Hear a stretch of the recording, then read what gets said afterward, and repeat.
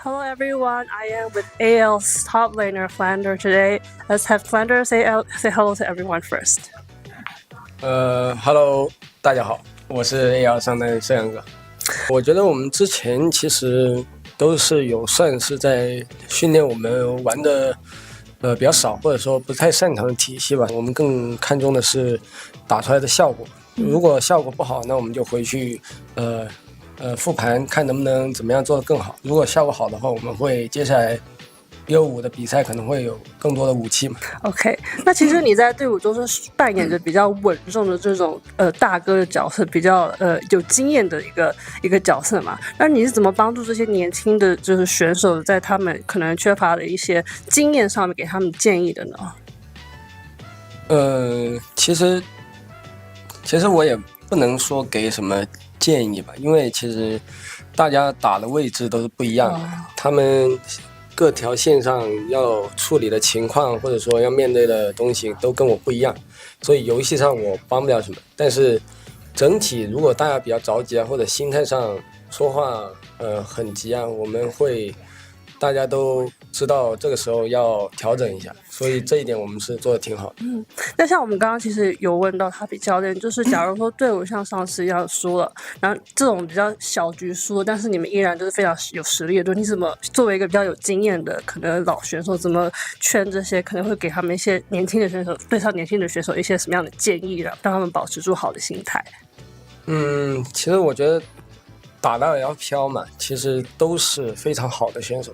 我觉得他们打得好不好是不需要我们来说的，他们自己是知道自己发挥的好不好，所以其实是不需要跟他说怎么样，他希望他能够自己调整好，然后我们也不要给他太大的压力，然后他打得好我们也会夸，所以大家互相相信就行。可以。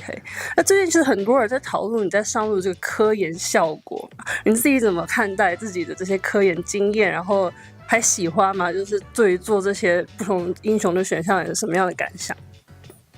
其实我还是比较喜欢用各种各样不同的英雄的，因为对我来说就是一开始没人玩这些英雄，但是你用出来以后如果效果好的话，后面也会有人用，这个也是一个蛮开心的事儿嘛。所以我觉得如果能够玩到新英雄效果还好的话，有人模仿的话也是挺好的，被别人模仿的感觉也是挺不错的。对，因为就至少不像之前一样上场的英雄就那么固定嘛。那想问一下，其实这一次在 AL 队上有一些韩国籍的选手，像 Tarzan、Kyle 这些。那之前其实，在别的队伍也有一些韩国选手。想问一下，你自己觉得跟这些现在这个队伍中的这些韩国选手，交流起来以及跟他们合作起来，跟之前有什么不同呢？其实我是不管合作什么韩国选手，我都是基本上都是一样嘛，就是我不会管他中文，我不会管他中文说的怎么样，就是他可能会中文说的没那么好，或者说只能说简单的中文，但我还是会尽量多跟他说话吧，就不管他说成什么样，我都尽量多跟他聊啊，或者用我懂的韩语跟他聊天啊，多亲近，希望他就是能够感觉到我是有帮到他这种。你可以跟我分享一句你会说的韩语吗？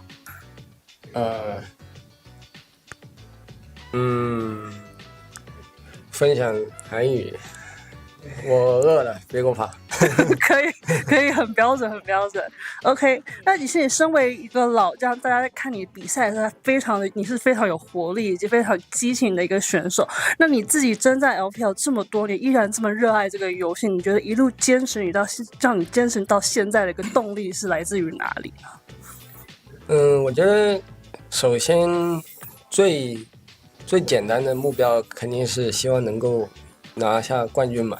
然后我觉得现在也不光是这个目标，而且有很多不管是支持你的粉丝啊朋友们，他们也算是一个动力。我觉得这一点也是很重要的，就跟之前光想着我一定要赢，我一定要拿冠军不一样了。所以可能越打职业就越想着更多各种各样的东西，就可能就比刚开始打职业不一样了。现在可能比较更放飞自我一点点。其实也没有，其实私下还是该怎么样训练就训练吧。好的。那如果下一场你们将对上 NIP， 你对此你有什么期待或者想法吗？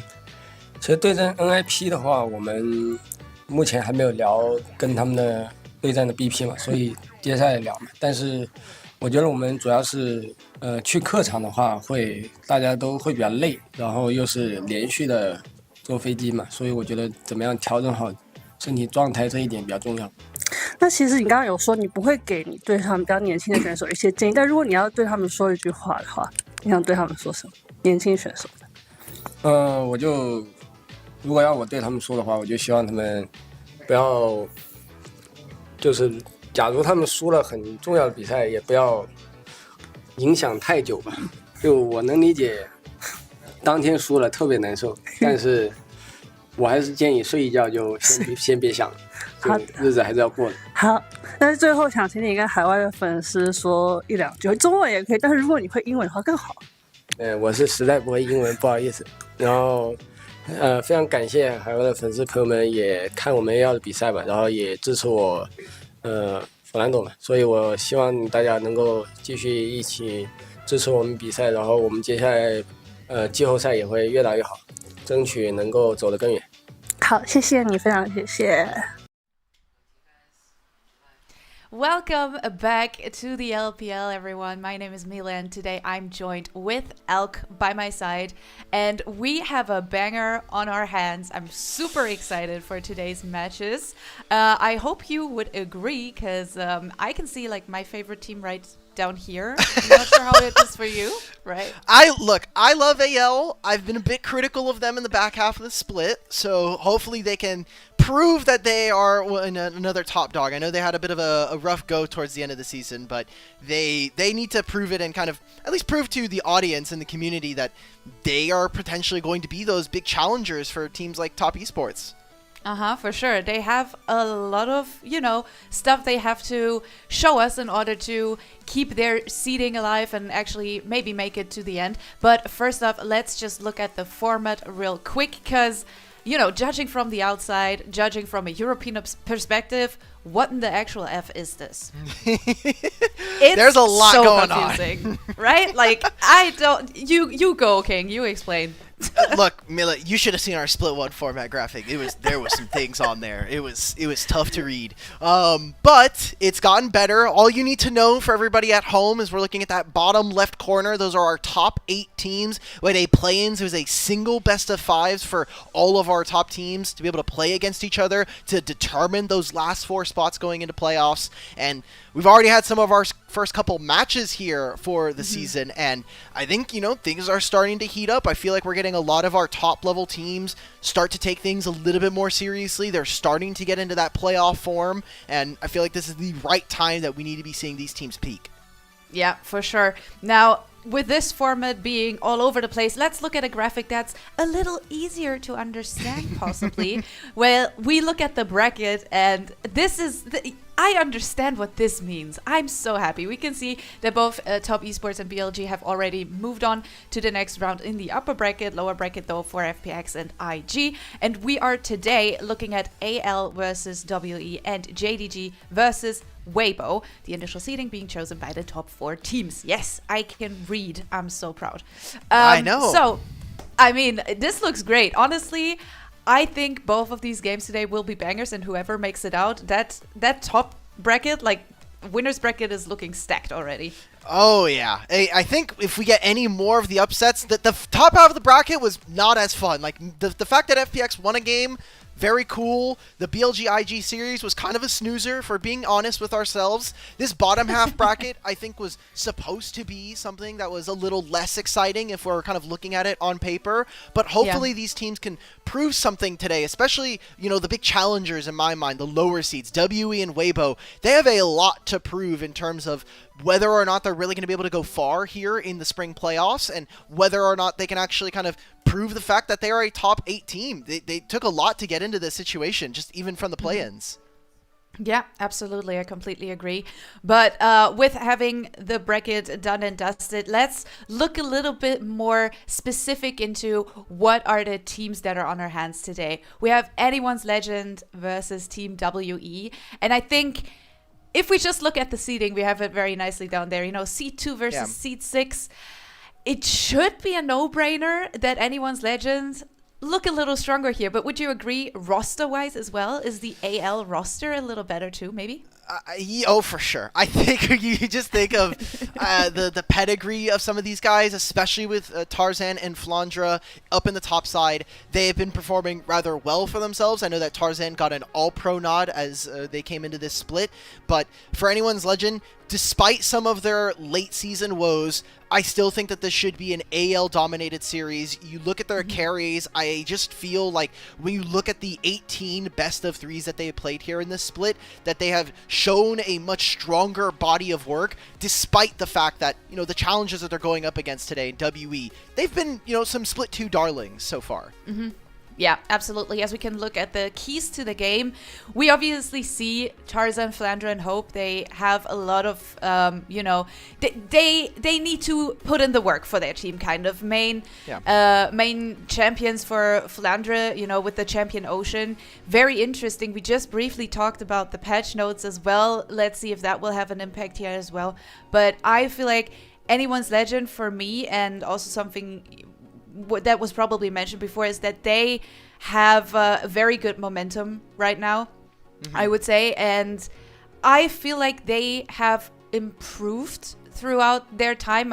My first time actually noticing them and becoming a fan was the Marcia Cup, where I was already very impressed by them as a team. And I think no one expected them to perform in such a, you know, dominant and strong way.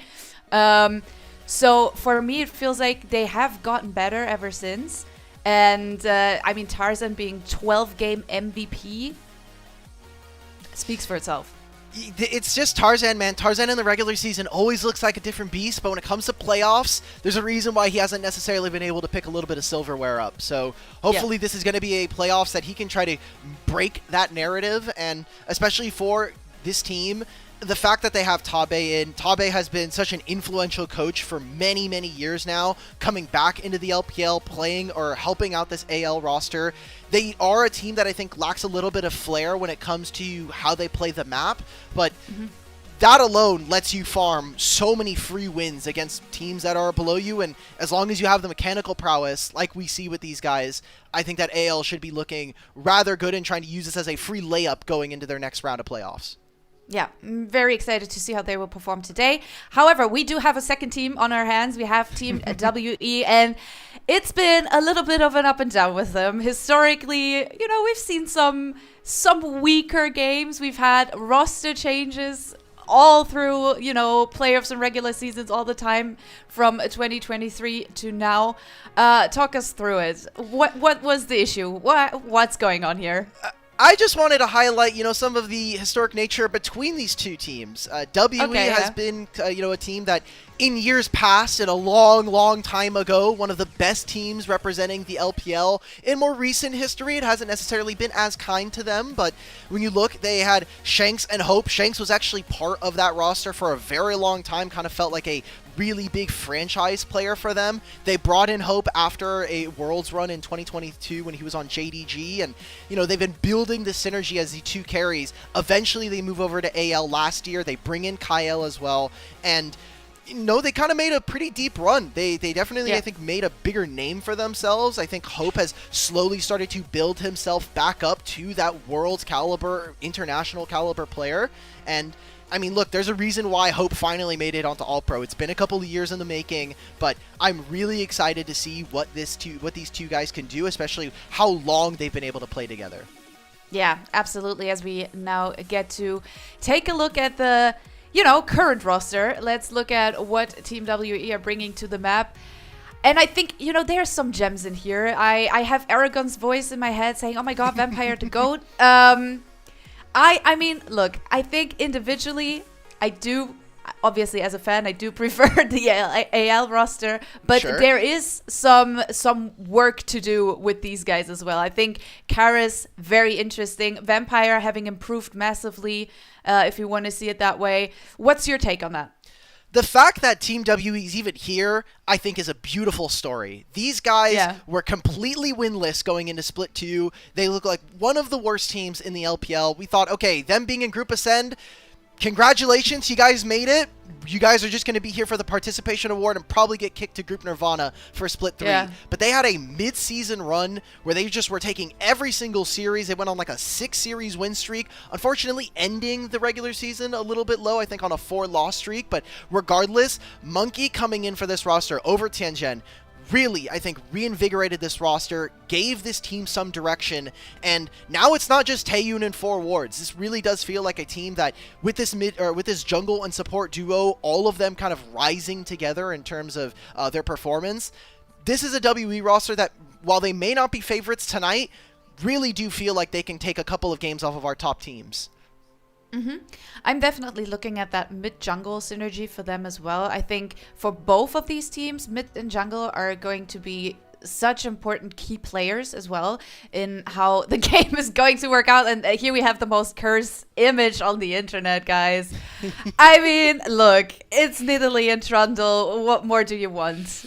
This is all I needed to see. As soon as I knew that we were going to have another WE series, I said, okay, I need to show the relationship between these two because it is King Trundle, it is King Monkey taking over in the jungle. A lot of focus on this guy to make sure that he can babysit Karis because if we're being honest, Karis, despite the fact that he was over in the LCK, didn't have a great reputation and career over there, comes over to the LPL, and has still kind of been, less than satisfactory in my opinion. So the way that this team has tried to band-aid, I think, some of his weaker laning phase is Monkey has to be able to work around his mid laner. So if, we got to treat Karis a little bit like baby girl, then that's what we got to do. Sometimes it feels nice to be treated a little like baby girl. Some days that just feels really good. No, for sure. I think this mid-jungle synergy for both teams is going to be super important. But we have another, head-to-head we want to look at. We have another lane matchup that we're specifically interested about, and that is the mid lane matchup, because we've already mentioned both Shanks and Karis a little bit here. This is going to be exciting. I think both of these teams definitely have to, play around their mid laners a little bit. Yeah, I mean, I'm thinking Shanks has been really, really impressive, but has still missed out on, I think, on a few moments in game. His laning phase has gotten a little bit better. I think his team fighting has always been very strong, especially with mages still being at the forefront of the meta. But when we look at him versus Karis, big questions for me are whether or not Karis is actually going to be able to step up versus Shanks. I think the problem is that if Karis is already a weak laner and Shanks really is just a better team fighter, then AL are going to do the thing that WE do best, which is just team fight. Just try to find skirmishes around your mid jungle. And if that's going to be the case, you're always going to have to try to take the better players in that matchup. Yeah, 100%. And I think it's safe to say that there has been, development, and there were needs to step up, especially here for the side of WE. But we can just look at Shanks and how he has had such an impact for his team. And also his champions, I think, are just very meta-wise very, very good. And that just going golden right there. My brain wouldn't even function that far. I would just... Nope, I would disconnect in that moment. And he's alive. He's kiting everything, buying space for himself, being able to fire the shots from the back line. I mean, it's incredible to watch, honestly. So much fun.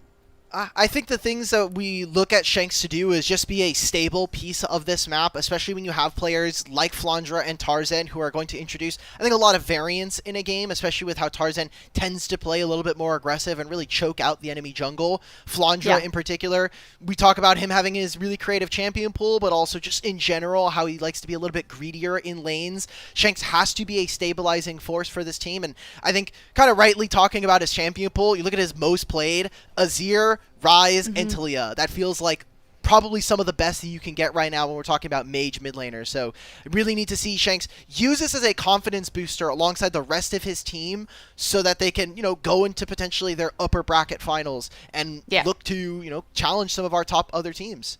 Yeah, for sure. But it is safe to say that these picks that you just mentioned are very contested here because Yes. WE, they want to get them as well, that are also the most played champions on the other side. So it's going to be very interesting to look at that once we go into draft and see how much prior they actually want to give towards the mid laners, because we also mentioned jungle. There's also other players who should have a huge impact as we get to see another pretty double kill. And we're going straight into our predictions for this match, and it looks a little one-sided here. What happened? No one believing in WE. What's going on?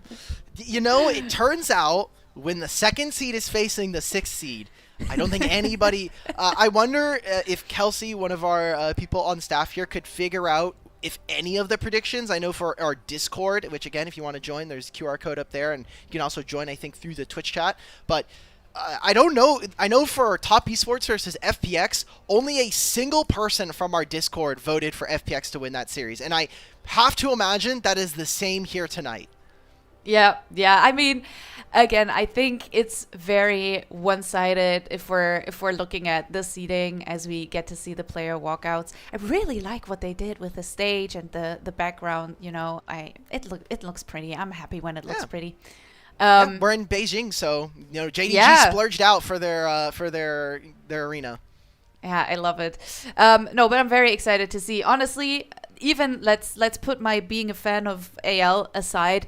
I think they are, as a whole, for me right now, the better team. They just have been more convincing, and I think we've already mentioned some interesting points about how if they are proactive and going to look for these fights, I think WE have to really, stay focused and not let them cheese you kind of like that, because I feel like WE sometimes lack a little bit of, I don't want to say coordination, but their setups when we look towards team fights and also objectives is a little shaky sometimes. And I think that's where AL can absolutely, jump in and capitalize off that. So let's see if that's going to happen. I want to, circle back a little bit on those predictions. We do have 2 people from our Discord who have WE winning this series. One of them's a 3-2. One of them's a 3-1. That one I feel is a lot less likely to happen. But again, none of us believe that WE are winning. So I think I'm always going to be at odds at that one. But coming back to this and kind of talking about how WE can win, I really feel like Vampire and Monkey need to keep doing the things that we saw from them in the regular season, which is getting information in the jungle very early on, playing around Karis and making sure that he feels really comfortable in his matchup. And when the game has fallen apart for AL, it has been when Tarzan has a really flunky game. There are just some times where Tarzan looks really lost in games, and that is really where I'm looking for WE to really prove themselves tonight.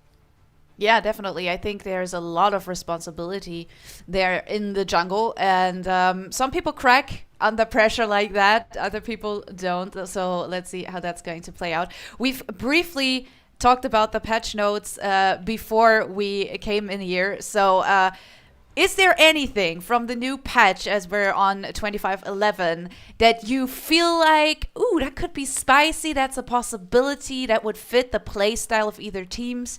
Anything you want to throw in there? Udyr in particular, Cube has been someone that has kind of played some of these low resource, bruiser-esque top laners, so maybe that's something we end up seeing, especially if he's going to try to play a bit of a lower resource style versus someone like Flandra did get buffed on this patch for the ultimate. It really, other than that, maybe we see a little bit more Rise priority. I know that, talking about the series last night, Nefiri was something that really dropped off, especially after her nerfs on the last patch. I'm just really quick taking... I know we saw Diana last night. I still am not sold on this, but if there's anybody who's willing to pick it, I feel like it's these 2 junglers here tonight. What about Diana mid lane? Because that's also something people like to play every here and there. Let's see what happens as we're looking at the first bans coming through. It looks like the typical meta bans. Let's say I'm not surprised thus far. I feel like all of this makes sense. Very important power picks for both of these sides. We can also see Talia and Azir already being out, so that gives some space to contest that Rise that has been buffed. But first pick is actually going to be Nico here for AL. Yeah, they want to make sure that they have a priority support. Definitely opens up for them to even go for that Kalista-Nico pairing and maybe even try to really take the early game versus WE. Again, a weakness for them as the series have gone on. I think the bans are pretty interesting to me. We will wrap on that towards the end of this draft, but already WE going for some pretty strong team fight tools, especially early on. You're going to have this Rumble here for Cube, and now Leona coming on through. You're giving Engage for Vampire. Yeah.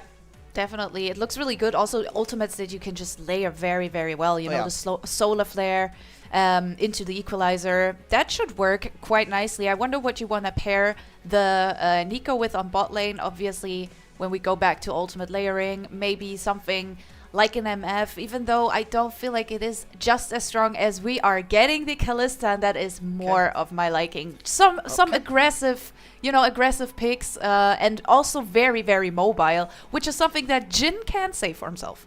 All right, so WE are not going to have a lot of push here. They're going to have a ton of range, though, especially Leona, Jin, and Rumble. Really going to try to make sure that they can outrange their opponents, especially when you look at AL so far. They really want to get up and close with their opponents. AL with a very, very early game skew draft here. You can potentially go for a level 3 dive here on the 3rd wave or 4th wave, depending. So I want to see if Tarzan's going to keep up with that aggressive nature as we get into the second half of the draft.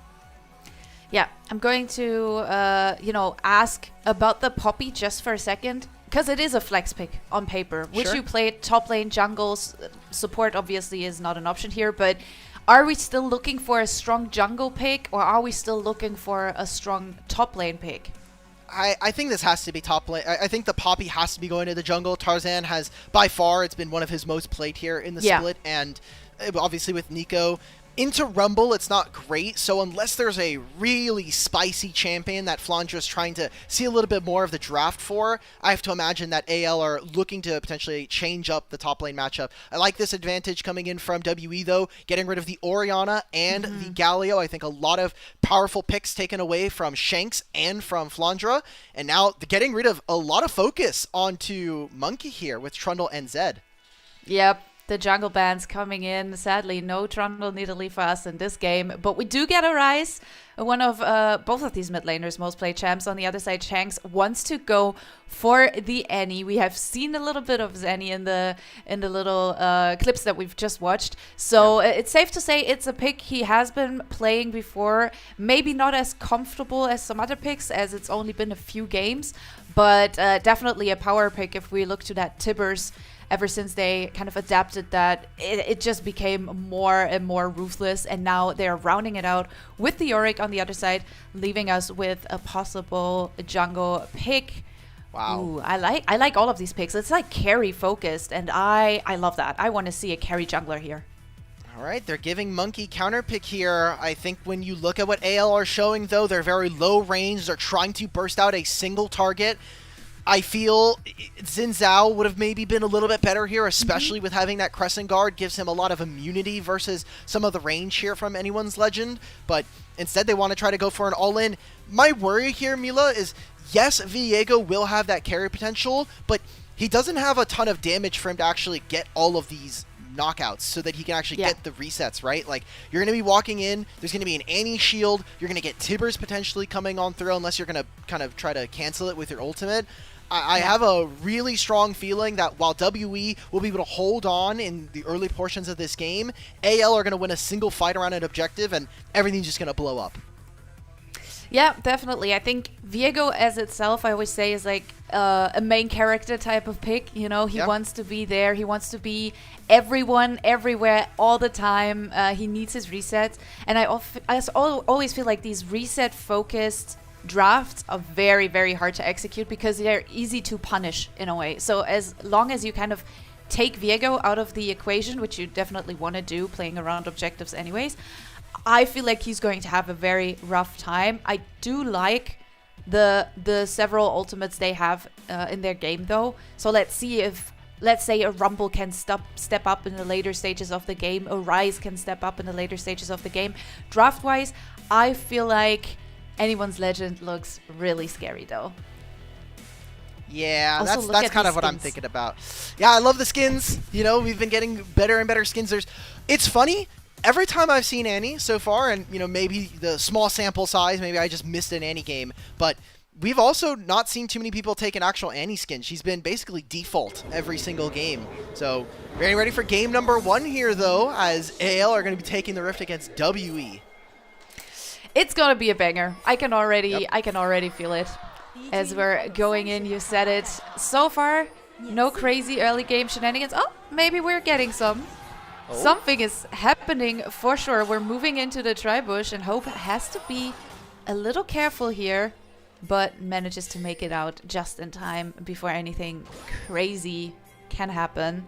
And now WE have to make a decision. Do they want to go for a late invade? Do they just want to, go towards their lanes? As we get a little bit of damage here from the Nico.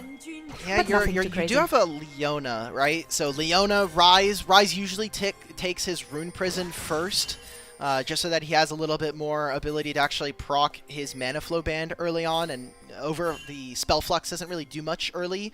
So in terms of their level 1 prowess, definitely a lot stronger than their opponents. But we need to see how AL set up this bottom lane dive. You can already see Tarzan starting on the top side, pathing down here. And as long as Hope and Kyle with this double range bot lane get priority first, it should be really easy for them to be able to find early game tools and potentially a dive. Yeah. I'm very interested to see where the jungle attention is going to go, to be honest. Because I feel like historically, when you have a Kalista in your game, you definitely want to play around these bot side objectives. You definitely want to play towards these Drakes, as we can already see a lot of Hope coming out here. We get the tempo heal even, but nothing crazy. Damage just not enough yet to actually go for a kill here. Even though I feel like if you would want to hard commit, maybe something was possible.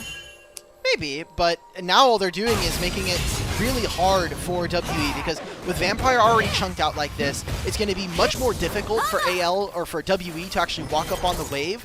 You're actually going to be forcing an early recall here, which means Taeyun is by himself. You're going to guarantee that the wave is going to crash, and while it isn't going to be a 3rd or 4th wave dive, what they could potentially do is recognize that, hey, Monkey's not going to really be in the area. Let's just try to go for something here and maybe get a little bit more vision onto the enemy jungle. Yep, absolutely. As we're looking at the win rates just a little bit. Cube doing a good job on his Rumble, so definitely kind of, gives me the point again of him having to step up a little bit in the late game here with the ultimate, definitely able to do a lot of work, as we can see Monkey moving in to his topside jungle, maybe possibly looking for something on mid lane or topside. But Poppy, Tarzan, is near his bot lane and kind of, gives me the feeling of maybe some level 3 cheese going on. Let's see. Is going to spot here in the tri-bush, so WE, good reaction, moving backwards right away. Oh, trying to stay Monkey. safe. Yeah, Monkey actually just gave up his red buff. He was going to try and do this and see maybe if he can look for a top side, but instead of going for the dive, they're just going to cut Taeyun off of this wave. He is still level 1 right now at 3.5 minutes. Oof. Yeah, that's a roughie, as they're going for the engage now. Vampire stepping forward. We do get the flash. Ignite also coming out, so Kyle has to be a little careful, as Hope is now the next target, but Monkey gets caught, and a very nice flash from Hope over the wall as they fight the first blood, but it's really important for them to not give up more. WE, they've lost so much on this bot lane right now. Snipe goes wide, no chance for Taeyun to actually do anything. It's crazy. Oh my god, that was an incredible dive, and maybe they go for more. He has no my flash. God. Take this guy down. Yeah, they really want him. Tarzan has more than enough damage, especially being backed up by Hope here. That is some strong early game there on the bot side, and exactly what you want to do, playing around a Kalista. Alright, well, Mila, I'm looking at the game. We're 4.5 minutes in. AL already have the Feats of Warfare. The Kalista is 1,000 gold up and gets to start the game off at 4.5 minutes with completed Berserker Greaves. That is possibly as good as it could get right now for anyone's Legend. And they even had to pool Monkey for this play. This is such an incredible start for them. Kyle finding the Tangle Barbs stops his Viego from getting in. They have no idea that Tarzan is here. So Monkey flashes forward. There's just not enough damage. Taeyun is still level 1 this entire time. So the fact that they're able to get away, get all of these kills, is a massive boon for them. As we get a pause, we come back to a pause. Of course. I think WE were like, okay, that completely went south. We might need a remake, guys. Yeah, I mean, honestly, I think we've talked about it before the stream, but you've mentioned that for anyone's legend, the point where you want to try to punish them is this early game. You want to try and look to find something, and WE, they did not find anything there. If anything, it makes things so much worse now.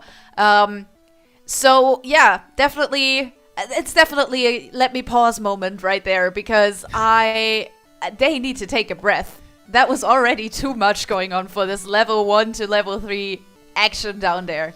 They're already inspecting Monkey's PC right now. They're like, something's wrong. But looking at these individual players that were involved in this specific situation, who do you think got it worse? Is it worse for the AD carry, or is it worse for the jungler here? Like, who comes out of this feeling like, ah, damn? Probably Taeyun, just because he got zoned off of the wave on the third wave around like 3 minutes, and then he gets killed again, so he dies, and his AD carry gets at least 1 kill and then 2 assists.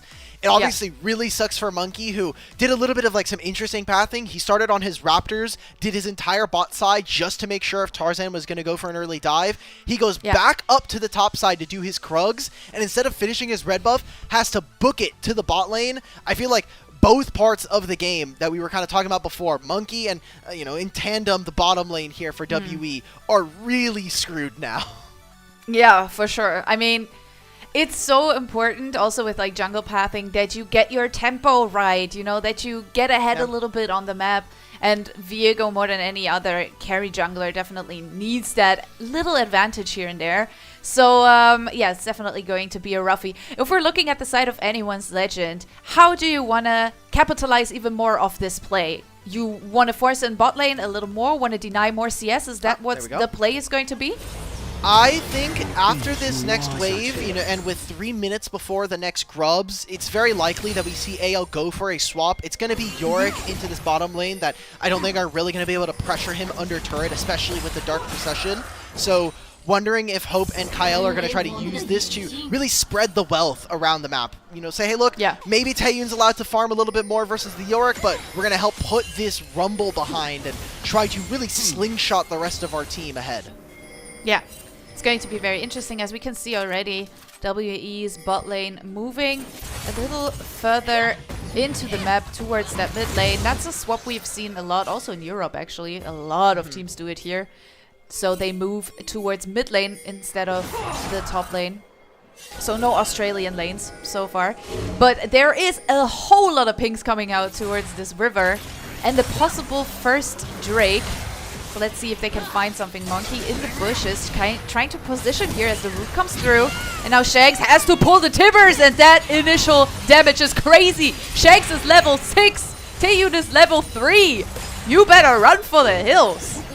You've got 20 CS, and you've literally not been able to play with any of your summoner spells since you left the base. So this is Taeyun, disgusting. Yeah, they get no priority. I like the idea there from WE. They want to play around mid, see if they can get a summoner spell or get a cooldown like the Timbers out from Shanks so that they can play for this early dragon. But instead it just turns into a free win for AL. They grab themselves more plates. They're going to crash another wave here and grab themselves the first dragon. Everything is going right for AL in this early game. That's insane. That's like 40 CS lead now for Hope over Taeyun. That's honestly madness. This Jhin is not going to have any fun this game. As you can see, Monkey kind of trying to get some damage reduction, if you want to call it that, going into the enemy jungle, going for the little invade here, as we saw AL picking up the first Drake of the game. And now maybe moving towards that top side a little more as the grubs are about to spawn on the map.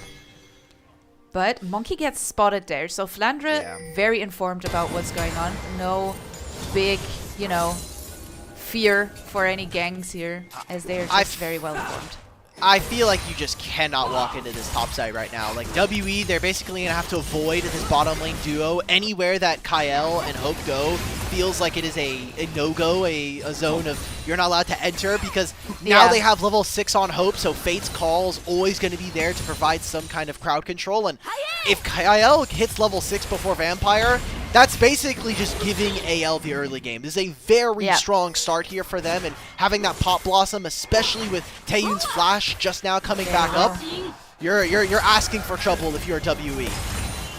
Oh yeah, 100%. I also feel like KL also has a lot of responsibility in this game. The Pop Blossom is such an important tool for teamfight setup. I'm very excited to see how he's going to, you know, play it out and make it work. As we can see, people moving towards that grubby pit, but we do have Monkey at the objective first. And WE, they have a nice position in the river, but that's a very nice Poppy Hammer as they're flashing forward. They want to play it aggressively. Hope even ults KL into the enemy, but still no ultimate for the Nico. That's the good news here for WE. Maybe they can do something, as there is a Tibbers running wild. Oh my god!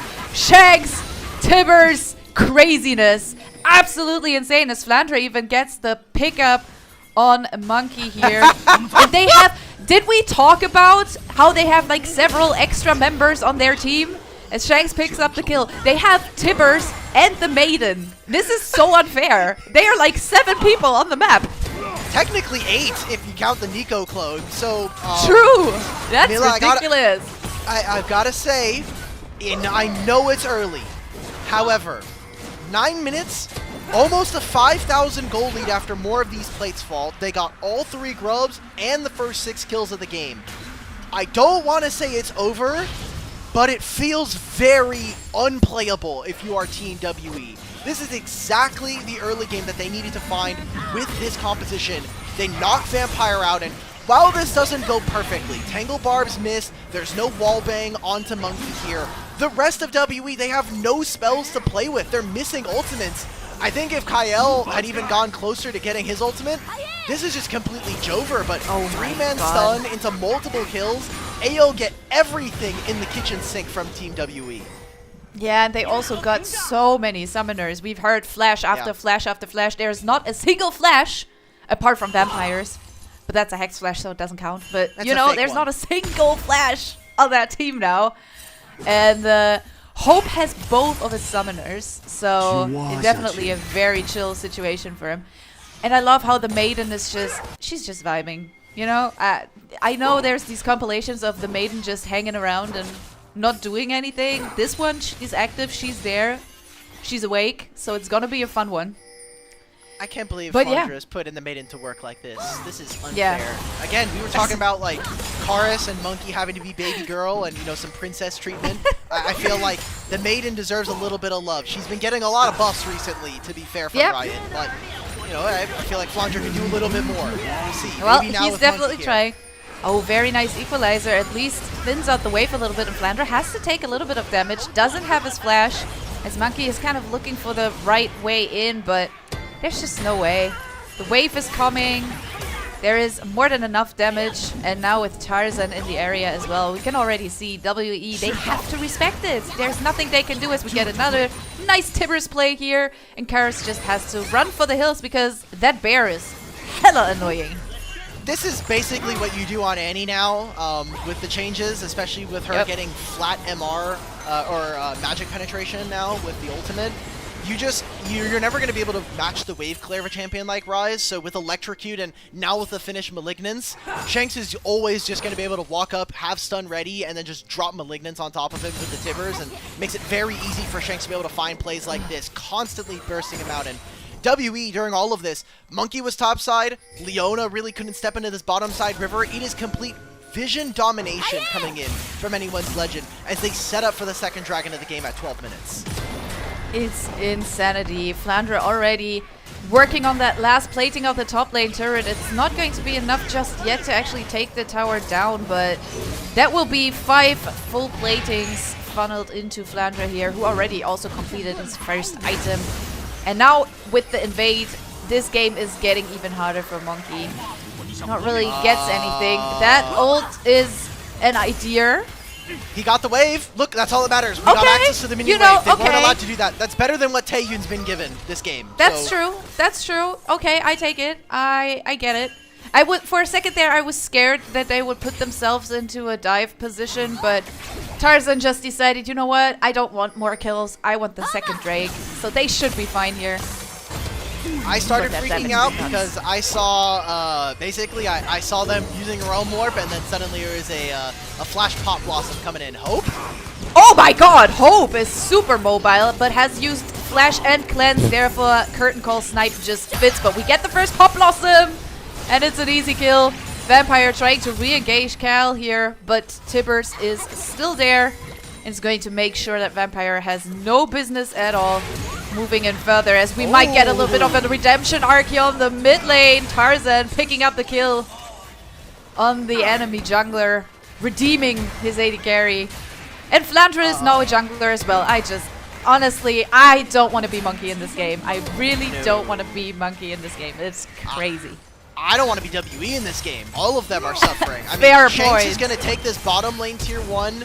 Taeyu now loses his flash. They have gone, it is not even 14 minutes, so that it's at least 10 plates taken between Hope and Flandre and Shanks. That is all of the gold onto the correct carries here for anyone's Legend, and a very dominant early game coming in from them, recognizing that they can play and kind of get away with this versus a team. Again, WE not really expected by the community or by analysts to be really a close matchup versus anyone's Legend, but they are playing such a dominant early game style, and they are smashing WE.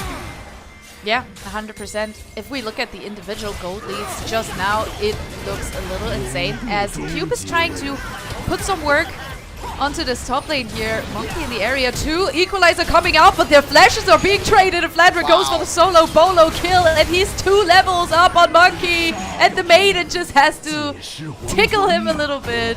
So it's a double kill in top lane, and that's just... I mean, I'm sorry, but that's a 3-0 Yorick. That champion can solo carry the game if he wants to.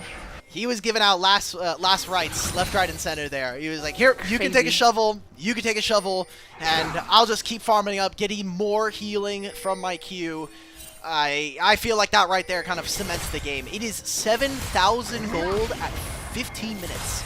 That is a disgusting gold differential. Something that, I mean, when we look at this team statistically, they are doing very well early.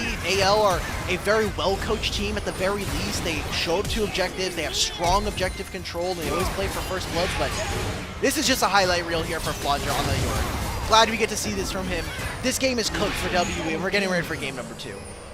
It's really rough. I mean, look, there's always the chance of a throw. We've seen bigger gold leads being thrown, as Tarzan is a little bit in a sticky position here, as the Pop Blossom goes just wide because Karis has to flash over the wall, but Flandre just solo kills another person as they're looking for more, moving further forward. Very nice chase here. Shanks coming in with Tarzan from the side, throwing out the Tibbers once more, and it's an absolute slaughter fest in the bot lane. Holy cow. Honestly, GG go next. I don't even know where the options are for WE in this game. How do they even come back? Is there anything they can really do? They can head backstage, get their draft ready, and then they can come back by getting back onto their PCs and logging in for Game 2 draft. We are 16 minutes, 10,000 gold.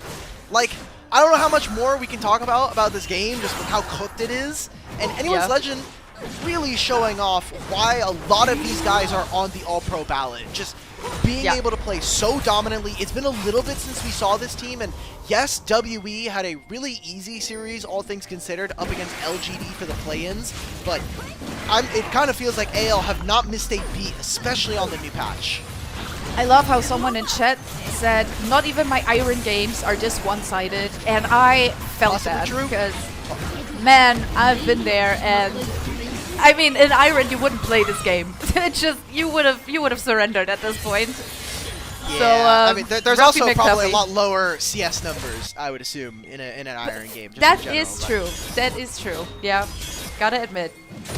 Is this a 20k gold lead angle? Very good question. We've seen 20k gold lead yesterday in the LEC, if I'm not wrong, which is crazy. I don't remember if it was LEC because I know we had Fnatic versus GX. Yeah, I'm not sure. But it's It definitely was something. it was in NLC. It was the Ready Stack versus. Maybe it was. Oh yeah, it was Ghost NLC. Recones. You're absolutely right. I read it on Twitter. I laughed and then I closed Twitter and forgot everything about it. But Yeah, The That rats is were like, insane. oh, it's like the first 20k gold. And I'm like, that's not true. I'm glad Nightmaro is doing the God's work of dispelling the myths of the rats. But Love. Yeah, we've been seeing a lot of 20k. I know there's at least one 20k gold lead game here in the LPL. I've yet to find it, but I know it happened. Maybe it'll be this game. Maybe we get another one here. Flandra's by himself, no flash, but they do no damage. Yeah, damage-wise, it's really, really rough. They try to layer the ultimates just as we kind of predicted in draft, but he's able to play this! Very nice ultimate from Monkey over the wall, though. Important kill here for Q, but how much are they losing on the map? The Herald charging through, even stepping back in, and now they're going for a little Tokyo Drift and moving towards that bot lane inhibitor turret as well. First inhib down, they do have the 3 Void Grubs, so this one is going down fast. They're looking to get at least a second inhib here. And I'm not sure, but they can't fight it. Tibbers is there. Cube is absolutely deleted from the map. And now Tibbers is frontlining whilst everyone else is kind of trying to, you know, move out. They've gotten what they came for. And now they want to play it safe. But that's 2 inhibs down in minute 19. Holy cow. I have great news for WE fans. That kill onto Flandra has doubled the amount of kills that WE had prior to that kill. So they're doing great. Flandra has 40% of his team's damage. I think that's insane. But I think this is going to be a game that is going to do a lot of stat padding for some of these players. They are going to look very, very good in the post-game stats coming in through on this one. AL, we're only at 19.5 minutes. They have 3 dragons. They have 7 turrets, 3 grubs. What else can you really ask for outside of just straight up taking the Nexus from TWE? This has been an absolute clinical game coming in to start for them here early on in the playoffs. Yeah, as we're looking at that replay from mid lane where they are just playing it aggressively. They have nothing to worry about. They can just flash forward under the turret. It does not matter. Yeah. It's crazy. Next objective they are possibly looking at is Yatakan. It just spawned right now because, yes, we're only at minute 20, but there's a 10k gold lead on the map. I'm not sure anyone actually cares about any objectives at all at this point because why not just end?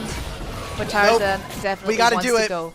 Yep, Tabe, he would have brought out the belt. Tabe has been a very big proponent about, you know, doing one-on-ones with his players, making sure that they are trying to stay as sharp as possible. And especially for anyone's legend, I feel like this has to be the split that they kind of get a lot of things done here in the playoffs, because making it into grand finals in Split 1 was amazing. Falling to Top Esports, kind of breaking the history that we saw for them in Demacia Cup where they won versus Top Esports, then losing in Grand Finals. I feel like that would have been a really good way to kind of cement themselves as the best team here in the region. And while there have been moments where AL have looked like the #1 team, they have fallen short against some of our other top teams. So taking this win versus WE and kind of doing it as clinically as possible is important. As we can see, another Solar Flare coming out as well as the Equalizer, but the Pop Blossom in the backline just kills off Karis right then and there. As they're now looking to move further forward, both the Maiden and the Tibbers, as the members, additional members of the team are doing a lot of work, but we get another Ice Ultimate from Monkey. He manages to pick up the reset, but has to give his life in order for his team to, you know, stay alive here in this scenario. But Taeyun is going so low. Hope is being sniped off. But you still have Flandra and Kyle on the map. And that's just enough for at least another inhib, if not actually looking to go for more. It's 22 minutes and we have all 3 inhibitors. It's crazy. It's ridiculous. I love everything about it. It makes me so happy. Yeah, you know, I was really sad that Hope ended up dying there because I wanted to continue the bit of WE. They doubled the amount of kills. They did it again. You know, they went from 1 to 2, 2 to 4. 5 is not an even number, though. It makes me a little sad to see that. We're going to check into this replay. I mean, yes, it is AL going a little bit deep, but, like, Poppy's Keeper's Verdict stops Vampire from getting anywhere near here. You just see that Karis, where are we, brother? We're lost. We might need to get a GPS coming back into that fight. And while they try to go for a dive, I think even with these kills going over, this honestly does not put a dent into the lead that anyone's Legends have. I mean, look, maybe they are waiting for AL to be a little cocky, you know, to make some mistakes by just being a bit too ballsy because they feel like they can just do this. But the problem is they actually can just do it. They can pretty much do anything on this I thought map. you were the AL fan. Why are you giving copium for WE? They are not winning Look, this game. I am an AL fan, but I'm also a caster of the people. So if there is even a single people out there who wants to see Wow. WE winning, I don't want to, I don't want to doubt them. So I have much. not wanna give seen them this some graphic in forever. That's how I know the LPL production is bored right now. They are putting any kind of graphic they want on the screen. Monkey was in AL's jungle. He was trying to steal away some camps, maybe finish a last item. He's getting closer to what looks to be a collector here. There are some crit chance scalings for Monkey and this Viego, so I honestly, I'm really grasping at straws here. It looks like AL right now, they just want to keep farming structures on repeat, and if they can't end here, well, guess what? There's a dragon in a minute that'll give them soul, and a baron in a minute and a half. I just wanted to say, look, the inhib is respawning. So much hope for WE, but, well, there's not a lot of hope because the waves just keep pushing in. Maiden and Flandra doing the work together. All inhibs are back down. And I feel like AL, they are just waiting for a wave state that kind of gives them the opportunity to move further forward here. Maybe this is the moment as they are trapping Taeyun on the side. And now only one turret is standing between them and the Nexus, and Vampire just pops like a bubble as it's again Tibbers and the Maiden. The additional members of the team going in. Very nice pop blossom underneath the turret, and everyone is just getting absolutely deleted.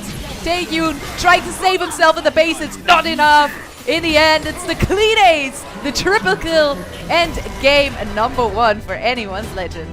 24.5 minutes. That game went on longer than 5 minutes. Like, we dove them on bottom lane. Mid lane started going down, and then Monkey could not find any purchase here. A very good showing in their first series of playoffs for anyone's legend. Yeah, absolutely. And I mean, honestly, I'm not even sure what WE want to look at. What do you review from this? Where do you start? Was it really just that level 3 gank on bot lane that made everything fall apart already? Was that the point? Or, what happened? What happened to them? I think nothing. I think there's really not much they could have done. They maybe could have played the bot lane duo a little bit better, especially, we're talking about that dive that ended up occurring, Taeyun getting forced off of his waves, but I really do feel like this was a game where you are not allowed to really play Viego here for Monkey. I know that we kind of put a lot of eggs into the Monkey and kind of carrying this team. He is the leader for this squad, but you kind of sometimes need to bite the bullet, and we're just going to play some Xin Zhao. I'm going to be less of a carry for the team and more so, you have so much setup. You have a Jhin Leona, you have a Ryze. I can understand the idea of wanting to go for the Viego, but I just think that like having early game skirmishing, especially how strong, the fact that Xin Zhao even made it all the way to 5 is really, really surprising to me. So we'll see what Game 2 draft looks like for WE, and obviously they'll probably look towards grabbing blue side, but everything going right for them on the side of AL, and also a really, really well-executed draft. Yeah, 100%. I feel like they understood their win conditions very early on in the game. They knew they had to find these punishes. They knew they had to play around that bot lane. It happened at level 3, and I mean, for me, obviously as an ADC, I feel for Taehyun here because that early game was rough. You did not get to farm a single wave there for 5 minutes straight. And, I mean, it shows, They tried. They really did. But it just That's was the whole WE game plan for this one. far from they enough. tried. They tried. I mean, there's not a lot more you can do as we're looking back at the highlights. This was that level 3, which initially didn't look too bad for WE because they did think, oh, we found a pick here. But very nice cleanse from Hope into the flash over the wall, and that thing was done and dusted. Taeyun was level 1 for the first 3.5 minutes of this game. And that kind of feels like it tells a lot of what ended up happening here. Glad to see from AL that they haven't really lost some of that early skirmishing. I was worried whether or not this team was kind of going to try to default back into more of that later game team fighting that we've seen from them, and a lot of that success that they've had so far throughout the split. Yeah. But showing that they can execute. Now, the caveat I will give is obviously Team WE is not going to be on the same level of a team like a BLG, a JDG, right? Or top esports. So Yeah. I'm glad that AL are looking to experiment. The fact that they can have these kind of reps underneath them is great. I wonder how much other teams are really going to buy into this as like hey, this is a very real strategy that AL can potentially look to try to play for. Yeah. I'm so sad that this game was so one-sided because I would have loved to talk a little bit about our mid lane matchup here, but there's not a lot to talk about, Annie just took over the game at some point. We saw that very nice 3-man stun into Tibbers that resulted in 2 very nice kills. This was maybe the one point where I thought, oh, are they getting cocky? Is AL kind of, not throwing it, but are they making mistakes? The answer is no. They ended up getting an inhib nonetheless, which is ridiculous. This is the only, I think, redeeming part of the game that we saw from WE, unfortunately. Yeah. They got a majority of their kills here, actually. They got 3 kills in this play, which is more than we can say about the rest of this. I don't know. I'm kind of trying to start to think about who is going to be player of the game. I feel you could give it to any one of these bot laners. This is one of those kind of situations where the game was kind of over. I feel like they might give it to Flandra, especially for that outplay he had. Oh yeah, that was nice. Yeah, just getting a 1v2 double kill on top lane, that was really, really nice. But I feel like it's a very hard game to decide for a player of the game because everyone played out of their minds. But that was also thanks to the early game just going very well, which was led by the bot lane. Very rough. I don't know. Maybe chat can give us some ideas of what they think who the player of the game could possibly be, because I'm honestly undecided. I don't know. Here we go. Let's see. Could also see Tarzan. All right, It's we're going to give it to Flandra. Okay. All right. Yeah. Really great job makes for him. sense. Yeah, he played this game really well, especially as one of the early adopters of the Yorick here in the LPL. So happy to see that he was able to pull this off, and just again a really solid game from minute 1 all the way to 25 here from Anyone's Legend. Yeah, definitely. As we're taking a second to thank everyone who's joining our Ko-fi and our YouTube subscribers.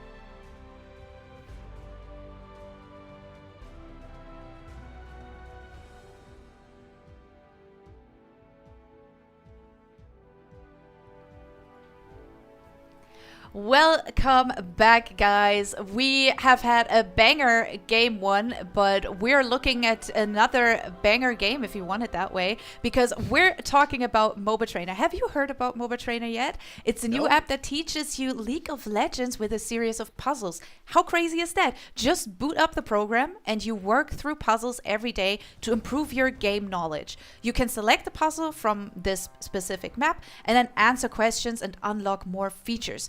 We can do one right now and maybe see what happens while we wait for game number 2. Let's set up our first game. You want to do a random one? Let's do a random one. Let's do a random one and completely mess with my game knowledge. All right, so it's for mid laners, and we're playing Kale here. All right, sure, why not? Let's go in. Why are we playing Kale mid? I mean, I guess into Victor it's not bad, but I feel like giving Victor a free lane makes me very sad. But I guess you're playing Kale, so you just get to be greedy any day of the week. All right. We do scale well, though, right? So maybe it's fine. Enemy Maokai is 0 and 5. Okay. I think we're moving to Shaco. We have nothing to recall for. I don't care about pushing a wave, especially if we have teleport. Let's help our Shaco, because he's getting invaded. Yeah, let's help. Sounds good. Good choice. There's a potential play to punish Maokai's aggressive movement. Yay.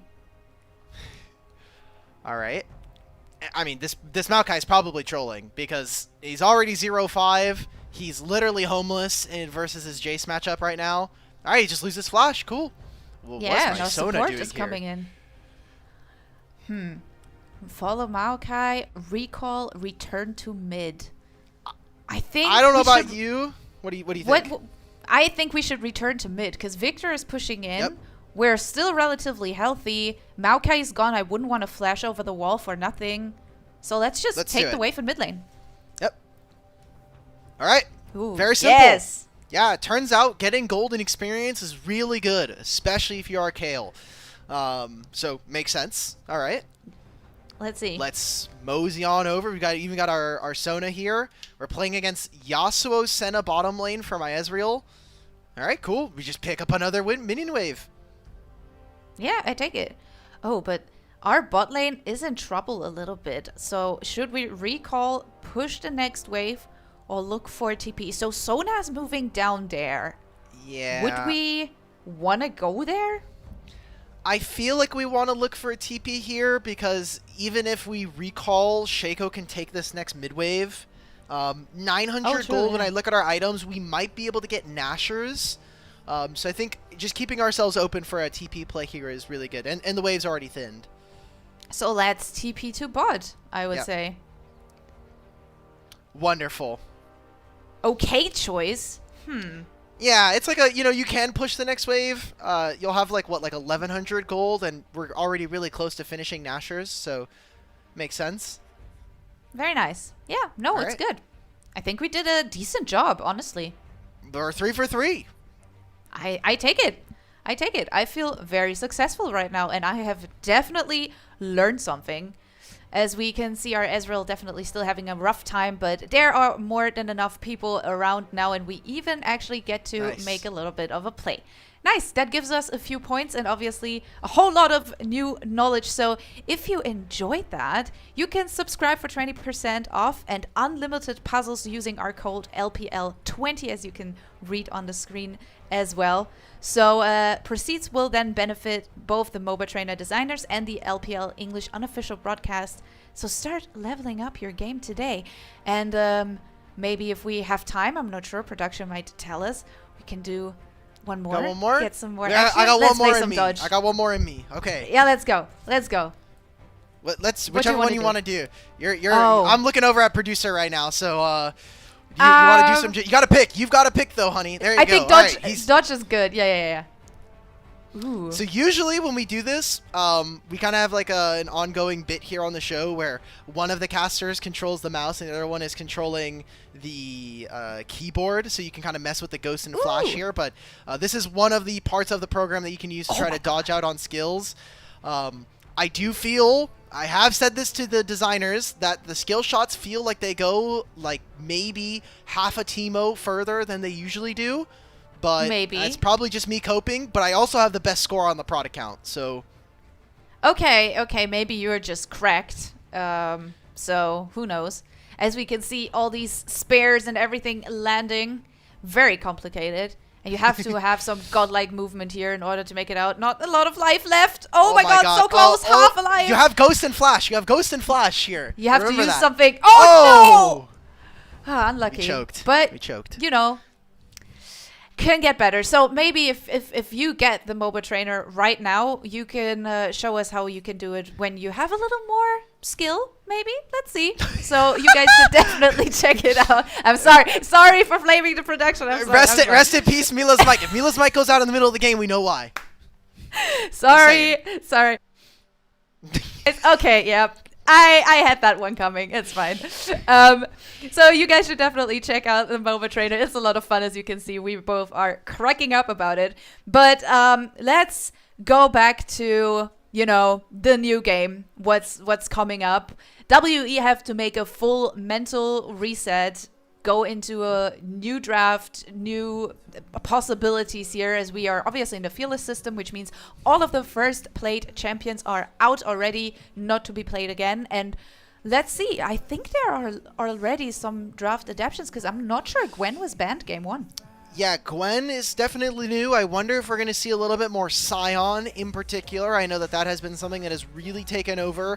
And now that you have some more of the uncomfortable matchups like the Yorick on, maybe that's something that they do look towards. Again, Cube, a player that definitely plays with a lot less resources typically. So yeah. WE getting rid of the Gwen and the Vi. Maybe they look towards the Talia. That feels like a really strong ban right now. Mm-hmm. Yeah, absolutely. I think Talia also being one of the most played champions for both of these mid laners works very well together if you pair it, for example, with the Pantheon. Both of these ultimates have a lot of impact. So if both of them, or even if just one of them stays open, which it would at this point in the draft, that's a definite first pick for me, if you want it that way. Talia being the last one banned. Okay. Now I'm excited to see if they are actually going for a Pantheon first pick, because it was banned before in game 1. Yeah. So let's see if they want to put some prior on that. You can go for Pantheon. Xin Zhao, again, a champion that we kind of noted, but Monkey has been, I think, one of our best Pantheons here in the league, so makes sense that we're giving him this, giving him some early playmaking. Again, we want to see WE, you know, introduce some chaos, introduce some variability in this game, because if everything goes even, if you're looking to just go pound for pound versus anyone's legend, we do expect for AL to be better team fighters across the board, just with their experience and their level of play that we have seen from them. So already taking away 2 huge picks, Flandra on the Scion, and potentially now Shanks getting one of his best champions in the Azir. I think a big takeaway from Karis, and also again playing more into that strategy, recognizing that AL are just better. Yeah, I think it's very interesting how contested these mid lane picks are, because again, we had the Ryze, we have the Talia being banned, now we have the Azir being picked. All 3 of these picks are the most played champions for both of these mid laners, so it's definitely, you know, a very contested area. As we get the Ahri as an answer, I think it's a safe answer if you want it that way. I don't think you can necessarily do something wrong, and it fits very well into the concept of champions that Karis also plays, I would say. And then we get the Ezreal, which is by far the most played champion for Taehyun. So definitely some comfort there for him, and also some mobility that he desperately needs, because we saw what happened to the Jhin in the early levels. He just got smacked because he was not able to move out of the way once both sums were gone. With the Ezreal, you have just a little more mobility. Rounding out for the side of AL is going to be the Kai'Sa, and now we're going towards some more bans. And it's going to be interesting where the ban focus will be. Will it be majorly support? Will it be junglers? I mean, obviously, WE want to punish Tarzan here just a little bit. Yeah, I think right now what WE do need to be thinking about is potentially a Rel or an Alistar coming on through. Very hard to land any of those combos onto a champion like Ezreal and Ahri once she has her ultimate, but with what they're looking at from WE, you're going to be having some pretty decent poke with this Ezreal, hopefully trying to utilize Monkey and Karis to be this explosive duo to find you a pick early on, but AL are not giving them any options. I expected this to be a Grasp of the Undying Azir, then you're going to also have this Scion who's standing in front. If they don't get an early lead here in this one, they're going to be kind of up the creek with no paddle. There's nothing for them to be able to play for, and they're talking about really strong team fighting now. A Wukong here for Tarzan. Yeah, I like Wukong. I think it's a very nice tool to, you know, be proactive for your team, find angles, find engages. The Cyclone just a very, very strong ultimate. As we see the Rel being picked, in my opinion, still one of the strongest support picks, if you want it that way.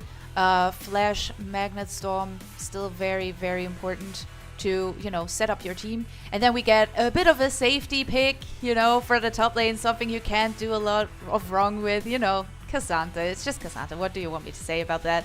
As AL rounded out with the Alistar, not a very strong support pick, and obviously makes sense into the Rel here. I'm so confused by this draft priority. Like the Pantheon Ahri, okay, I get it. Strong setup in mid jungle. The Ezreal feels like it kind of maybe would have worked, but you knew the Scion was coming through. So even if everything goes well for WE, who is killing Scion in this game if we get to like a 25-30 minute mark in the game? No one. It's going to take so many rotation of spells. He can buy so much space in these fights. And for anyone's Legend, any kind of early objectives they're allowed to touch, I think is a massive win for them, especially. WE, they need to take control of Grubs. They need to get early Drake stacking in this game. And they need to do it fast. Otherwise, anyone's Legends are going to run over them once they hit some of their item spikes. I mean, look, even if they find a way to punish the Scion early on, he can still go for the Baus play style and just, you know, proxy between turrets, die 12 times and still carry the side lane. So I'm not worried about Flandre here. I think they definitely need to find a way to punish that early on. But then again, you also want to punish the Azir. You also want to punish the bot lane a little bit because especially with Azir, you have such nice scaling as well. So again, I'm looking to these junglers here. I'm looking to Tarzan. I'm looking to Monkey. And I'm like, where do you guys want to go? Who do you guys want to play around? And how do you want to set up your team? What do you think, especially from Monkey's perspective? Who do you want to play around here to make your game and your hopes maybe a little easier? We cannot throw the graphic back up on the screen because we're about to go into game. But, Karis, please, let him play the game this time versus Shanks. Let's get the ball rolling with this Ahri, and let's open up the avenues for this mid-jungle plus support combo to really get action done for WE. Yep. All right, we're going in. Game number 2 is a go. First one was an absolute stomp from the side of AL, and even though, you know, you might be cheering for one team or the other, I definitely want to see WE come back a little stronger. I want them to look at least competitive, because one-sided games are fun if you're on the winning side, but apart from that, it can get really boring. As we can find a first knock up here onto Vampire. They're even flashing in for this, and there is the first blood for AL once more. And I can hear Aragon crying in my head right now. That must have hurt, my friend. I don't need Aragon here. I can hear Vampire crying right about now. This is 2 games in a row now. We saw in the first game, thank you, we saw that Vampire and the rest of WE, they kind of got found out in the early game of game number 1. Game number 2 starts the same exact way. WE are able to find some work here. Now, Flandre, you are playing Scion. Tarzan's going to walk right into this, and this could be very dangerous here for WE. Yeah, Monkey has to be very careful. Tries to use a plant, has to flash over the wall. As Cube is, you know, trying to bodyguard him a little bit, but they're flashing forward. They're playing it aggressively. And now Monkey is in that position. They fight the next kill. Flandre stays alive. Tarzan going down eventually, but they're trying to trade something back as Cube is moving forward. Knockup fits very well here, and Cube has to flash out again. They are not getting a lot back here at all, as Shanks can try to walk it off, pick up the wave, and be okay. Wow. I feel like I just got Ahri charmed in real life. Karis, the Orb of Deception just, that should have been an early kill onto Tarzan. Now, the timing of it doesn't change all that much, but there's not that much mobility here in this game. It was a great flash coming in from Tarzan. What a really weird early game, all things considered. I think this still does end up helping out Monkey, who still wants to introduce a lot of that volatility. He knows that the blue is gone. They have priority from this Ezreal.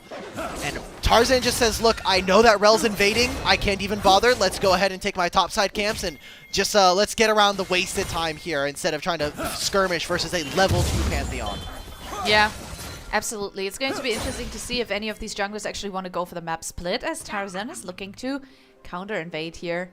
Maybe find something for himself. And, yeah, again, leaves the map split for me on the table just a little bit. And maybe now the level 3 for this side of WE. Maybe you want to look for something in bot lane, but it looks like he would rather go for the Scuttle Crab, you know, take some vision, and therefore some priority for this bot side river. All right, so good vision here coming in from from WE in general. Wow, that Scryer's Bloom does not spout out that ward on the Scuttle Crab. Yeah. That's pretty funny. Yeah. But you see all of this blue side. First, it was into the bottom side jungle, like you were noting, and getting the Scuttle Crab there as well. Now it's a lot of the entrances going into the jungle and just across the board, so they know where Tarzan is. It was only a blue buff stolen there, but for Monkey, he gets to do his entire top side and then go down, pick up his red buff, and be ready for bottom lane. I feel like you're definitely in a much more comfortable position here, but you still need to get to a lot of work done. 2 of those kills going over to AL, and at least one of them going on to Hope feels like a very good start for anyone's Legend. Yeah, definitely. I wonder who outscales here, because in my opinion, at least Shanks is going to have a really nice mid to late game, so is Flandre. And I'm just not entirely sure if WE can match that scaling factor. So would you prefer for them to have a long game, or would you say if you're WE, you want to try and end it in the first, let's say, 25 minutes? I think it's really easy for a lot of people at home to just see, like, okay, I have an Azir, a Kai'Sa, and a Sion. And then I look at my opponents. We've got a Pantheon. Cool. Yep. We've got an Ahri who is eventually never going to do damage to Sion in any real capacity unless, you know, maybe opts into the Liandry's. But especially now that we are on 25-11, there are a lot better and stronger mage items. They took a lot of power out of the Liandry's, making it like 60 AP, I think. So yeah. I really feel like AL, if they get a long game here, they are very happy with the state of the game. And just being able to make sure, that's kind of what we're going to be watching, whether or not WE can kind of utilize some of their early spikes, especially on 1 and 2 with Karis and Taeyun and Monkey. And if AL, they can get to 3-item Azir, or 3 items on Kai'Sa.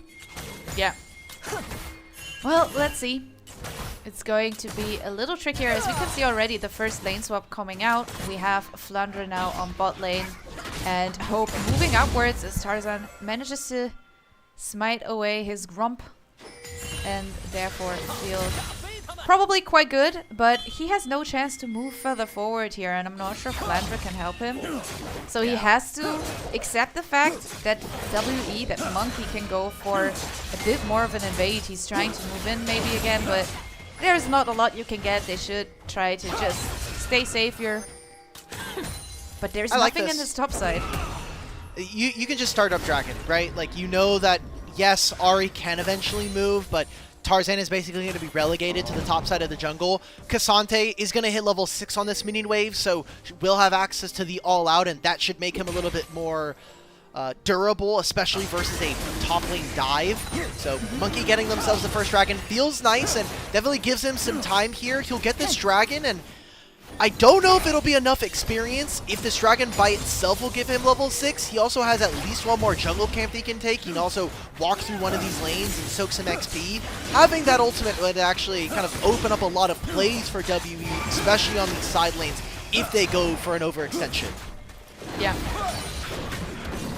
So first Drake going into the pockets of WE here, as we can see Tarzan invading, you know, looking to get something back as Q is being pushed out a little bit. And now with these lane assignments, obviously, Hope can try to get something back, because we can see Taeyun going ahead when it comes to CS here. Knockup from Flandre doesn't go through, so the backports are done and dusted. Maybe Vampire will be interrupted. Nope. Wow. Okay. I mean, I'm glad for Vampire's sake, because my man has been having a rough time. So I'm glad he at least got to recall there. So Oh, Yeah. that's good. I saw there was that single lone minion from WBG. Yep. I don't know how I got trapped up against the wall versus Taeyun. Maybe a big Taeyun fan from the LCK. Don't know. But we are seeing this shift. Now that Cube has dedicated his teleport here, we're actually seeing Flandre do something a little bit different. He's going to teleport into this top side. This does give them numbers advantage for these grubs. And I think this is a huge win for AL, just being able to have earlier and easier turret taking prowess, especially for a champion like Azir who is going to be on a side lane. And once he's done with this, Flandre could very easily just use his ultimate and come down towards the bottom lane. So there might even just be a fight here. Yeah, they're looking for a charm hit, but Flandre should go down here. Tries to buy some time. The ultimate comes through, but it's just not enough. Very nice Empress divide into Cyclone there. And now with the passive, Flandre wants to come back to the fight. Cube only now arriving. Is that enough for them to trade something back as Shanks is being charmed? Stands very far forward. Picked up eventually, and now AL, they kind of have to run for the hills because these charms from the side of Car is very nice dash into charm, but it's just not quite enough. Only hits the clone here. Woo! Spicy, but I like this. You know, WE, they are showing fighting will, fighting power, and that's exactly what they need. We've mentioned it before. It's the early game you want to, you know, find picks for on the side of WE. Now with the Pantheon ult coming in once more. They're trying to trap Hope here. KL not really able to move back in, very low, doesn't even have that level 6 just yet. But now with the TP coming out from Shanks, WE did get everything they wanted. Yeah, I feel like that's a good enough play from them. It gives them a plate in mid here for Karas, who did get a couple of kills in that last fight.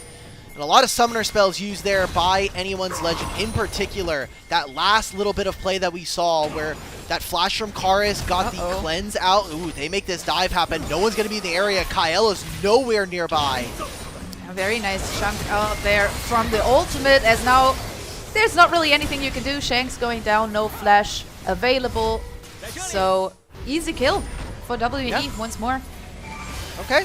So far, just a good line of play coming in and punishes from Team WE. They did not let that early first blood go and, you know, kind of get them out of the game that quickly.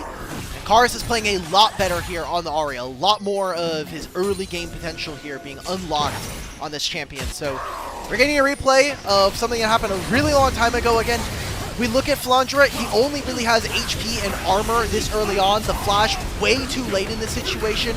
A great start to this fight, and even with the Cyclone, these fights take a very long time. A lot of that DPS that's going to come out from AL is going to be overtime from the Kai'Sa passives, from the Azir, and so the upfront DPS that WE have makes it a lot stronger and a lot easier for them to find kills early on. Yeah. And they have to. We've already mentioned they are on a little bit of a timer here if we look at the scaling potential on side of AL. So it's very important for them to find their footing in this early game and hopefully end it sooner rather than later, as we can see the lane swap still being in action. They have changed the lane assignments just a little bit, so Shanks is playing into Cube, whereas Karis is playing into Flandre, and both of these bot lanes are moving in towards the mid lane. And we have a second Drake coming up in 40 seconds. And I wonder if that's going to be contested, or if one team or the other is just going to decide to give it. Because it's not a soul point yet. Yeah. So maybe... I think that AL should be able to get this dragon. I'm looking specifically at Karis right now. Doesn't have a ton of mana, and because he doesn't have teleport, he's going to be pretty weak. His conditions are not going to be fantastic for this. If they do decide to invest more members, you're just allowing Shanks to get free farm on a side lane. If this Q3 lands from Cube, it could be massive. Ends up missing, so another plate here for Shanks. Good gold going over, and now with Pantheon showing topside, this is going to be a free dragon going over to AL. Monkey is going for the backport. There is a world in which he would probably like to move back in just a little bit, as Tarzan seems to be undecided here. Has been hovering towards mid lane a little bit, but now the moment to actually start off that Drake is kind of gone. Like, there's not really a good way for them to move back into the river here, so back to mid lane it is, trying to put some pressure on the map and then maybe looking for a pick and going towards the Drake. But WE, they are here at full member capacity. Thankfully for WE, it is very nice for them to... Oh, Flandra, half of his HP gone. It is very easy for WE to hold flanks and use control of this vision. AL are going to try to fight their way through here. They have some pretty big items to start. Yep, let's look if there's anything they can do. Charm hits on support, but we do get a very nice Cyclone into the backline, but the damage is just not there. Vampire picks up a kill, but now we get the killer instinct from Hope. He's trying to trade something back. Everyone dropping extremely low as Cube is in the ultimate, the all-out, doing a lot of work. Now Flandra in the passive has to put in the work as Hope picks up a double kill. What is Hope here, doing? But it's already an insane play here by Cube. Hope picks up the double, but Cube completely went nutso there, trying to buy so much time. In the end, it's the ace, but no one can pick up the Drake either. It's crazy. What the hell? I'm okay with that, though. Like, that is gold going over to Team WE, and yes, it is AL who are able to stall out this game, which we do prefer as this does go on. Massive Cyclone coming in from Tarzan to knock up multiple members, but everybody is so chunked to start now. Tarzan giving his life so that Hope can get 3 different kills, gets this one onto Karis, then he's able to chase out Taeyun and get some of his summoner spells. The question mark for me in this game, or in this fight in particular, is while the gold for AL goes onto Hope and to onto Shanks, I feel like there was a lot of mis-execution, and now Shanks loses his flash here. Very tough fight for AL to be able to play from this spot. Yeah, definitely. Shanks moving in towards the bot lane, picking up a little bit of CS underneath the turret, and WE, they are TPing in, they want to go for the Drake, and I don't really see a world in which you can play the fight again. Tarzan over the wall, looking for the plant to maybe find something, but the Drake is down. There's not really an angle for you to fight now as Flandra has to flash away from Vampire, and I think you should move away. But they're going in. There's another very nice Cyclone, and they're looking to put out the damage, but Cube again playing a wonderful frontline here for the side of WE. Karis picks up the next kill, and now Flandra is being chased. Charm hits, and he's down. Very well executed by WE here. What are we doing, AL? Like, why are we fighting? We know that we don't have our Cyclone up. Let's just go and catch our waves. It's going to be Shanks now dying, and another mid-turret. I mean, very nice try there with the Empress Divide. Hope can try to trade something back, has to flash underneath the turret. Turret aggro eventually does the job, so Cube is going down, but so is his mid lane tier 1. That looked so strange. Also, I would never understand why would you fight. The Drake is down. There's no objective for you to fight about. So just leave, call it a day. Yeah, let's get top waves. Like, if Cube is going to teleport into the mid lane so that they can contest for the dragon, as AL, have Flandra maybe take over the bottom lane and just send your Azir top lane. This feels like a huge mistake and an overinvestment here from anyone's legend. Tarzan has now died like 3 times in a row over objectives that do not matter in the grand scheme of this game. And while it is AL with grabbing those grubs, now potentially even getting themselves a Herald here, they will be able to contest for these, turrets, get themselves some very easy standing gold. We take a look at this. Azir is nowhere near in the area. This is such a massive overforce and overreach coming in from anyone's legend. That Magnet Storm was also really nice. Even though you were in the middle of everyone, Vampire managed to get that Magnet Storm in. And for me, it's really Cube. He's been playing very well that last Drake fight as well. And now here again, just being a strong frontline for his team, making sure that they are able to move this aggressively. All out. So nice. Good job. It's a good job. Yep. Goes down in the end because, you can only tank so much turret aggro, but that's okay. Yeah. But now the Herald. Herald spawns, and we're looking to see if AL can get anything out of this. Another Magnet Storm into Charm. Yeah, that one is done and dusted. KL kind of off to the side there. Not really anything you can do. Turret goes down, but it was a close call as Hope doesn't have flash, only has cleanse. He tried to ult there, but it didn't work, obviously. Nice headbutt. They're trying again with the Empress Divide, at least forcing some flashes out here, but AL, they're losing a lot right now. What the hell am I watching right now? That was really well played by Karis. He gets the charm in the middle of the Killer Instinct from Hope, so catches him mid-air. He's in point-blank range, so it's kind of hard to miss, but I still want to give him props. The solo lanes in particular from WE really showing up. Cube actually making his return to Team WE. He played on the back end of summer for this squad in 2023, so did get to play with Shanks a little bit before his time, but especially for Anyone's Legend, like, what exactly is going on? This is a game where Tarzan is having that performance that we kind of talked about in the pre-show, where he is kind of losing his mind in this early game, maybe feeling like he has to give his life and really play with his HP bar to use that Cyclone to get things done for his team, but you leave Hope in a really dangerous spot, and they're just kind of jeopardizing this game in a situation where, guys, we can scale. We have 2 items on our Azir coming up soon. We have a 2-item Kai'Sa here. Just let's set up a strong enough front line so that Hope and Shanks can win the game for us. I sometimes feel like even when teams have these scaling drafts, for some reason they have a hard time just chilling. It sounds stupid, but you know, you gotta trust your scaling and not let yourself be put in those situations. And I wish they would have just played it a little safer. It's clear from the draft that they will have a harder time trying to contest things in this early game. And now moving to this mid to late game, it should be AL, you know, who get the advantages, but I'm afraid they have already missed out on a lot by just being put in that position over and over again, where they had to defend themselves or overforce something. Again, that Drake fight. Why fight after Drake is down? I don't get it. Yep. But I don't want to be a broken record here. Look, they may get another chance here. We got another dragon spawning in a few moments. This could be a top lane tier 1 going down, as Flandra is up in this wave, but he's going to instead prioritize being here for the fight instead. More waves being caught. Tarzan and Kyle, they are by themselves. Oh, that was the instant Killer Instinct coming out, but they're at least picking up something. Kyrus gets a kill, but Monkey is down. That's important. Now, Vampire a little too far forward as Kyrus is being chunked out a little bit too. Still has the Spirit Rush, still looks to find something. Cube now in the area as well.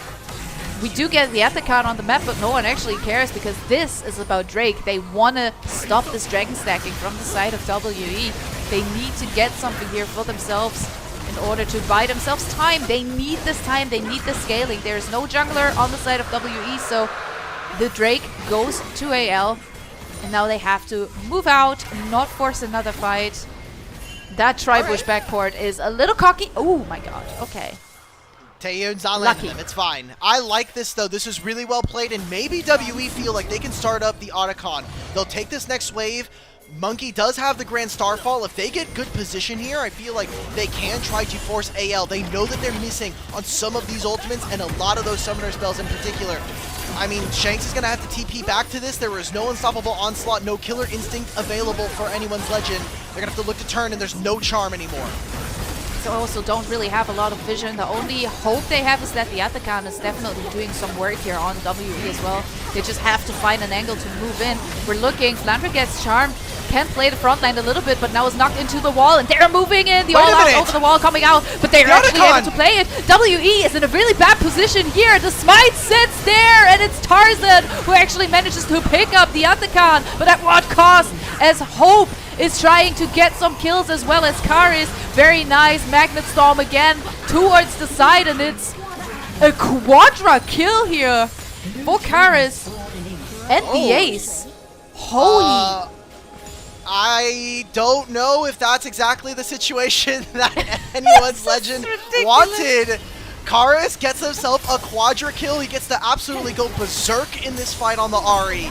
And how much more can WE get from this? Because they don't have a Dragon Soul stacking that's going to be reliable. They lost the Otacon here. I like the idea of this play. This started off with them being able to find Monkey, that snap engage that we had saw from them earlier on. You have the Kai'Sa fly in, and then they're able to take the Dragon afterwards.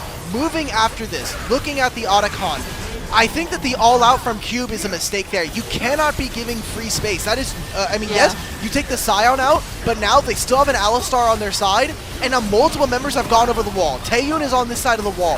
Karis is also focusing onto the Scion at this time. This means the Otacon gives all of these resources over to Anyone's Legend, but Shanks flies in and puts himself at risk. Another situation where I think a tricky numbers advantage going over to WE, where if AL played it even 5% a little bit better, feel like they could have really came away with this game already.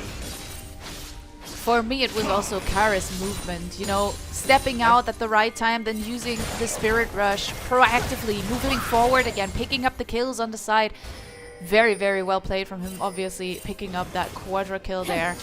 And has now 8 kills, you know? That man is fed on this Ahri, doing a good job so far. And, yeah, the air is getting thinner. We do have a bunch of kills on Hope as well. But you don't want to just build on that one carry for the side of AL. I'm afraid Hope is not able to 1v9 this game. Yet, that we know of. Hope has had a lot of incredible games. One of the reasons why he's on that All-Pro ballot as one of the top 380 carries in the league right now. Yeah. Still possible for AL to be able to fight back again if this game does go later. We're getting to that point that we were talking about. 25, 30 minutes. You're going to have an Azir with 3 items. You're going to have a Kai'Sa with 3 items as well. They're starting to get to that break point. Terminus now finished here for Hope. But for WE, one of the reasons that they have been so competitive, again, really feels like it has been off the back of players like Monkey and Taeyun. But this is a really refreshing kind of game where we are seeing Karis and Cube step up we haven't seen them do before. Oh, yep. That was a kill right there, as we also heard the Sion ult come out. And Flandre trying to trade a little bit here. Karis has to use the ultimate defensively. And now AL, they're kind of moving in, moving forward. Flandre pushing the wave on top lane. They are looking to pick up that tier 1 turret here. Important standing gold for them as well. You know, they need to get back at it a little bit. But I feel like, in my opinion, you know, AL, they kind of forgot it's a new game. They kept playing like they played last game because they were able to, and now they're, you know, being reminded that this is a new game. You're not 10k ahead yet. Well, they're making a lot of really weird, aggressive plays. Again, I feel like, yes, part of that mentality is coming through from game 1, where they can basically get away with a lot that maybe that wouldn't be able to go, you know, be flying in the face of game number 2. But for now, Flandre getting that pressure down onto Karis, like we saw in the picture there from our observers, makes it a lot easier for AL to get into position. It is just Flandre and Shanks on this side of the fight. The rest of AL are split. Dragon spawns in a few moments here, and I think WE do need to be careful. It's all in on the Flandre. Ooh, Flandre ignited, charmed, everything, but ultimate's just coming up again. Tarzan has the Cyclone back up, and we're waiting for Hope. The killer instinct has been so important for AL when it came to these team fights. Oh, they're going Baron? No. It looks like they definitely don't want to contest this Drake, which means it's soul point for WE. They're building a little bit of an Azir turret here in mid lane. Obviously, a good tool to take away. Yeah, just wait, just go Baron. Go Baron. We have Kai'Sa, Azir, Shanks. We do not care about this minion wave, guys. I promise you, just hit this turret or hit this objective. This Kai'Sa's already going. Look at this Baron. Can our observers? Let's do a little bit more zoom. I want to see Baron's HP. It's almost dead. Nope, we're not getting it. We're getting the charm onto KL instead. As Baron goes down, now they can turn towards the fight, but it looks like they are just going to sell their support in order to make sure everyone else gets a free Baron-empowered backport. Looking good, as they are not backporting. They're moving far into their top lane, picking up some camps here and there, and now the backport's coming through. But the pings from the side of WE immediately go towards that mid lane. They want a trap here. Oh my god, Flandre, Tarzan in a really bad position. Flandre does not have that flash magnet storm, but there's the Cyclone, there's the follow-up, and we suddenly have damage. AL, they are locked in and loaded. Triple kill for Hope. And that, my friends, is a late game Kai'Sa. All of the damage was put into Flandre, and he's like, I am playing 2 item. I have 1,000 bonus HP from my soul furnace. He TP'd. I do not care. He's TPing in. They have Baron minion waves. They can try to hit this mid wave as well. They still have Azir. They still have this Kai'Sa. This might have been the turning point. Hope fly through. Oh my god, Hope is an absolute psychopath going in between the turrets with the killer instinct. I was just wondering. I saw the Void Seeker. I was like, that's not enough damage. And then there goes the killer instinct as they're picking up Karis now. And is that the game? Yeah, what can I say? It's the AL show once more. They are playing guard the cannon minion here in mid lane as Shanks is pushing on top side as well. Trying to sink the wipe. There's a TP into the backline. TP into the backline. Cube has to put in the work as the turret goes down for the Azir, who cannot come here just yet. And they're finding something, but Monkey is just not dealing enough damage so far. Cube has Shanks to be the damage dealer, but Hope is in the area. Hope can do a lot of work. Very nice flash forward, all out onto Hope. Hope is down, and that is the point where WE have to capitalize off of this, but it's just not enough. Cube goes down. Vampire is being chased, and it was a nice try, honestly. Good idea here from WE as Tarzan is just tanking the turret, getting ignited, you know. He's just taking all the damage. It does not matter. And again, AL with the upper hand. I gotta say, Mila, I feel like AL have turned the corner here. I feel like they have gone to that portion of the game where they are nigh unkillable. Too many mistakes coming in from Team WE. Karis has to use a Spirit Rush to get out. Taeyun is still farming a top wave. If they hadn't made that play in that top side of the jungle on AL's side and simply just taken themselves the mid-tier 2, set up for that dragon in 4 minutes time, they could have been in a much stronger spot. But in a span of 2 minutes, WE have given up all of their gold lead, a lot of their advantage, and I have to say, yes, it will be a Cloud Dragon and a potential soul point for them if they can grab this. If they can grab all of 4 of these dragons, then yes, they can have some maneuver to be able to play in this game. Hope has now completed Guardian Angel. Shanks has completed upgraded tier 3 Merc Tread boots. These two are never dying in fights, barring a massive positioning mistake. And WE may have accidentally just given over keys to game 2. It's crazy. It was really just that one fight that they actually managed to pick up the Baron, even though their decision making seemed a little undecided there. You know, they looked like they weren't too sure. But then picking up those kills, thanks to Hope being absolutely empowered now, completely turned the entire game around. Now Baron has fallen off. It's the good news here for the side of WE. They managed to stay alive through that, but look at that graph. That gold diff graph shows exactly what type of up and down this game has been so far. It's an absolute roller coaster. That's tough. That's really tough, man. That's not what you wanted to see. Karis literally had like a 2,500 gold lead before this part of the game. Now completely evaporated. Shanks by himself.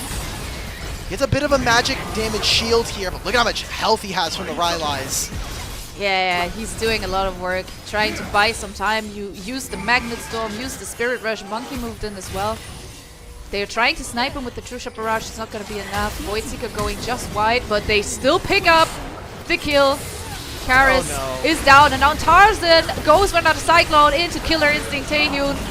07 in chat for enemy ADC. This is not working out for them at all anymore. And they've reached, in my opinion, the point of no return. The scaling on the side of AL has completely taken over. They should have ended this game by minutes 25, and they did manage to do it. So now it's theirs to lose. Man.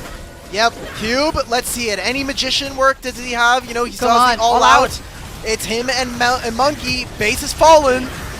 Yep, they're looking for it, but Cube really in a bad position here, completely left alone, is not even able, pulls the all out a little bit too late as even the Empress Divine comes out one last time. And again, AL taking over the game. They did make some mistakes here early on, but in the end their scaling was just better and the deciding factor here.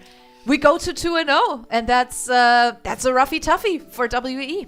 That kind of feels like a heartbreaker right there. That one is, you're in a really good spot for most of the game. It almost feels like AL keep making overreaches. They're playing a little too much in the early game, and I just think that WE, again, it came down to a single mistake.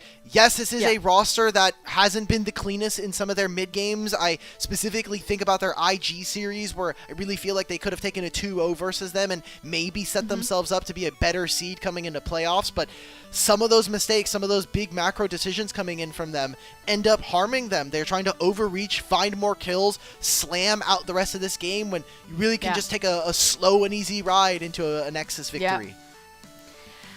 I mean, let's be real.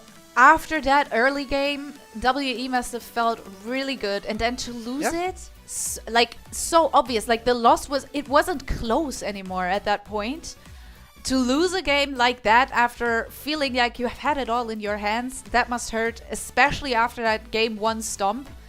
So honestly, I don't know how you mentally handle a third game here. Like what do you do? What are your next steps? Because I think it's really hard for them to come back from this. It looks cooked.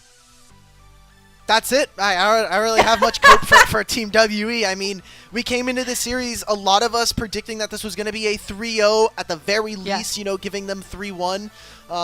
But Team WE, they obviously don't have as clean kind of shot calling and leadership in game as a team that like WE, especially with all of that veterancy and experience that they have. There are still things that AL still need to work on, but for Team WE, a lot of their success from the regular season came from Monkey and Vampire working together. And I will say, I know we've been kind of focusing on them, and I think the solo lanes from Team WE are playing a little bit better here. Taeyun is having probably the worst series we've seen from him so far this year, which is really sad to say. It is their first season or their first series here in playoffs outside of the play-ins, so hopefully he can bounce back. But this is the worst time for WE to kind of have one of their stars start to crumble. Yeah, he really hasn't been any factor so far. Not in game 1, not in game 2. He kind of has to come back alive in a way. I feel like his champions did not have any impact at all. And sometimes, you know, as an AD carry, sometimes you are more of a supportive player. That just happens if you have the carries on your solo lanes. Okay, that's fine. You have to take a step back and, you know, not take that carry position yourself. But for him, it's been a really hard game. That game 1, early game, completely stomped. Game 2, he did have his moments. He was always, you know, on the side of his team, trying to put in the work, but just never really actually got to shine here. So that's definitely something I'm looking at for that third game, where it's like, okay, how can you give him the opportunity to actually play the game for a change? That would be nice. A lot of his champions are gone though, right? Yeah. Like Ezreal's now been gone, with Hope playing Kaisa this time around. That's another big champion.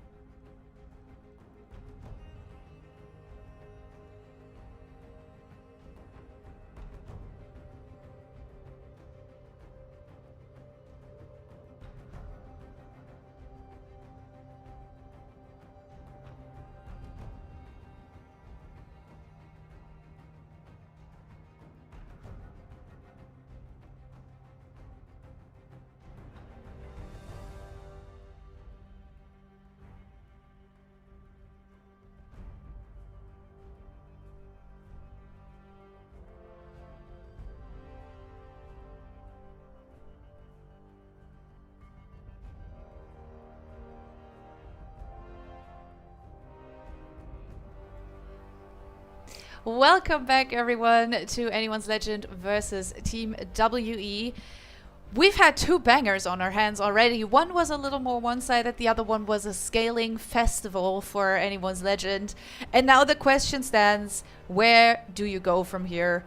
What do you adapt? How do you make it work? You know, tell me something. What do they want to do? So the good parts of WE's game, maybe avoid giving the first blood, but that hasn't really had too much of an effect on the series so far. I think it's just a funny note so far. But I really want to see if Taeyun isn't going to be working as well. I feel like giving him an AD carry, kind of similar to what we've seen in the past, but something that's going to let him be able to be by himself. Just let him farm, open up Vampire out on the map a lot more. I need to see playmaking from Karis. I need to see the rest of this team step up if one of their team members is not performing at an expected level to really bring them back here in the series. Because now they're down 2-0. It's their last game potentially here in the upper bracket, and they'll have to face against the loser of JDG and Weibo. And while maybe that's a bit of an easier matchup for them, I think they would obviously like to have that second life, and they have to play in a couple days' time if that's the case. Yeah. Looking at the possible choices for AD carry here, I also see some scaling picks, which brings me to the question. Game 1 was an early game stomp, and there was no possibility for scaling. Game 2, you got outscaled. Brain fart. Like, where do you go? Do you want to scale now? Do you want to have early game power? It seems like neither of these things have worked for them so far. I really don't think I want to see scaling from Team WE. That's the issue, right? Because WE are not a team where they've been able to really play some of these fights immaculately. We even think about their game number 2. They had a gold advantage and then they overstepped one time and lost the game. That's still going to happen in a scaling composition, but instead what you're going to do is you're going to have a team that doesn't have very many tools early on to fight. You're playing up against Tarzan, who is notoriously very greedy a lot of the time, especially in the jungle. So you're just going to give over the keys of the early game. We're going to have another situation like game number 1 where they just run over you, and we do expect them to be stronger team fighters, especially with how Hope has been playing these last 2 games. So I feel like scaling really is kind of like the answer for them. I really want to see if they can try to make something happen early again. Yeah, definitely. As we're jumping right into the third and possibly last draft, because this leaves AL at match point, of course, and we can see that at least the bans are being adapted a little bit. I think AL, they've shown a lot of strengths, but they've also shown that they are making mistakes here and there. They were overforcing at some points, and in that second game, WE, they did a good job at punishing them for moving too far forward. So maybe if they can make that work a little more, then there is a possibility for them to have a comeback. There is a total of 2 people in chat who so far have believed that this can be a reverse sweep, and I salute you guys. You have a lot of copium. But we can already see AL punishing that AD carry. There is a lot of hate towards Taeyun here in this draft. They're like, my man, you are not going to play any of these picks, which leaves them with the choice of, Corki, Ziggs, maybe Ashe MF, something like that. But we do get the Gwen first pick, and she is an issue on the side lane in the team fight. She does the work. Yeah, she did get nerfed a couple patches ago for AD, some of her armor and taking a little bit of a hit in her HP. So I wonder what AD matchups that Mr. Flandre is going to take. We still have Jace up and available, which is something that a lot of teams would like to prefer if you are going to be going into the Gwen matchup, especially early on. You can try to bully her. So we're going to be seeing MF taken here for Hope. I feel this has not been their strongest pick, especially if we're talking about giving a player like Hope agency in this game to kind of have that mobility. So we'll see what they're going to be able to do. It looks like already AL are looking for a full court press here and trying to get priority in all of their lanes. If you know me, I'm always happy about an MF pick. It's my main. I feel happy. I feel comfortable with this pick. But I do have to admit, she has been a little weaker lately. She has a huge issue when it comes to positioning. She needs to have great positioning for her ultimate to work out, and she's very dependent on how that setup goes. They do go for the Nidalee, which in my world is a flex pick, Sure. It can go towards top lane, it can go towards jungle. There is possibilities there. But we might finally see the Xin Zhao. Nope, we won't. Wow. We're getting the dog. We're getting a Fury jungle, so a carry jungler again for Monkey. I don't know if I like this again. I feel, yes, Nefiri did drop in terms of priority with her damage to monsters a little bit lessened on the last patch on 2510, but you don't have a ton of setup here for Nefiri. And yes, there are some lower mobility members here from AL that can get hunted down. The Xin Zhao lock-in looks like it is going to be that Nidalee in the top side. So in the same way that we were talking about Jace, looks like AD Nidalee might be on the cards here for anyone's legend. As we get into the back end of this draft, I am looking at engaged supports, a lot of them off the table. Nautilus in particular and Rakan are going to be two champions that I'm looking for from these two teams.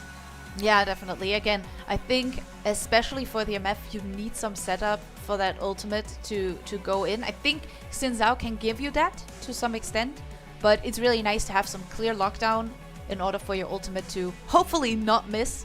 I feel like she's very, very dependent on that. On the other side as well, you want to have some hard engage, I would say. You do have some tools with the Orianna, but that shouldn't be like your main engage tool in my opinion. And they also need a bit of a front line here for the side of AL.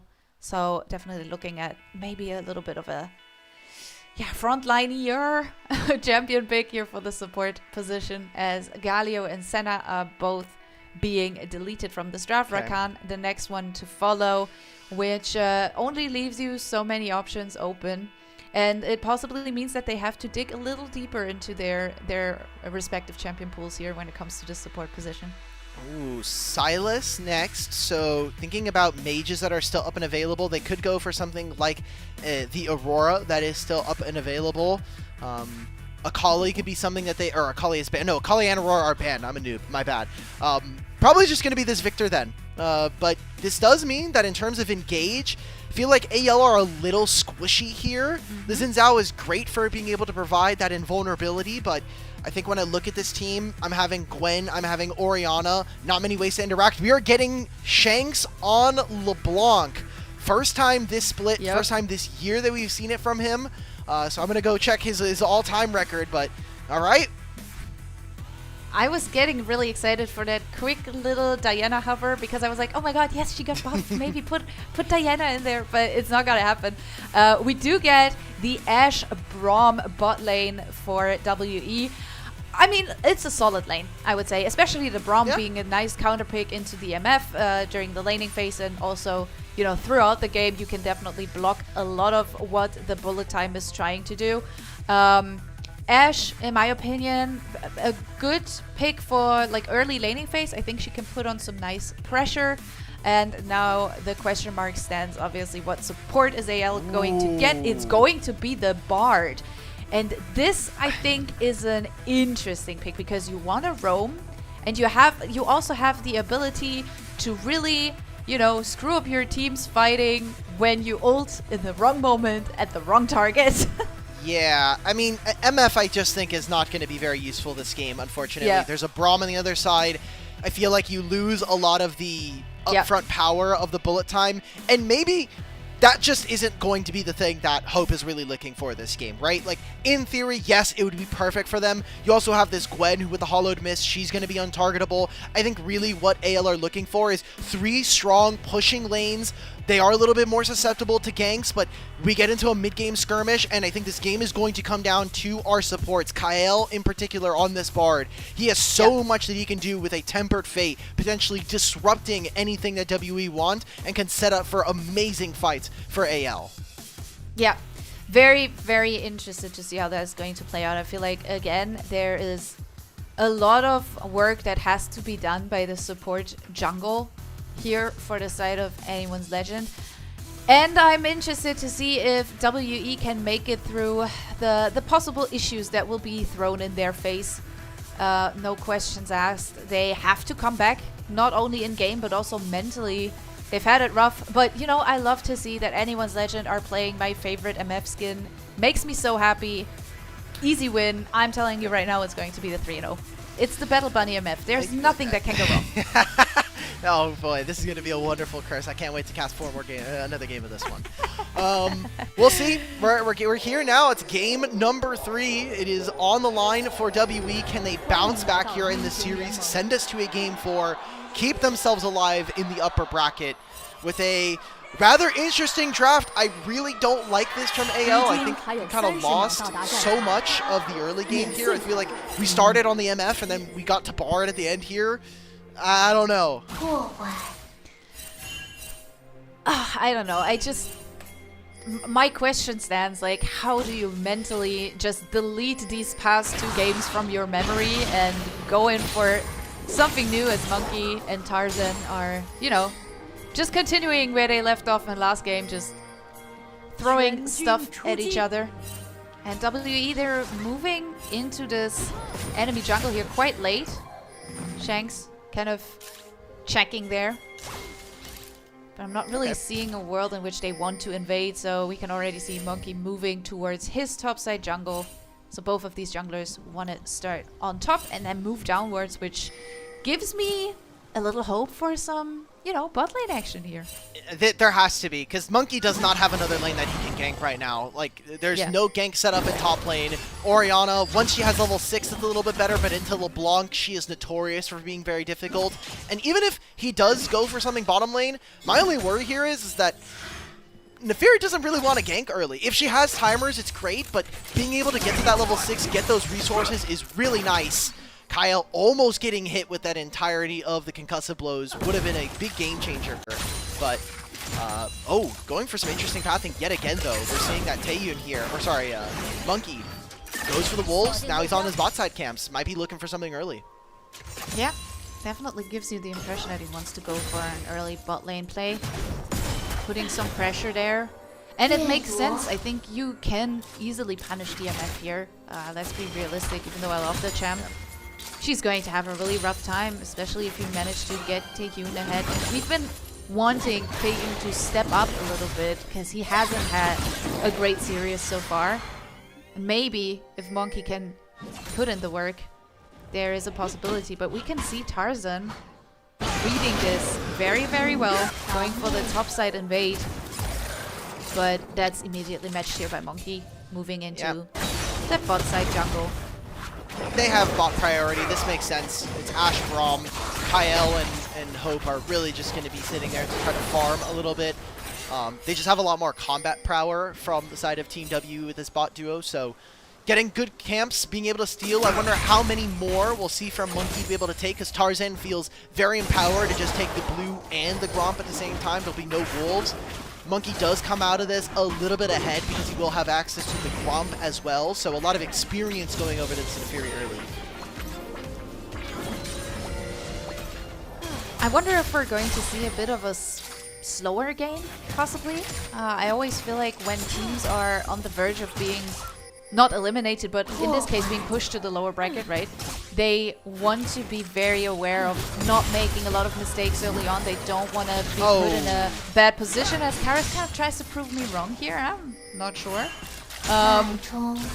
But you know, sometimes I feel like these game 3s, when it is a match point, turn out to be a little bit slower. You know, we're already doing really well because there was no random first blood before the mini wave spawned. I don't expect that's going to be the case, though, when you look at what these lanes are. Like, we have a LeBlanc in the game, there's a Misfortune, there's a Nidalee top lane. Like, these solo lanes from AL were built to smash early and try to get an advantage, and we're starting to see that creep in a little bit here. Right now, it is Taeyun with a farm advantage, but he's the only one that has really had that over their opponent. Shanks has a minor lead in the mid lane. Same thing here with Flandra doing that with the Nidalee top. I like what we're getting from him, and hopefully they can continue to execute. As for right now, Monkey has really, I think, been able to get a minor advantage in the jungle on this Neferi, which is what we're expecting. I'm a little worried for AL, especially when it comes to frontline as well, because the only real frontline you have is Tarzan with the ultimate, with the Crescent Guard, that kind of gives you that fake tankiness. I'm not quite sure if that will be enough, as we can see the lane swap once more for the side of WE here. They're moving both the Ashe and the Braum towards that top lane, trying to match Flandre here, who's been having a little bit of a more chill time. Obviously can play with the range a lot better than Cube. Cube had to step back a lot, so Laneswalk wants to make it a little easier there for the Gwen, as we can see Karis being chunked out quite a little bit. Yeah, that's a disgusting trade. Really good job from Shanks here. They're getting Prio and maybe even trying to make a play on mid lane. Karis getting so much of his HP chunked here. Oh my god, he has to flash underneath the turret, and Shanks can just step back, take the first blood. Nice kill, important kill also for the LeBlanc in this early game. And good roam from KL to, you know, make sure this play works out. It's just Gwen, right? Like, it's Gwen MF, like, who cares? We are moving away from them, so AL get the first dragon of the game. Still 2 minutes before those grubs. They can swap if they want to. They're okay with Flandre being into the Ashe, especially early on. Should be advantage for Taeyun, so he'll continue to build himself a little bit of an advantage. But as long as you are on the side of AL, you're saying, okay, fine, we are going to make this swap. We're putting pressure onto Karis, and as long as that's happening, this really does, I think, benefit AL when you have this Bard. Absolutely. Bard, historically, a support that wants to roam a lot, especially in early game, wants to be everywhere on the map at the same time, has incredible tools, also like escape tools. Looking at the magical journey can have so much impact. But nice try here by WE. They're stacking a huge wave. Sadly, no one's there to play for a possible dive here. As we can they're going for an invade for jungle. Moving down. And it is Monkey versus Tarzan here. But WE just at a numbers advantage, so not really anything you can do for AL. As Hope is getting denied his backport. You are staying on that bot lane, pushing out the next wave. Look, as long as he... Okay, this is really smart coming out from Hope, although that timing is so tough. Yeah, that was a roughy toughie. He lost both subs there.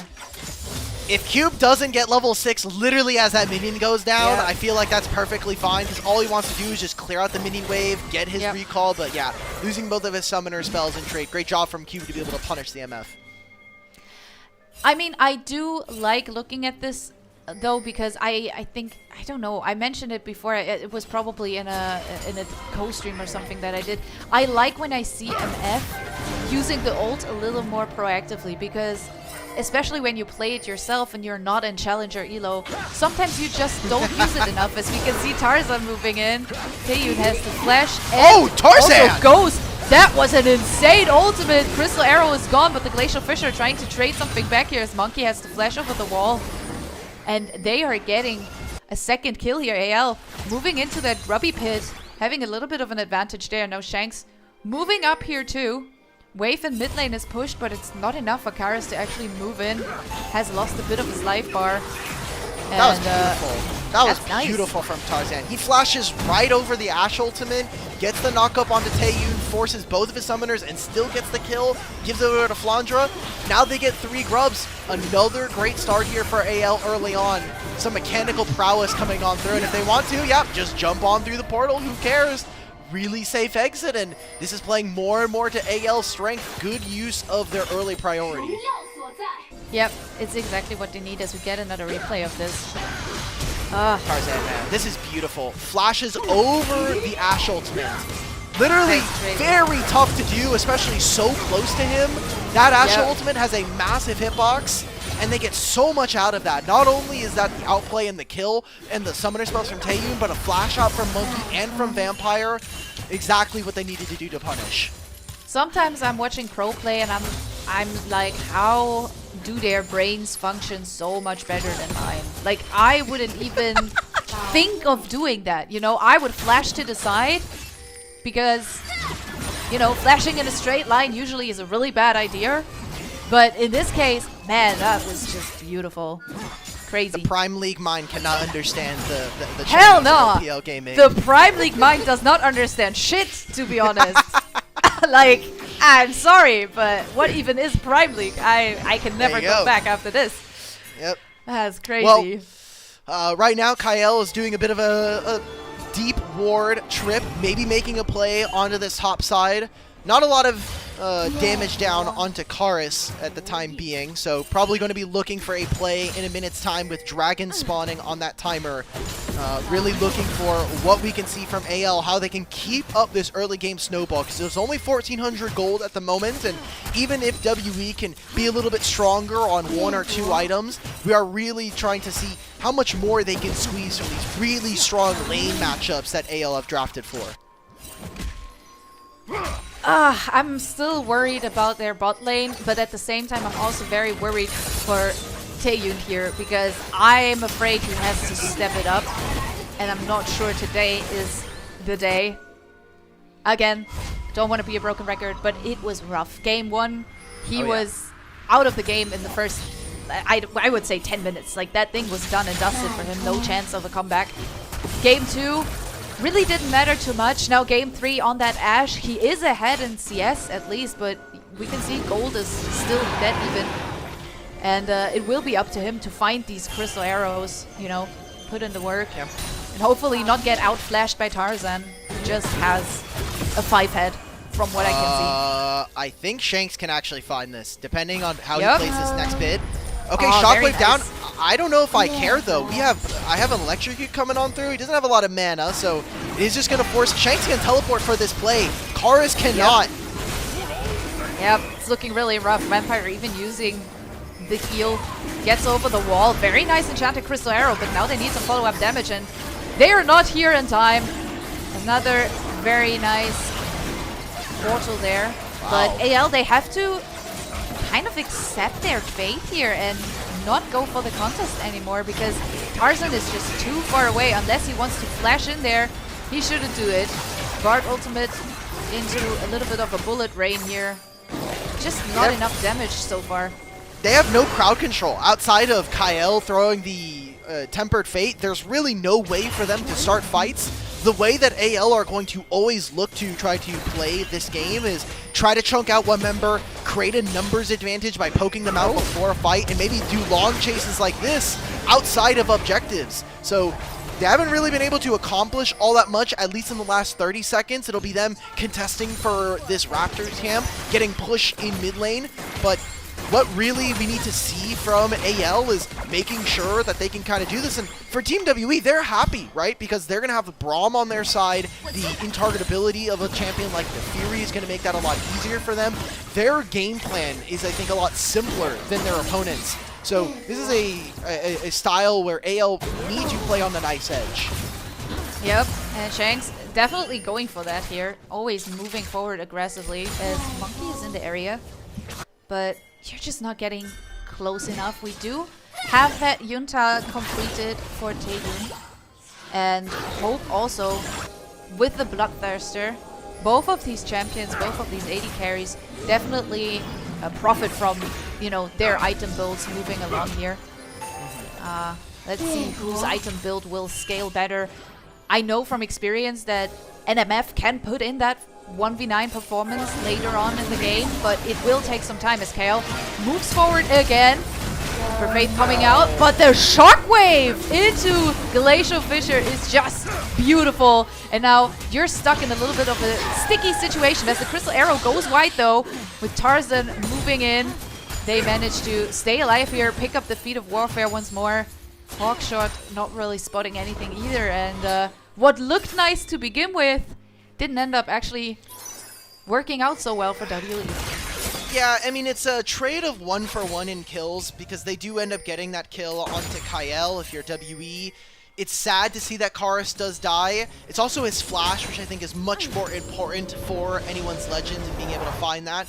They'll also be able to get that wave in, so Monkey and Vampire trying to go fishing, seeing if they can find LeBlanc on a bit of a greedier timer.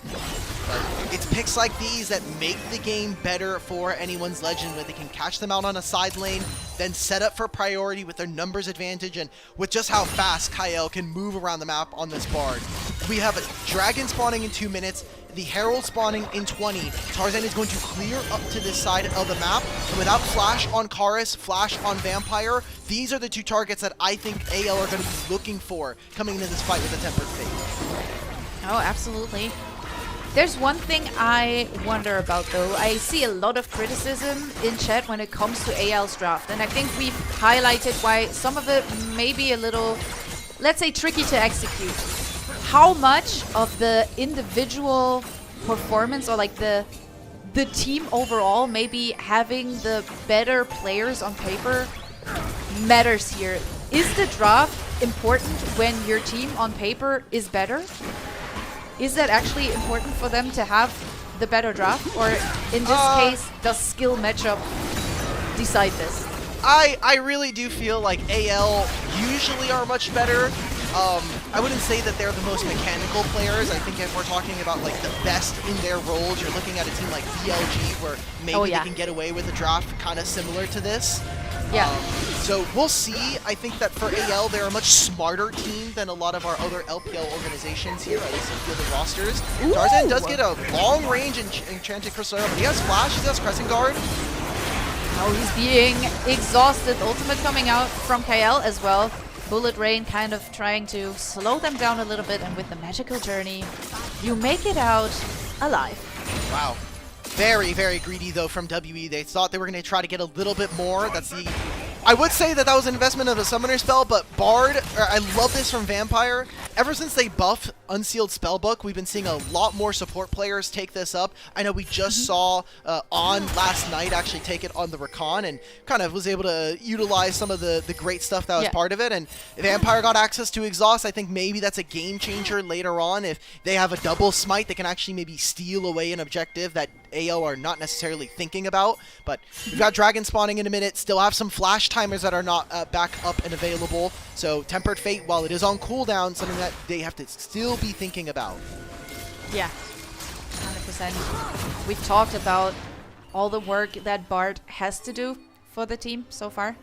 KO been doing a decent job as they're looking to get some push onto this mid lane here in order to have an even easier time moving towards the Drake. We're even spawning the Herald, so they want to take down this turret for sure. They also have the 3 Void Grubs, which then gives them even more, you know, ability to do so, as there's a lot flying in this top lane here, and it's not flying in the right direction. So the Shockwave being gone, Clone being used for Shanks has to flash out. Ultimate from the Bard coming in as they're stuck in a bit of a tricky position here. Bullet time now trying to do some work, but the Bard shield, the Braum shield rather, coming out right away as the cleanse from Hope has been used. Now they have to find a re-engage over the wall. Landra moving in as well, and in the end it's Hope picking up the kill, and I have no clue how they saved that situation. Wow. The good news for WE is they managed to pick up the first turret, their first turret in top lane. So at least a bit of a cross-map play, but that was messy. Sure. Yeah, I just, AL, they get to play with so much abandon. I just, again, the Tempered Fate from Kyle. We put so much priority onto whether or not this Bard was going to be effective this game, and so far, it is feeling like Kyle is delivering. He has been one of the most flexible supports, and ever since coming over from the LCK in 2024 to join this AL roster, he has, I think, looked better and better, especially as one of the few players that only can really speak Korean on this team. Him and Tarzan have been really trying to help each other with, in particular, Tarzan has been really helping out with him in translating for the rest of the team in Chinese. So, I mean, it's great to see that the rest of the team is kind of performing. This play really was predicated on getting that Tempered Fate to slow down Cube and this Gwen. So, the heal coming out from Flandra saves them. They grab the Dragon on top of that. AL are still pushing the lead, now gaining a pretty solid 4,000 gold differential. I think this is the most even the game has looked all series long between these two. Yeah, definitely. Not super one-sided. We did see some of the value of the Braum coming out when Hope decided to use the bullet time, you know. We can definitely see where WE can possibly punish AL and everything they throw on the map, but it looks rough, you know. We've talked about how they have issues sometimes positioning around team fights, around objectives. And I feel like it shows a little bit, and it also shows that there's a lot of nerves involved. You know, they have to shy away from making all these mistakes. They have to step it up here, otherwise they're knocked to the lower bracket.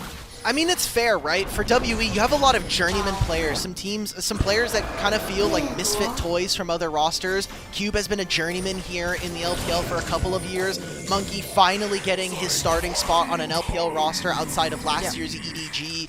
Vampire as well, someone that kind of was pretty maligned and was thought to be one of the worst players in the league just last year. And while they have had a much better Split 2 and I think start to 2025, there's still a lot of things for this organization to be working on as a 5-man. So we're seeing right now Vampire going for that unsealed spellbook. He has access to the Smite. I'm wondering if WE are going to look to push off of this mid-wave and try to maybe sneak an Otacon now that they know that they have, you know, an 1800 damage execute on this objective.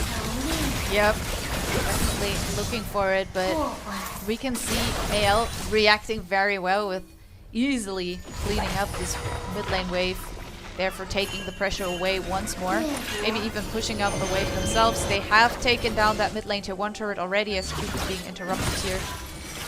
And it's very hard for WE to find their timings, you know, to freely move on the map. The push has been very one-sided for the past few minutes.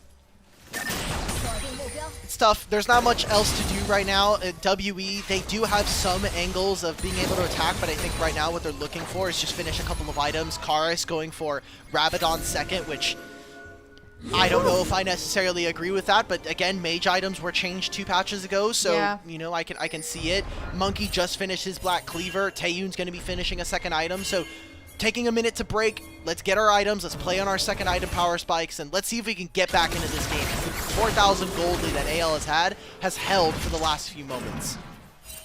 That's the good news. You know, the gold lead hasn't grown any further. They kind of just have to hold on. Hawkshot coming out. So they get some info here, WE, but not really in a position to force a fight.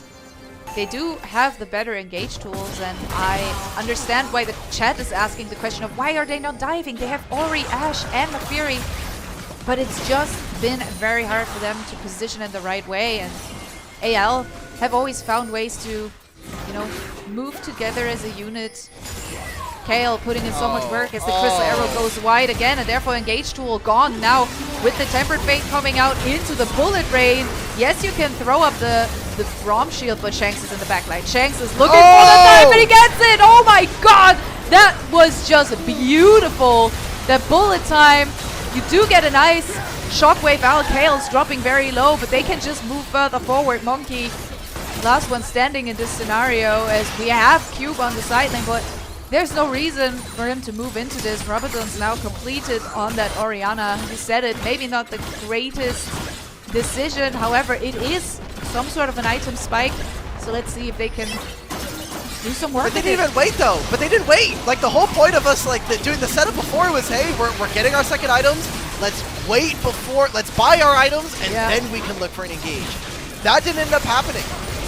AL found a moment where the Enchanting Crystal from Taeyun misses. They make a snap engage after using Tempered Fate. We could see it again here. Why are we not waiting? We have teleport as well. At this point, Cube should be teleporting to this play. I think it's a massive mistake. Maybe recognizing that this is just in general should not be a fight that WE are taking. But at this point, you have to go all in. Everybody gets blown up by Shanks. Kael's able to follow up even sooner. And they're just getting Summoner Spell after Summoner Spell. Taeyun gets taken down. Karis gets taken down. And only after they both go gray screen do they finish their Runons and their Rabadon's death cap. They'll get a dragon while we were in the replay. We saw it in the picture-in-picture. But AL are continuing their domination here in this game and are looking to finish out this series with a clean 3-0. And it's interesting, again, to wonder, okay, so they got a Drake, but what did they lose? Both of the side lanes are being answered here. Tempered Phase comes out once more. It only hits Karas. Can move away, at least for the moment. Another nice chunk coming out from Shanks here, but they also used a lot of abilities. They have to be a bit careful not to step too far forward as they are looking to contest their own jungle, and now we're going in again! TPs are coming out as Tarzan has to use the Crescent Guard. Very nice way from the Braum trying to save his team, but there is just not enough damage. The Needlework trying to do some work. Can they get some more? It's important, but it's already the double kill, the triple kill for Hope though. Cleans up the fight once more. Another ace, and they are looking to push for these next few turrets.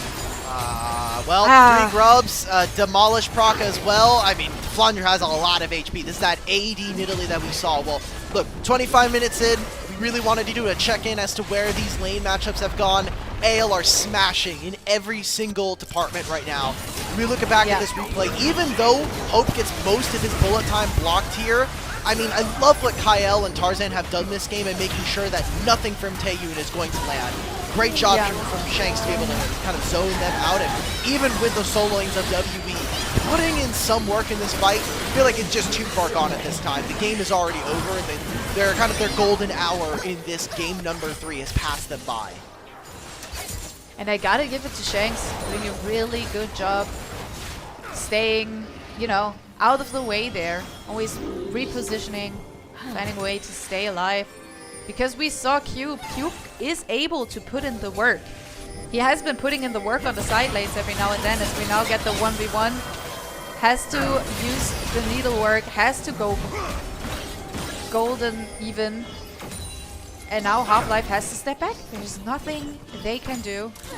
And we know. Man, a Fat LeBlanc is so disgusting as well. Like, she steps on you one time, you're Half-Life. It's done. Crystal Arrow coming out, but immediate reaction again with KL with the Tempered Fate. Now with the bullet time not being blocked, enemy AD carry immediately down. Cube trying to put in the work in the backline, trying to get some damage onto Hope, but it's Shanks again going unstoppable as Flandre is looking for the triple kill here. Monkey trying to kite and kite and kite away. He's putting in some work. Going untargetable one more time, but in the end it's Shanks again. Another ace. The wave is there. Can they look to end here? They definitely want to. 8 seconds on Vampire. But Vampire alone will not be able to save WE from this absolute destruction. Game 1 was a stump. Game 3 was a scaling comeback. Game 2 rather, and Game 3 was another stump if you ask me. It did look even in the early game, but that end was one-sided.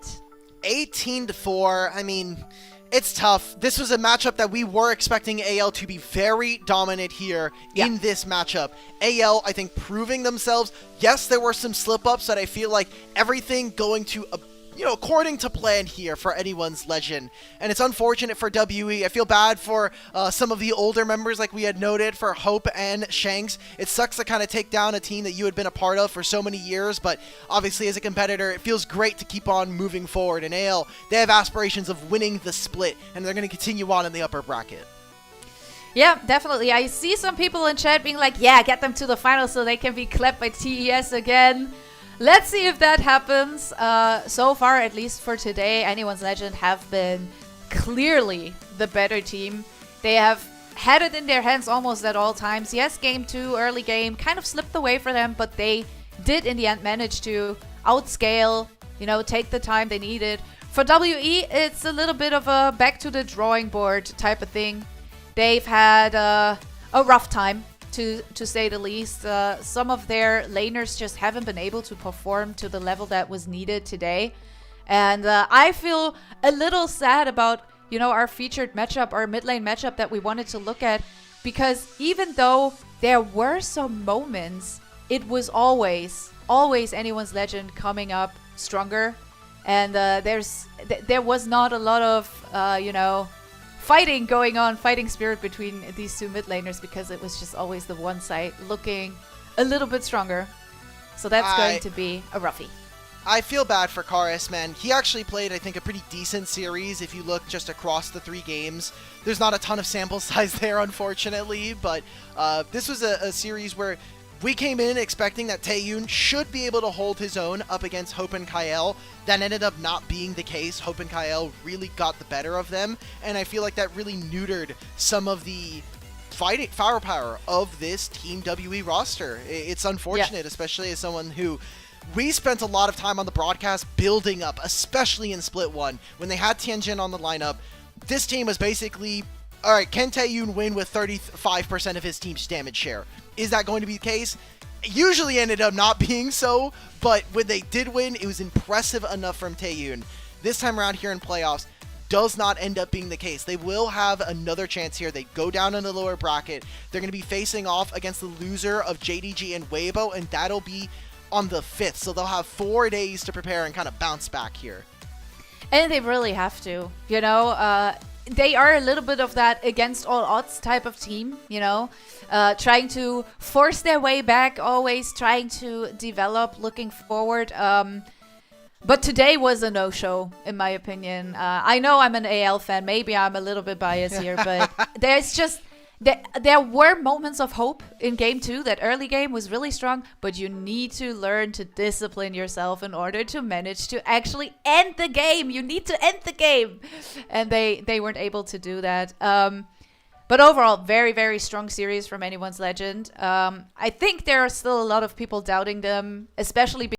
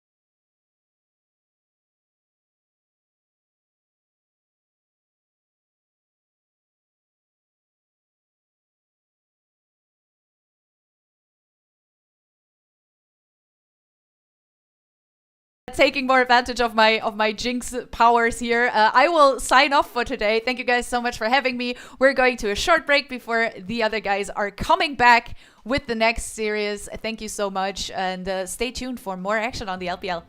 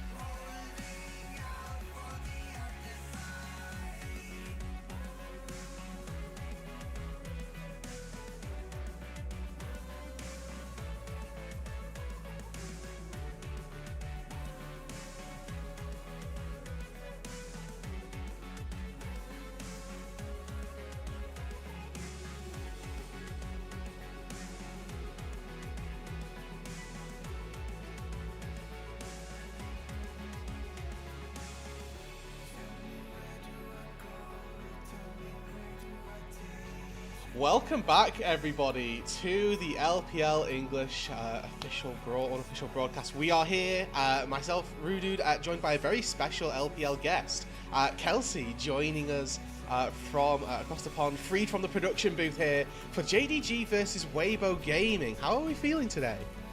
I feel all right. Yeah. No. I'll just make references to 2014, and that'll carry me. It's fine. We're okay. And that's all we need, really, right? We've got the legacy, the tenure of your knowledge versus the fresh-faced LPL rookie coming in on myself. Flexing over to play-by-play, much like Alk did yesterday. Shout out to all the colorcasters role-swapping for this weekend.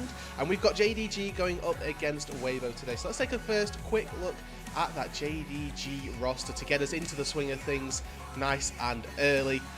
Know them, love them. They've been on a bit of a heater recently, a la Jun, Scout, Hayes, and Listen. Yeah, absolutely. I think that this roster is very interesting to me because I expected a lot of these players to be, in a way, like maybe they don't play nice with their friends or whatever, but after the course of the split, you see so much content, so much to indicate that this team does actually get along. There's kind of a power of friendship vibe going out with some of the stuff that they put out, particularly stuff with Scouts and missing table tennis and wrecking everyone in the 1v1. So it's an enjoyable team to follow right now. Yeah, they have been, honestly, really fun to see the content behind, and then also coming into this playoffs run, have had a pretty decent run of things. Absolutely. As well. They've been on a really good streak between week 7 to week 8, but there are certain individuals on this roster as well that have been standing a little bit above that over everybody else. And in particular, maybe just one key that we're looking at a little bit more so. Yeah, was definitely a conversation between myself, Alk, and Mazo, where it was, there are players other than Pays that affect this team, but it's not as funny as showing Pays 3 times. Pays has absolutely been very fundamental to this team. He's performed extremely well, managing to have some of the most insane plays we've seen all year. And absolutely, like, Shun has been performing well. He's kind of on his redemption arc, but I think there's a lot of people who would advocate that this is very much the Pays team. Yeah, and that certainly has been pretty much how they've come through in this success for the last couple of weeks. I mean, it's important to note here that a couple of these other points from the graphic, that solo laners sometimes have been a little bit inconsistent. It's been Arla and Scout who have sometimes had blunders, sometimes been a little bit mispositioned or not quite performing to the level that we expect from them, and then it's fallen on Pays to step up and carry them. And like you mentioned, that Shun has had a couple of really good games and some high impact moments, a fair few MVPs for him as well. So if we're looking beyond Pays, as much as this is very good to get a little bit of a look at, occasionally Jun has been known to step up to step into this role and do a pretty good job in their secondary carry as well. We've got a little bit of a recap of how I think they played. Was this 5 series in sort of 7 or 8 days or so that they played? So I believe originally this was the top 5 teams that they played and the scoreline for those. They played far more than that. I believe that they played 7 series in total, wow, in the course of a week, and managed to go from 0-2, 0-2, 0-2, and then 2-0, 2-0, 2-0. So they basically just completely transformed. And the key pivotal moment, as you see even on this graphic, is the 2-0 against Weibo. After they 2-0'd Weibo, they had 3 2-0s following that instance. And so just really having them play against Weibo today is like a recall to the pivotal moment for them, and could be the pivotal moment for them in this playoff series, right? Like as they go on, this could be their signal to basically make a run all the way to the final. Yeah, and I think that it's really important as well to highlight that it came from a 2-0 off of Weibo. They're up against Weibo again today, so they're expecting that same semblance of success once again moving into this series. And those 2-0s that you talked about weren't against nobody teams either. They're against BLG, one of the teams in our top 4, AL, who we've just seen look really competitive versus WE. So those 2-0s that JD found very recently are high quality and have come off of really solid performances against those high tier teams that we certainly look at. We'll take a little look now at some of those highlights potentially from where they have been, but I think that the reason these got pulled from myself was more so to show that yes, they have had pretty decent successes, but that also before that week 7, before week 8 even, they were floundering. Yeah, from week 7, I guess, to week 8 was really the turning point where they just completely went on a tear that first Saturday. I had some terrible moments, right, to your point, and then seeing them kind of turning it around probably after this clip is my guess. Was a sight to behold. So yeah. I think the first one was them getting a little bit owned, and then at least in this second, they found themselves up against AL and at least looking pretty decent. I mean, this is another one of those instances of potentially Arla being in a little bit of a rough spot, and maybe then needing to work on that synergy, maybe working on a part of why they've been struggling for a little bit of time through this regular season. I mean, this is still in week 7 where you can see 7-5 as a record. You know, just over 50% isn't what you would expect of this team, but their series up against AL was anything but that. They were looking very convincing, and this was the time they got 2-0'd by IG, and then you see this late game team fight 37 minutes in, and you start to wonder how they could have ever lost 6 series in the first place. Yeah.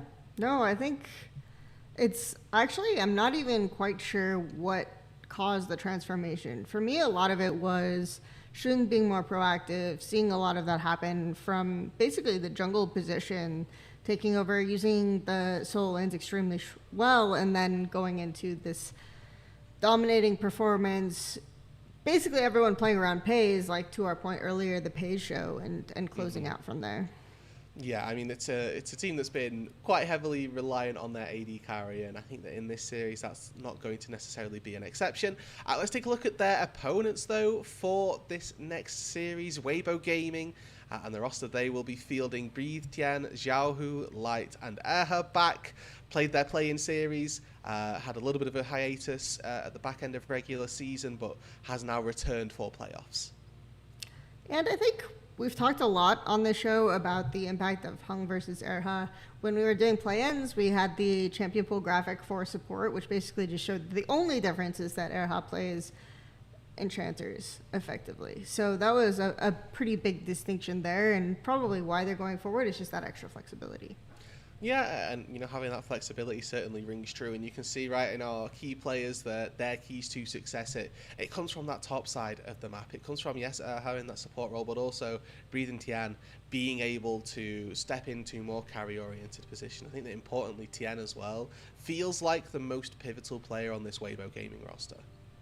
When I think about the teams in playoffs as well that have the ability to have side lane pressure, it's pretty much going to be TES and Weibo, who kind of understand side lane timings and can use that to their advantage. And Breathe has been someone who may be a bit controversial on our team in terms of whether he's playing well or not. I think when he picks a side laning champ like the Jax, the Gwen, the Yorick, we see a lot more pressure and a lot more map control coming out from Weibo, and a lot more of those consistencies. So Tian, like you said, we'll probably talk about jungle a bit more, has also been a huge impact, and he's been a little bit under the radar compared to maybe his last season performances, but definitely still consistently one of the better junglers in the league.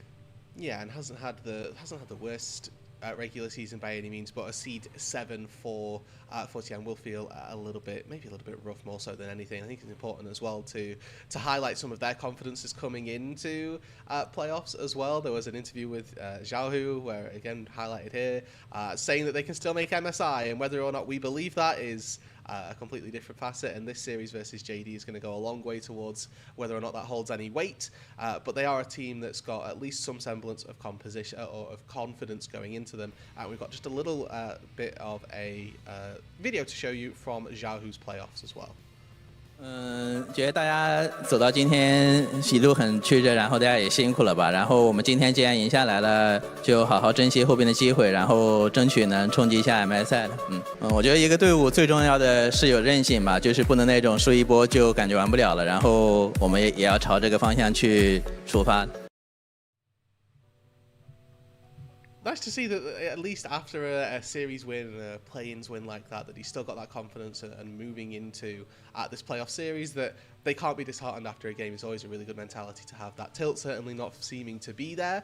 We highlighted this a little bit earlier on, but we'll move into it a little bit more now that with this matchup, the JD versus Weibo Gaming series, that we're expecting jungle to be a pretty pivotal role with these series in particular. Jun up against Tian. Yeah, and Samyaz, our stats person, did did my boy Tian a little bit dirty here, you know. 10th, 13th, 11th, 10th, 14th. 13th, 11th, 14th. But I think other than the statistics themselves, like even the difference between 74 and 71%, right, in terms of damage percent, just thinking about specifically like what they managed to achieve overall, I think he still has a pretty strong impact on games and their wins. And when we watched that 3-0 for the play-in stage for them, where everyone had some hope, right? Like Xiaohu in particular in that series talked about how after they've achieved the win, like they have the momentum now, they need to just kind of keep that going, and then they can make an impact at MSI when they make it, right? That's kind of the thought process he has, is as long as everyone keeps resilience and keeps the momentum that they gained from that series and understanding that working hard does pay off, they can make it. And I think Tian's been kind of a cornerstone for that perspective. And Tian throughout the course of his career has definitely had that vibe, whereas like Shun was like the prodigy coming up from nothing who everyone expected to be really insane, and Tian was constantly compared to Knight, for example, and Knight was just the much better rookie at the time. So seeing the difference in kind of their journeys is a very interesting matchup for us to follow as well.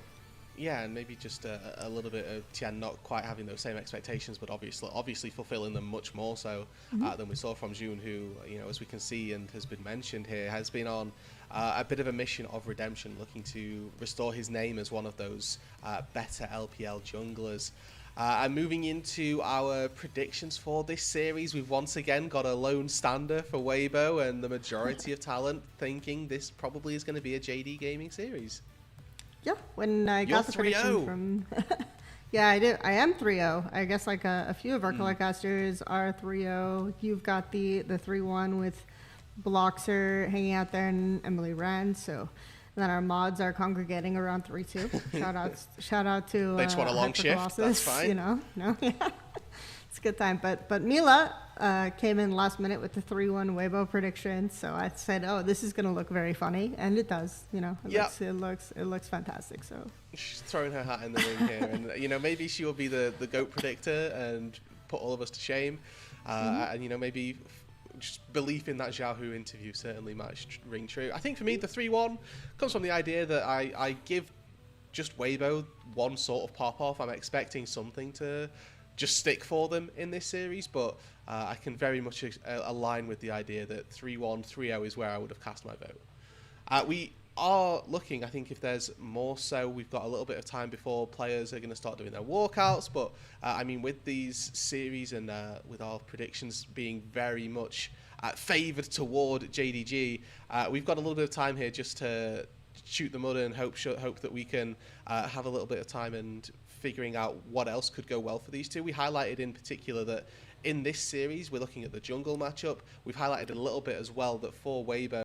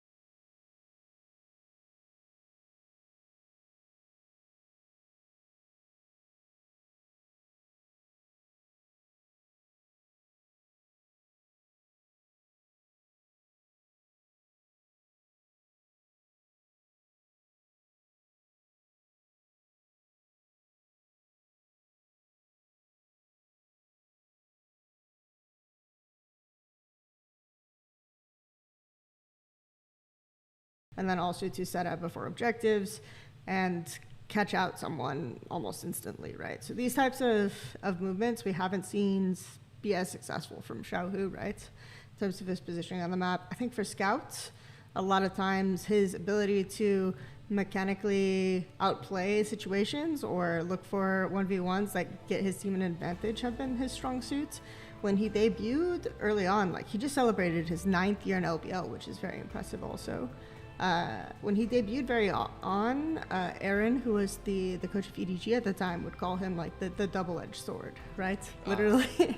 Yes. Like he would take the 1v1s and he would either win them and win the game for your team, or, well, I guess we're playing from behind this game, guys. So I think we're seeing to an extent a hesitation to take some of these 1v1s from scouts, maybe just as he tries to play more resiliently or reliably in his later part of his career, and then it just sometimes feels like as a result around the mid lane there aren't plays being made for JDG, and Shun has stepped in to fill that role and to create the plays around mid lane for him. So yeah, and I think that with Jun at the very least stepping in, we touched on the fact that Tien would be a pretty crucial player for Weibo. I'll take a little time, I think, to talk about Jun, who has maybe stepped into one of like being in a contention for my like top 1, top 2 for jungle ballot. I know for the majority of this split it was all discussion around Kanavi, and maybe it is a little bit of recency bias, and over the course of things, yeah, maybe you have to say that Kanavi comes out on top, but for me Jun has definitely been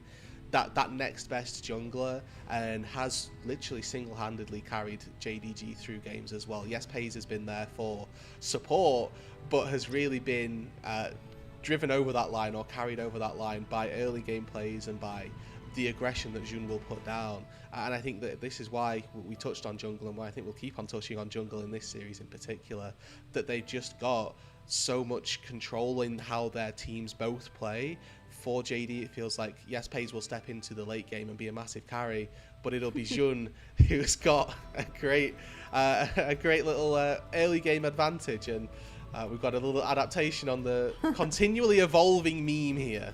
Yes. I remember the very first week of LPL Split 1, we had the meme of Alk loving light, and as it's evolved, it's Pays who has become the dominant AD carry in the LPL, and Alk, who is producing this particular best of 5, is throwing that back in, just reminding us that he does in fact love Pays, and he trying to figure out has commitment issues, So it's fine. Yeah, well, that's fair.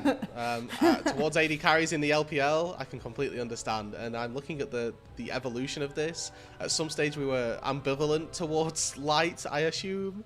And then we changed it from loving light to loving leave. And then we've crossed out leave, and we've gone to Pays. So we'll see. Maybe by the end of playoffs, we'll have a new AD carry there. But I think that Alk's, let's say, attachment to the AD carries in the bot lane has been anything but consistent for the time being. Yeah, and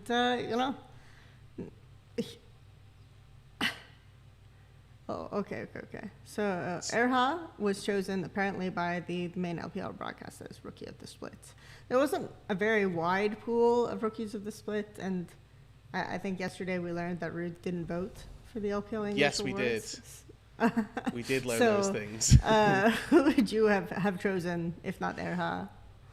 I don't think I would. I mean, it was pretty much. It always felt like a one-horse race as soon as Erha came in, and then Weibo had like their massive heater run to begin with. So I would have probably still just chosen that anyway, and given Erha the flowers for it. I mean, we're probably looking at some of the Nirvana teams for other contenders for Rookie of the Split, and then at that point, I don't know that any rookie, particularly in Nirvana, had an amazing showing. So I would have probably just still gone Erha, as we do start to get some walkouts, which look a little different to how we saw them yesterday. Or this may not even be a walkout. This is just the interview for. Yeah. Okay. Yep. So a little bit of time before we get into the champ select. My apologies. We will be seeing how that interview goes and keeping you guys all apprised. But we've got a little bit of flowers to give over to Erha for managing to win his Rookie of the Split, and having honestly, like we've already touched on, a pretty decent start out too this year. Yeah, I think there are some honorable mentions for players like Xiaoxia, who came in and made Ultra Prime look a little bit better than they were. But again, like I think in terms of you're just gauging the impact on their team from a rookie position and the expectations they have, I think Erha has to be the answer. I'm not quite sure why Weibo had so much support in Decision.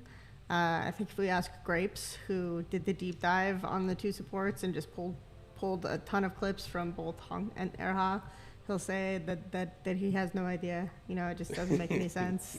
He's got physically no clue. Good. Yeah, exactly. But I think Hong is someone who will provide maybe the, oh, we don't know what to do in this situation, I'm just going to go kind of answer. And sometimes maybe that makes him look worse, right? Because he's going and Xiaohu's standing there saying, I don't know what you're doing, we're 1-3 wanting this game, you know, but maybe the engage was the correct decision at the time, you know. But you can always have situations like that. But either way, I think Erha has overall fit better into the team and has provided a little bit more flexibility and a little bit more ability to make the ball lane consistent. So. Yeah, and there is like, I guess, always this small world where they go 0-2 down and they're losing in their lower bracket series if they end up being there, and then they need to bring Hong in and they decide, okay, something's got to change, and they go for another swap. There's always, even when they brought Hong back in after Erha had his honeymoon phase and then they started losing a couple of games, Hong came in and I didn't really rectify too much. They swapped Erha back in as well. So that volatility in that support role, I mean, you can still do that in playoffs as well if you want to swap around your players mid-series. Not saying that that's going to happen this time round, but it's something that you will have to consider as well. But I think that the point that you brought up about the champion pool and the graphic that showed it was the reasons you would usually swap a player around feels like it's because they can bring something to the table that the other one can't. Whenever Erha is playing, it feels like he can offer the engage, and then he can also offer something else as well. So unless they think that Hong is a significantly better engaged player than Erha is, which I think we've seen a couple of times, and with Grapes' deep dive, probably not necessarily the case, that's something that they may look to do.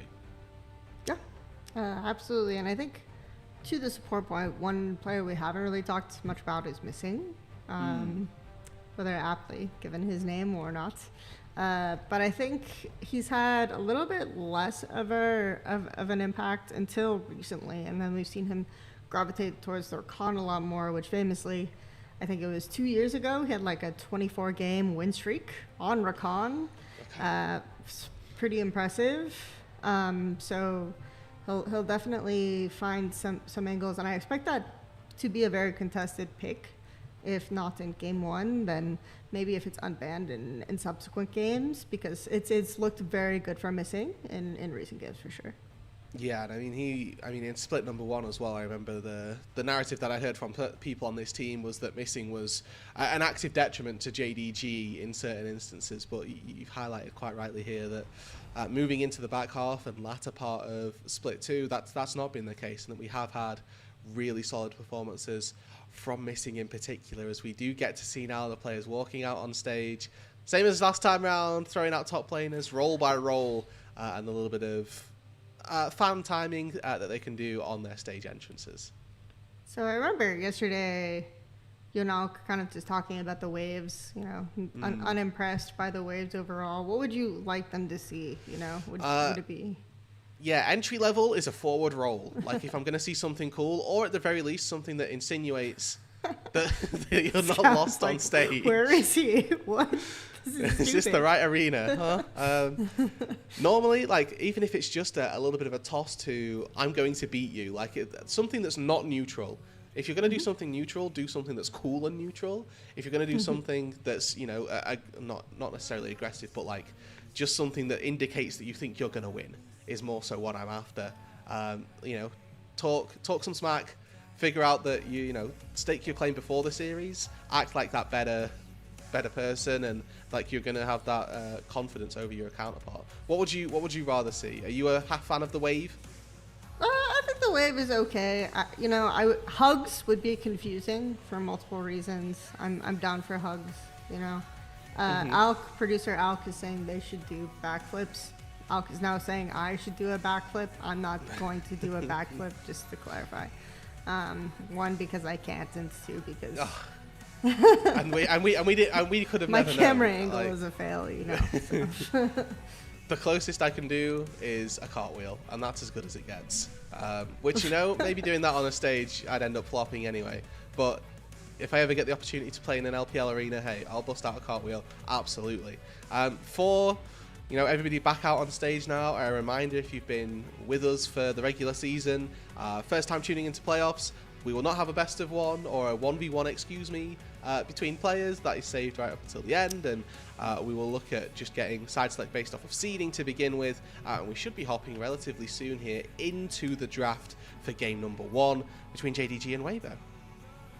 Yeah, I'm definitely looking forward to seeing what these teams have cooked up, right? Multiple players on these teams have played against each other for many years, and All Up Breathe is an iconic matchup. We've talked about Scout, Xiaohu. I mean, Tian Xun is probably going to be an iconic matchup for several years, so very interesting to see, like, these players probably know each other relatively well. What are they going to prioritize? If they've scrimmed together a few times, you know, what are they going to get to play? Also, interestingly, right, I don't know if we've mentioned this yet on this particular broadcast, but technically Weibo are 7th seed, right? So in theory, they should have been chosen by AL as their opponents, but because AL kind of skipped over them and picked WE, and they had the 3-0, right? The question is whether or not this becomes a... You know, Weibo is like the sleeper team, right? The team that everyone expected them to do so much better than they did, and then they play 7th, right? So is this where the hidden Viper comes out, the team that can climb and make a contention point for MSI? So yeah, I mean, there is that discussion, and certainly with the idea that we've got the IG with that 5th seed as well. The question was how much over would, you know, if you'd have valued playing IG over Weibo, for example, but JDG ended up with this Weibo side, and now obviously looking at this best of 5, we have finally gotten ourselves into the draft. Shout outs to myself and Kelsey for making it through all of the ads and the interviews from Huya's side. We've got Gwen, Nico and Poppy banned by JDG. Vi, Rumble and Talia round out Weibo's first 3 bans. Yep. And I know that it's been a bit contentious on us whether it's the Talia or Pantheon first pick, but Talia's just been banned. So JDG are hovering that Pantheon pretty comfortably. There are a couple of pick champions that you can pick with that.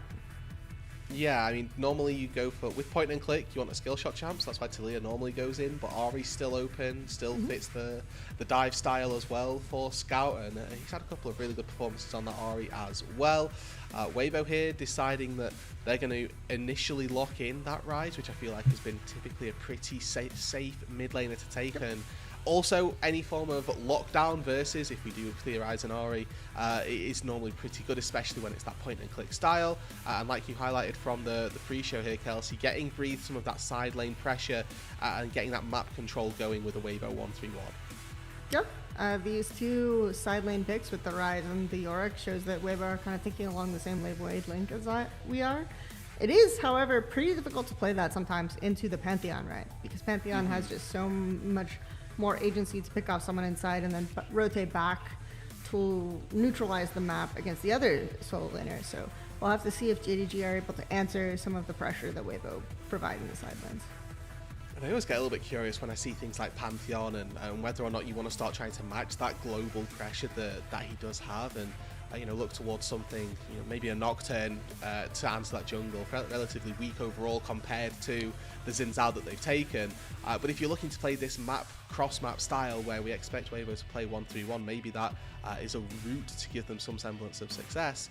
But worth noting here with this 1-3-1 setup that JDG are always looking to establish a pretty decent mid-push, that Varus already being locked in for them gives them very long-range wave clear on a mid-wave without really too much danger.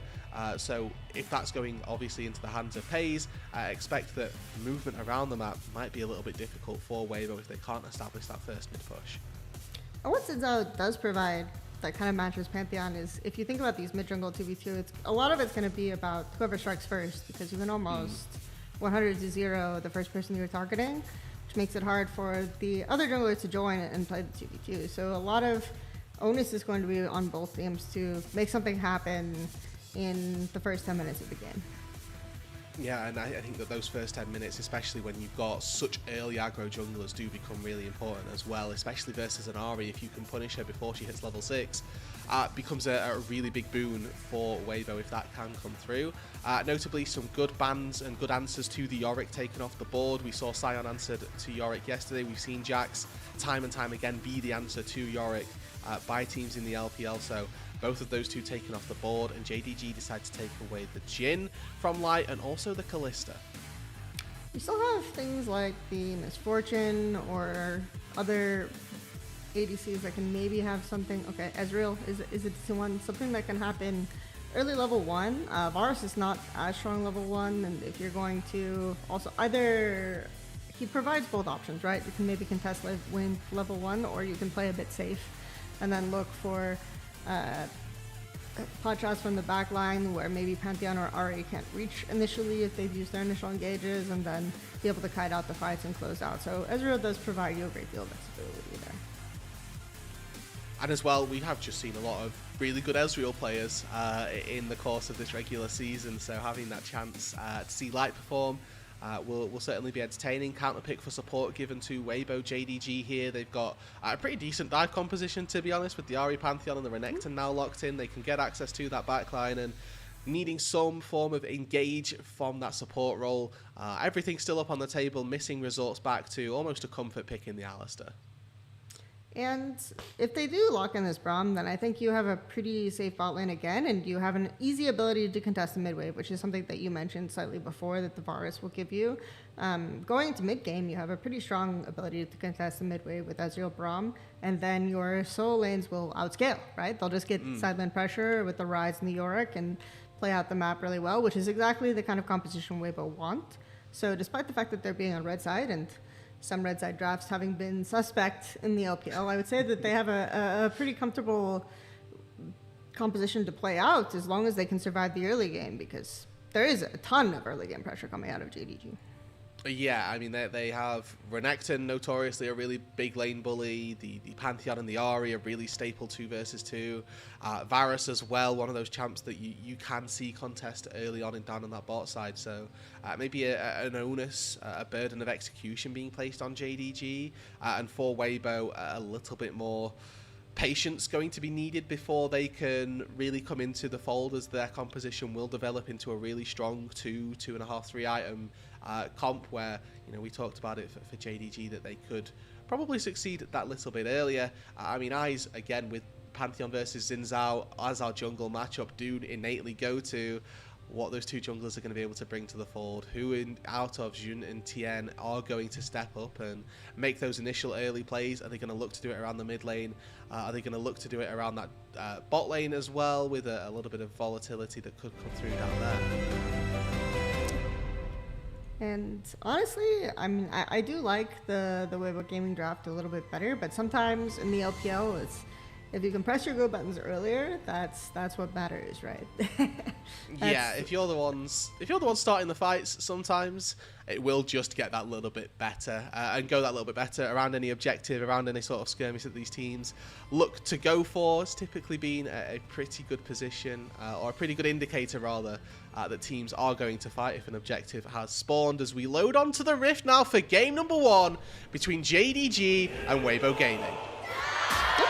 Definitely excited for this one. We are in Beijing, so let's see if the JDG chants are that much louder. 军还有30秒到达战场，碾碎。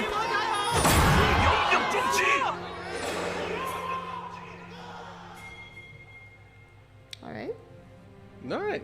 I don't know that I could hear anything, which is maybe an issue. However, that's not a problem. Yeah. We can carry on. We've got the expectations here set on both junglers to make any plays happen in the early stages. But with the as well burden maybe being a little bit more on JDG to make things happen in the early game, worth looking as well at the fact that we've got Pays, who's taken the teleport of the Varus. I think that may be an adaptation to usually Ezreal's taking it as well. But either way, a little bit of an adaptation from our bot laners with TP heal versus cleanse and ignite. I mean, I think the TP is definitely interesting because it means that, I don't know, maybe if Ezreal gets an earlier back or finds an angle, then you're just going to be able to TP to match and you won't lose first strike. So maybe there'll be a higher emphasis, especially because of JDG's early skirmish comp on this first dragon and making sure they secure it. And already you can see some of the, I guess, weaknesses of an Alistar level 1, despite the fact that it looks like Pays are missing in fairness. Came out pretty much on top of that trade. You can expect to see Ezreal Braum try to bully away and potentially zone and establish this level 2 that little bit earlier, and good block from missing here is going to keep his AD carry's health a little bit higher as level 2s come through, but Braum unfortunately not the greatest engaged champ. Not the greatest engaged champ, but after Varus gets the level 2 combo, able to kind of almost instant nuke the wave, and Alistar secures level 3, then maybe Ezreal won't necessarily get as easy a prio. Level 3's here for June, early engaged. Charm flash from Scout over the minions, and Zhao, who holding his flash, gets out to safety. Now Tian locked in the ring. Scout with no flash here, gets knocked up by Tian. And the red buff being applied, one more audacious charge. A stun over the wall from June actually keeps his mid laner alive and sacrifices himself to give first blood to Zhao. I mean, you saved your Ahri, right? She's going to be able to get recall and TP back.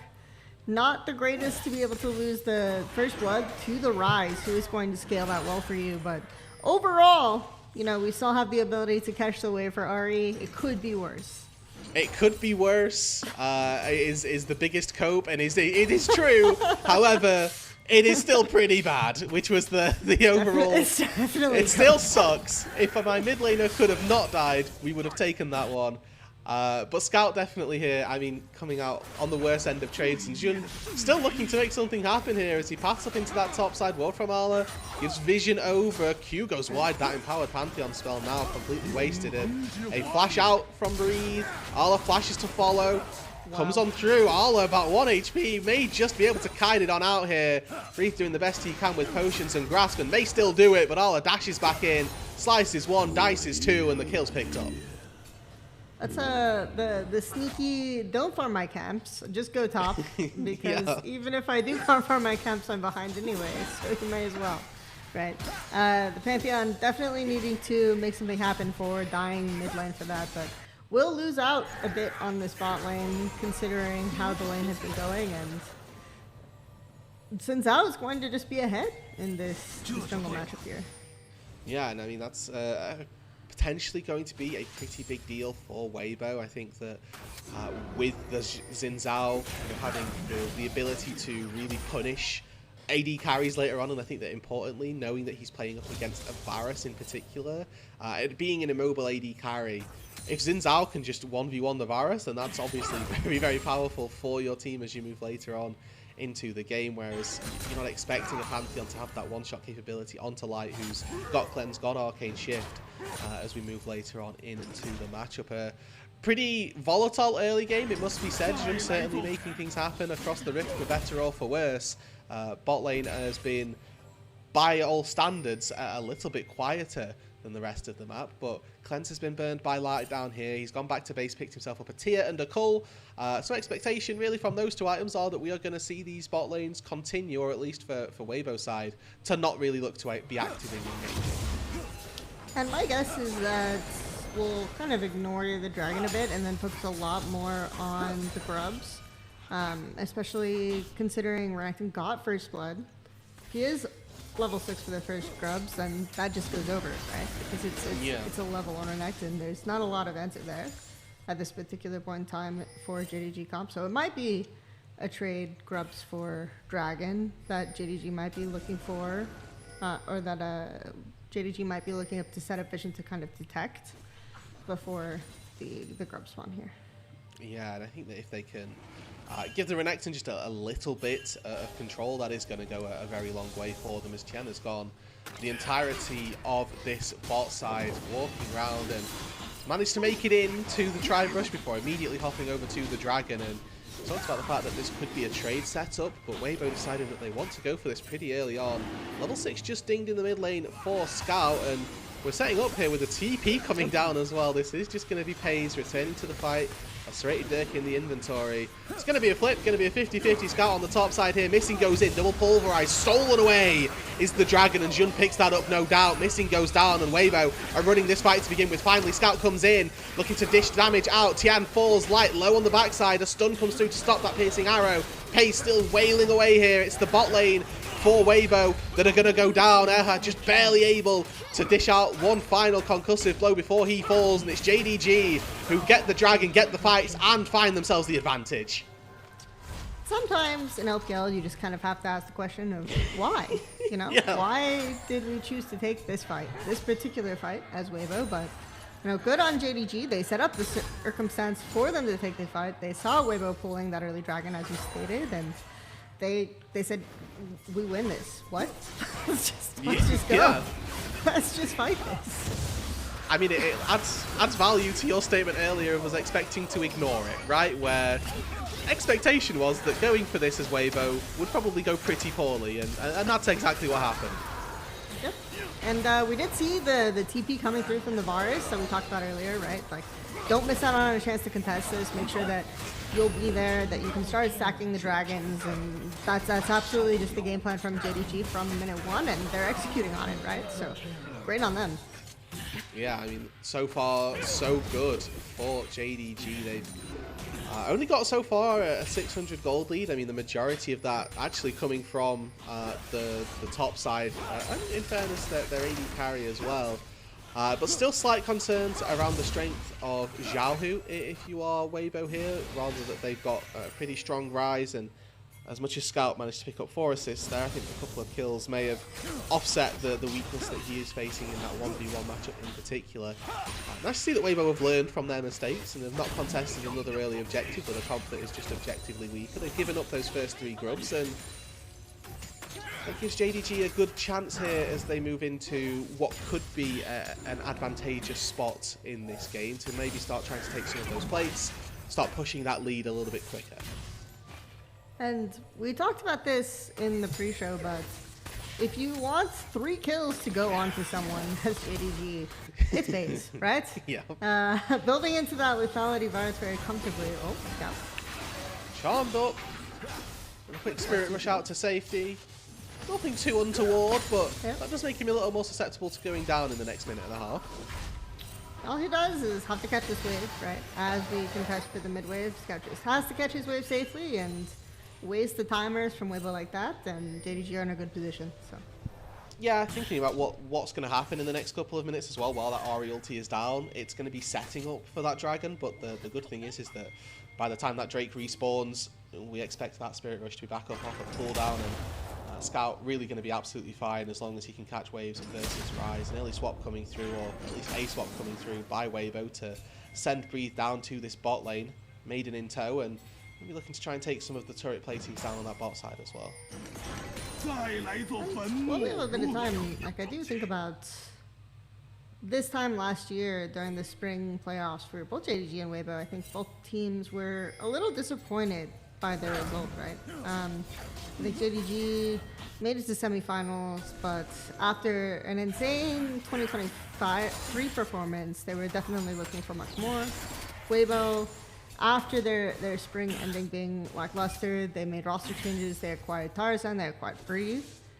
But we saw both of them sort of leaving spring playoffs a little disappointed. So it'd be very interesting to see like how these teams sort out, if they can make a bit of a redemption arc, if either can make a big run and then show that this isn't just another rebuilding year, where we're getting to a point where we're coming back on top, right? So that's what we're aiming for. Yeah, I think that's such an important part for both of these two teams, that especially for Weibo, you know, coming into this as a 7th seed is maybe not what they would have hoped for, as Xiaohu finds a quick trade here onto Arla, but for JDG as well, I do think that coming into this playoff series and playoffs in particular, they've looked really strong. If they can continue the form from the back half of week 8, into the playoff series. They've taken 2-0s up against BLG, 2-0 up against AL in the regular season. That continues into the playoffs, and we see these two teams playing up against the winner of this series. Now goes up to play against AL. Whoever it is that comes out on top, be it JDG, are expecting a pretty close run of things, but mentioning that JDG already found a 2-0 pretty recently, if they can continue that and be so much more dominant than AL in a series, that could bode very well and put them back to that 2023 almost golden road run. And looks like both teams kind of posturing around the first Drake here. I think fights should still favor JDG overall, but we have scouts on top side, so we have to TP in if they want to contest this. Yeah, Weibo, I mean, they're first to the Drake here. They're looking to take it. This time secured, but missing. Charging forward, attempting to get out to safety. The realm warp from Xiao, who just gets his support and his jungler out to safety. And right now, double TP's expended by Weibo to send Breathe back up to the top side, but with a Drake take, that's absolutely fine. Yeah, Weibo, I think, learned their lesson. They want to avoid the fight. They use the realm warp to manage to get out of there, and JDG thinking, okay, we missed the dragon. If we can get kills, if we can kill them, then it's good for us. But Weibo evaded that, so but JDG will have to try a little bit harder to keep the momentum going before they get faced with this Yorick and this Ryze in the side lane. And a little bit, maybe just a bit delayed by Scout here, as they couldn't really take the fight. But now they're looking to dive down on the bot side. 4 versus 2. Chain of Corruption linking up with a headbutt pulverized from Missing. And everybody from JDG lives. No harm, no foul. Plates as well. Scout gets on the board. And we were saying, you know, they wanted the fight. That's all they wanted, right? And Yeah. maybe they took it a little bit late, but they found it anyway. Getting those 2 kills and 2K gold, 13 minutes. It's not the worst. It's definitely they need to be ahead with this composition to make it worth it for them. And as well, you look at when a 4-man commit is made onto the bot side, you typically look at what's happening on the cross map, and for Weibo, the unfortunate answer is that they got absolutely nothing. A mid-wave was pushed and caught quite nicely by Paze's TP. Arla and Breathe traded a wave on the top side, and Tian, he took his own Raptors, you know, big boost for Weibo. So just overall, a solid play by JDG, no real response, and for a composition that needed to make a play early on and needed to start finding these advantages, they've hit that 1-item marker on all of their carries, and all of a sudden, they're starting to come alive. And the advantage of Ezreal is that you can kind of contest mid-wave safely, but you can see him like all the way back almost at tier 2 for that last push. He has enemy pushed up into his jungle, and Bar is sitting on Yomu's Ghostblade and a Serenator already. So it's no longer just a safe, easy way for him to catch. No, and you can see here JDG now really starting to flex their muscles. Little ward over the wall to try and spot out potential contesters. Is Missing now a little bit locked up, forced to flash out over that wall. Tien, Wind becomes lighting, not quite with the range, and Weibo lose out on their own blue buff, losing out on turret plates down on the bot side, and maybe Arla's actually just going to take the whole turret to himself. So bot lane tier 1 falls, a little bit of gold into the Renekton's back pocket, a stolen away blue buff, and again these dominoes beginning to fall, but Weibo starting their own little assault into the jungle here. I mean, importantly, Does get rooted up, does get knocked up, does get stunned, and does go down. Finally Weibo with a little bit of a bounce back. yeah, but importantly, I think because you have Rift Herald coming up, and because you got the wave all the way in on the bot side for the Renekton, JDG don't even lose tempo or control for that. They can just kind of rotate and set up for this Rift Herald, make their own play, and they shouldn't be too scared. Looking now forward, engage, Charm lands, Headbutt lands, Pulverize as well, Breathe. Looking to maybe just out-sustain JDG here. Scout waiting for his next set of spells to come up, and now he's got to thread some spells through those little ghouls. Manages to do so, Charm comes through, Missing, gets grass crocked on, and Breathe walks it out. Okay, I think Scout thought probably it was secured, but one more auto, just a little bit too much sustain coming out from the Yorick. Even so, he's forced to base, which means maybe this is an angle just for JDG to secure the Rift up here, but he does. They might not know if he has TP or not. He's got the Hex Gates to get back out onto the map that little bit quicker. Scout also has TP, and he's now base TP'd back in, but importantly isn't going to have that Spirit Rush if a fight breaks out nice and early. Light doing a little bit of early harass, takes Missing down to about half HP, and even a little extra Mystic shot takes him that little bit lower. Arla's still bot side as well with teleport, so gonna look for a pretty big flank here. Weibo do secure the Rift Herald, but again, the question remains, can they get out to safety? Here comes the Grand Starfall as Xiaohu gets knocked up, locked up, taken down. Light running for the high hills as Arla turns back for the Yorick, who finally forces the flash, but this time round, not going to be able to get out so easily. Scout takes down Light, Breathe the next one to fall underneath this tier 1 turret, and JDG are running amok in Weibo's jungle. Oh, absolutely. I think even though Breathe had the Hex Gates, right, this is a fight that should still be in JDG's favor. We're starting to get a bit stronger on Weibo. We saw Breathe almost able to 1v2 on the top side. So you see hints of that eventuality, but we're still stronger on JDG for sure.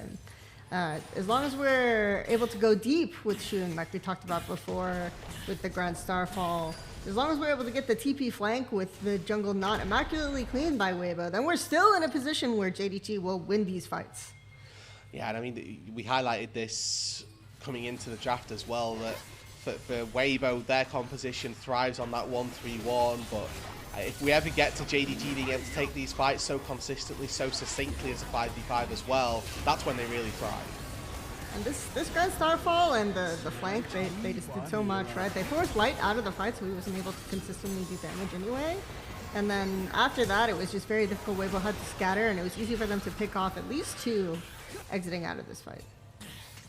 And we didn't actually see, or in picture-in-picture, we got to see that JDG did lose Scout, overextended a little bit, and Weibo managed to find a little bit of a response. Another kill picked up for them in recompense, as Xiaohu continues to be really the only part of Weibo that looks like it can hold its own at the minute. 1200 gold lead, up 20, 25 CS, and hitting that 2-item spike. As JDG, eyes need to be on that mid lane. No one saw that. Anyway, Renekton, the other thing to note is we talked about the importance of, as we see them falling down a little bit in the side lane. We talked about the importance of the side lanes for Weibo, but if you see bot lane, if you look at the minimap at all, you see Renekton able to keep pushing that wave out, keep creating this pressure, and Weibo are sending like 4 at once to get these, which makes it very easy to push him out. But Scout is just then able to hit the wave and to keep the pressure on both side lanes, right? So until Weibo's solo and carries get farm and are able to answer back, which they're getting to that point, right? We have Trinity Force for Yorick. We have Seraphs and Rod of Ages coming out for Rise. So those are kind of the key items to start winning these side lanes. But the Renekton is just so big for now that he's got at least a couple more minutes where he can exert that pressure and force Weibo to respond to him. Yeah, I think that 1300 gold lead for Arla in particular is doing a lot of work for JDG and how they are maneuvering around the map. I think that picking up Mercs for Breathe is going to be a pretty big boost as well, right? Just being able to reduce the CC duration from that Ruthless Predator. But JDG not really looking to give too much time over to Weibo. Reminder that they are the team that we've set her on the clock here in this game, that the scaling for Weibo is pretty good, and Missing not giving them that time to scale. Realm Warp 4TN has been prepped, and he's able to get out between the Crescent Guard and the Rise ulti. So another attempted fight on that top side for JDG. They get the turret, but they don't quite find those kills. Yep. But again, I mean, you're just not answering any waves from Weibo, right? Like every turn seems to be JDG's turn. If you understand a little bit about how League of Legends macro goes, then it's okay. If we have to respond to this wave, then that's not a turn for us on this side. We have to send someone there, and then there's a numbers advantage to be had on the opposite side for the enemy team. So it just always feels like they have a move, right? They've canceled your turn in the card game, and you have to let them set up for the neutrals however they want. We're coming late to these. We better hope that our flank is on point. Like luckily we have Rise, right? We have Xin, so these are good flanking champions that can kind of look into neutral setups from behind, and they're going to have to really rely on those to see if they can fight this next dragon, because we're getting to a point where we're going to be fighting soul points in the next 2 minutes for JDG. Yeah, getting creative with those angles is going to be pretty important for Xiaohu, for Tian, and maybe a little bit less so for Breathe. The Yorick flank to put a cage down, maybe going to be pretty big, but not one of the ones that we typically tout with infamous success. Yeah, true. To throw the ghouls on him. Zoning, you know. Either way, for Weibo, I mean, there's a very real world where in 2 minutes' time that they have found all the items that they need, and I think that importantly, you know, 2 items on Ezreal, 2 items on the Rise. They're not weak at this stage, but again, JDG not giving them that chance. They have turned up to this Atacon. They've already started hitting it, and Tien takes a decent chunk on his way in from Scout, and maybe for Weibo, that's good enough just to say, actually, we're done. That's it. I mean, Weibo finally learned to say no to a fight. It only took them 20 minutes. It's fine. As JDG secure the Atacon. Luckily, maybe Breathe is going to be able to get something from this. He's pushing out all the way. For the first time, because they gave up that dragon, they will force JDG to respond to them. And let's see if they can get any control from it out on the bot side as a result. I mean, fortunately, they've sent Missing up to clear that top wave, and well, it looks like Scout's actually going to be the one that will collect it, but I could argue that Breathe might have been able to farm another couple of creeps as he's currently walking around the top side jungle, not actually accomplishing too much, just waiting for that next top wave to come in. A little bit of posturing around this mid lane, and you know, double shields up for Missing and Pays. The Edge of Night looking nice for the AD carry of JDG as Missing's forced to use the Unbreakable Will there, just getting a little bit too close, getting caught by a Winter's Bite, and ends up taking a decent amount of health. So 30 seconds on the Dragon and a recall timer for Missing, summon a heal down. Not too bad for Weibo. Yeah, definitely. Alistar, as we get into the game, he just becomes kind of paper without his ultimate, and it's very difficult for him to get into these fights and make an impact. So really huge ult, even though it is the support ult for JDG to have lost, excuse me, before the Dragon fight. Already started up by Arla hopping onto Erha, who gets out to safety, stunned up, light arcane shifts out, cleanse burned, and Pays' Chain of Corruption goes wide. Couple of ultis expended, 3 summoner spells going down as well, but JDG force Weibo out of the bot side jungle, and for the time being don't look to have to put too much of a contest on. A TP up to this top side here from Xiaohu, so this is a give on the Dragon in an attempt to maybe try and take Scout down up here. I don't know if they're trying to take Scout down. I think they're just trying to get a turret, because that's kind of what Yorick wants to do, right? They're willing to give up the Dragon for that, so at least a tier 2, but they're splitting the gold between the Rise and the Yorick. I think they're just trying to get the solo lanes farmed a little bit of gold. Yeah, going on to both of those carries. I mean, it makes sense. They weren't going to look to contest that Dragon anyway. They get a little bit of gold. It's again, at least Weibo looking to do something, which, you know, for the first 10-15 minutes we were missing out on a little bit. And their win conditions are still their soul winners, right? Yes, we are on soul points for JDG. Yes, we are at 3,000 gold up. But Rise, Yorick, they've managed to secure their core items here, and they will get to the point eventually where even if there's a small gold lead from JDG, they're winning out on these side lanes, and they're able to exert some of the pressure that JDG has been exerting on them. So the side lane is getting a little bit stronger for Weibo, and Xiao, who fortunately just spotted Missing as he rounded that corner. Means that he does get away from the 3-man collapse, and there's a little bit of time now over to Weibo to push in a mid-wave, start to clear out a little bit of the vision established in the river. 25 minutes has been hit, and now they're looking to collapse a little bit more aggressively. Erha doesn't get taken for the ride. Light's now chucked into the middle of everybody. Pays flashed on, but he gets out to safety as well. Xiao, who locked up, charmed up, but still alive as Light still chunking damage. Throwing it down, and Weibo actually coming out on top. They make the play, they get aggressive, and they come out on top. An Unbreakable from Erha saves him from the damage from Scout. And a quick 2-for-0 on the top side. Weibo Gaming come alive. And they find that small window where Renekton doesn't have the bot wave pushed all the way in so that they can move their numbers without losing out on one of those waves. They managed to highlight, yes, okay, we have the Spear of Surgeon plus Trinity Force on Yorick. We have 3 items on Rise. We're going to start to win these fights. We're going to start to win these trades, and they demonstrated it with their quick decision making in that particular play. And the question then becomes, have JDG done enough at this stage? We talked about the fact that their composition is going to get progressively outscaled, that Ryze and that Yorick are going to start being monsters as we move later on. And maybe this fight would have gone a little better had Erher actually been able to hop in to this Realm Warp. Xiaohu trades flash for flash with Pays, and honestly looking at this thinking, actually Weibo probably in a bit of a rough spot with Xiaohu getting chunked out, but managed to keep himself up and looks pretty good. And as you pointed out, right, we important, Ola got the wave mid, okay. Yeah, and he got the cannon as well, that's the important part. It's important. But we traded flash for flash. We have no flash on either AD carry, but for Ezreal, that matters significantly less. No flash on Varus is going to significantly decrease his ability to do damage in the next neutral fight. So, interesting trade coming out for sure.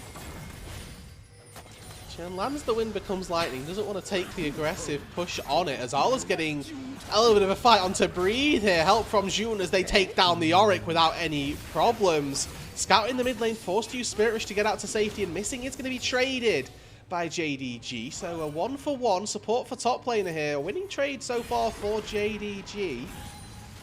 Weibo circulating, but don't think they're going to find anything else.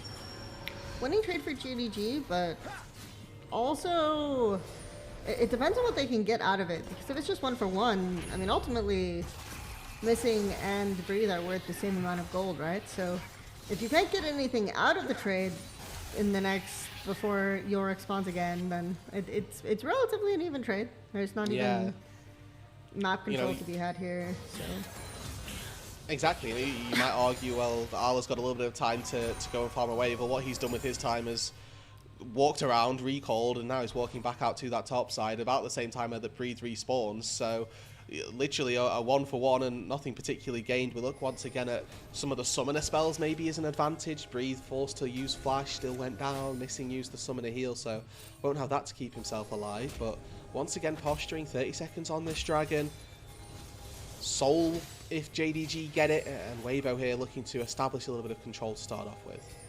Yep, and Pays still with no flash, so very few flashes in fact, but again, does have a Light flash. walking on a pink ward, but they pick up Ala first. He flashes out with the Dominus active, and Erher gets charmed and taken out.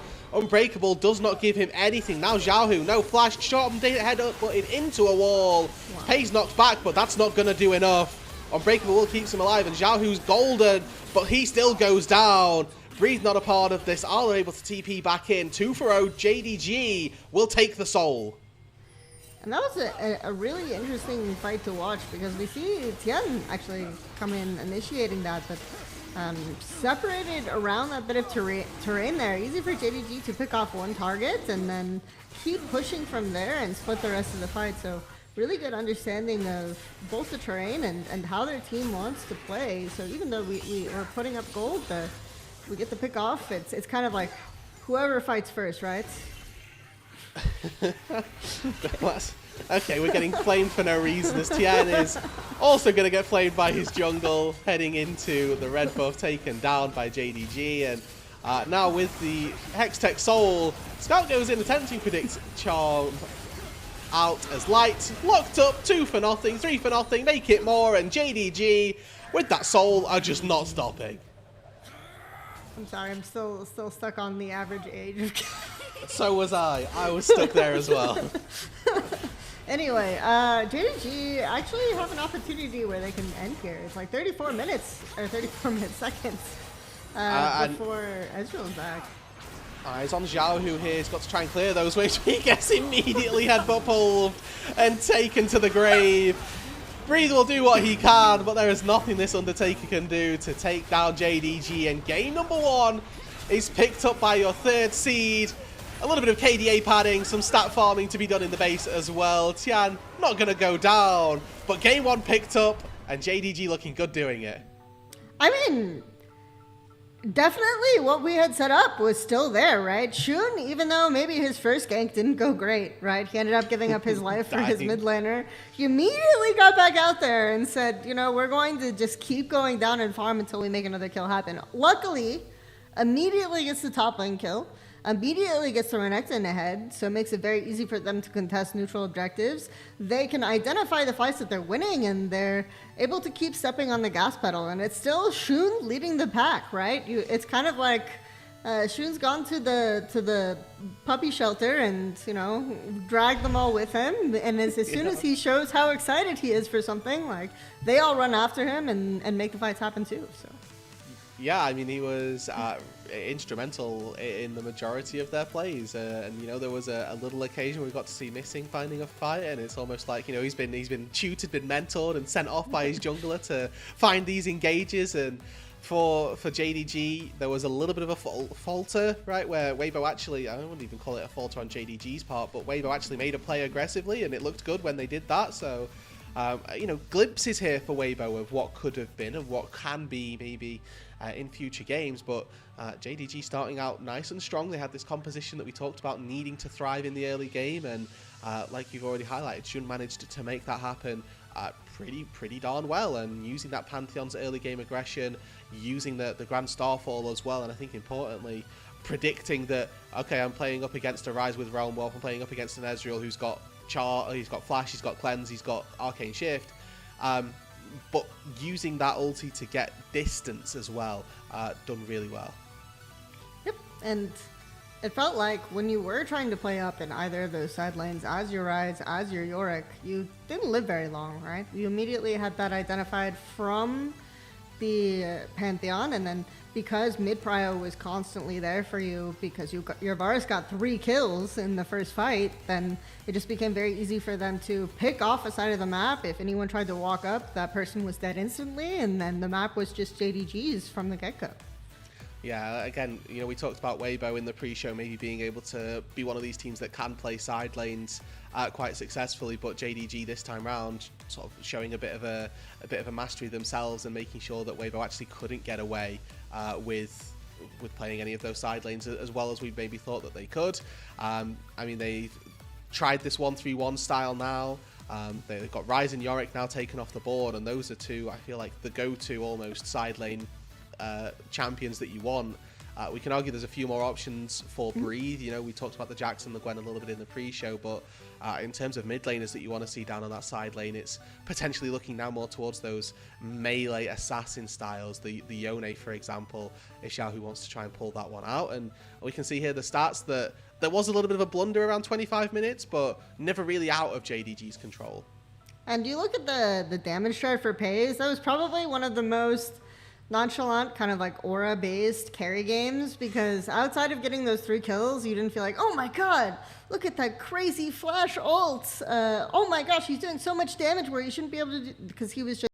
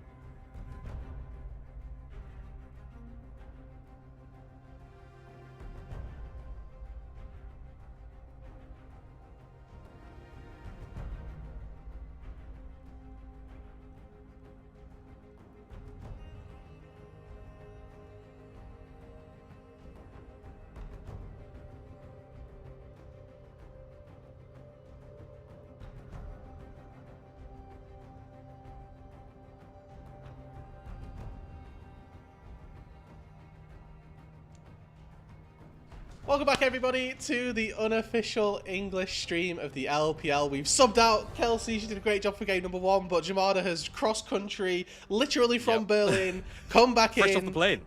to sub into our game number 2. Thank you so much for coming here and being able to join us. But before we get into it, I have got a question for you. Have you heard about MOBA Trainer? It's a new app that teaches you League of Legends with a series of puzzles. Just boot up the program and work through the puzzles every day to improve your game knowledge.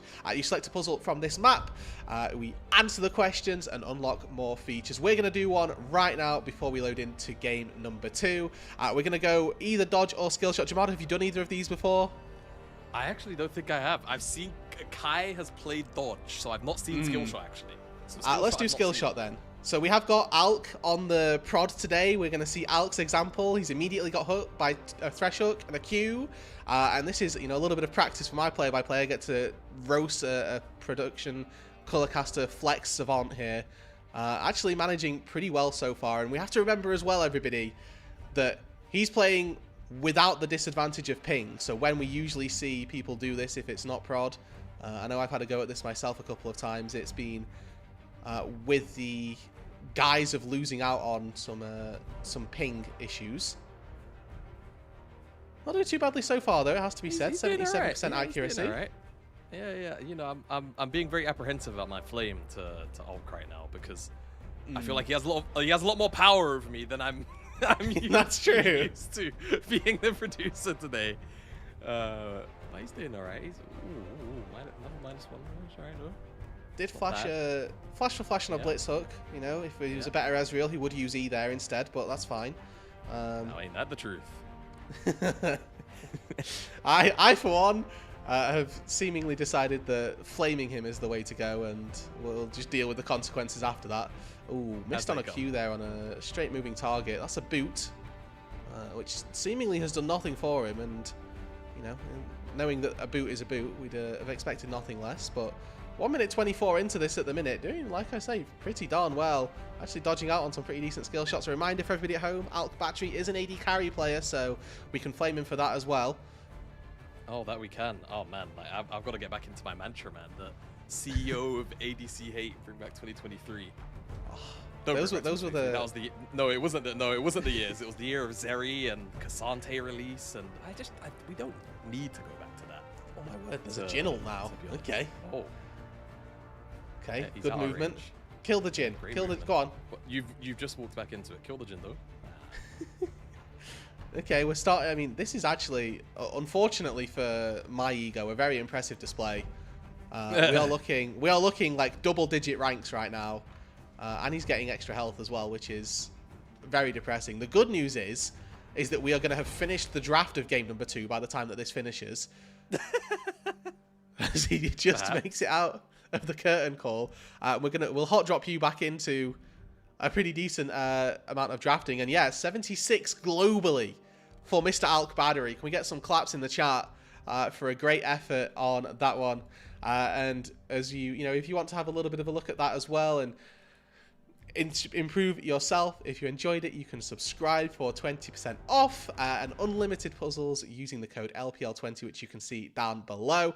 Proceeds will benefit the MOBA Trainer designers and the LPL broadcast directly. Start leveling up your gameplay today as we do move back into our game number 2, and it looks like, in fairness, we are about perfectly timed for draft number 2. Not bad. Not bad indeed. Not at all. So you missed it because you were literally traveling to get here in the duration of game number 1. Yeah. So we saw a 1-3-1 composition set up by Weibo. Rise, as we can see, Rise and Yorick off the board. JDG with a pretty early game comp that they went for and executed successfully. Yeah, and I think throughout a lot of this split, at times, JDG's overall execution on these kind of comps have been lacking. So it's good to hear that game number 1 seems to have gone the opposite way. Talia was left up and available, and whilst the S tier kind of pairings that you typically see with it aren't up and available in the Pantheon on the Xin, I'm sure that Tien is going to find his way onto something. I imagine the Vi is going to rise in priority just by nature of the Talia being first picked, and that hover suggests to me that Shun is likely going to take it away. And we'll see whether or not Scout wants to immediately respond. Of course, knowing that Talia should go mid, you've got options to pick up Pays champs or even maybe a blind pick top, and there you go, Sion's going to get locked in.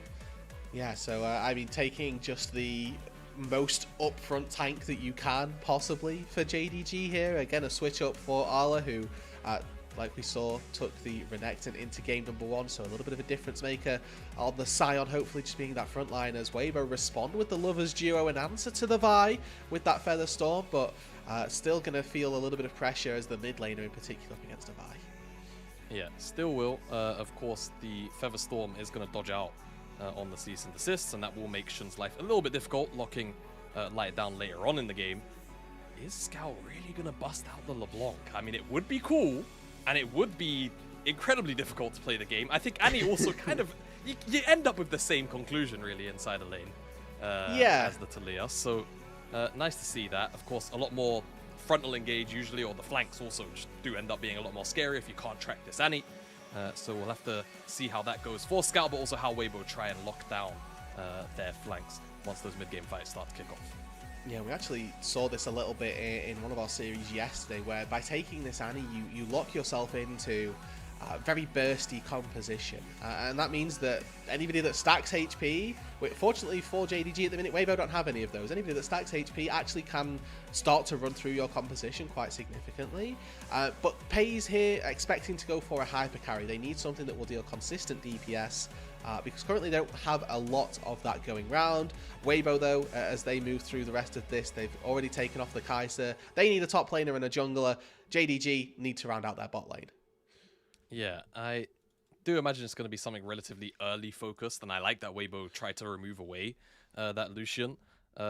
Just as, you know, early answer. Lucian, Nami, Lucian, Milio, all of these very irritating to lane against champions can make that Zyra Khan's life more difficult than it has to be, right? I think people do generally, to this day, still very much overestimate how much work this 2v2 can get done, but then also weirdly, I think they kind of underestimate it because of all the nerfs it's gotten over the years. Yeah. But it does, by the looks of things, with that Zeri getting locked in, kind of spell to me that Missing's going to end up landing on the Lulu here, unless he does the cat option, which you know what, weirdly enough, I wouldn't hate right now. It could make matters very, very irritating for Weibo, as we're going to get a Trundle on TN. So early game prowess, it really feels like Monkey has brought this pick to light for the entire world. It's actually just seeing more play in just about every region as kind of the 4th or 5th best AD early skirmisher. And Breathe, kind of known for his weird picks every now and again, but I think we are just going to end up getting this Cassante, which does make me sad, and I don't know why it's coming back.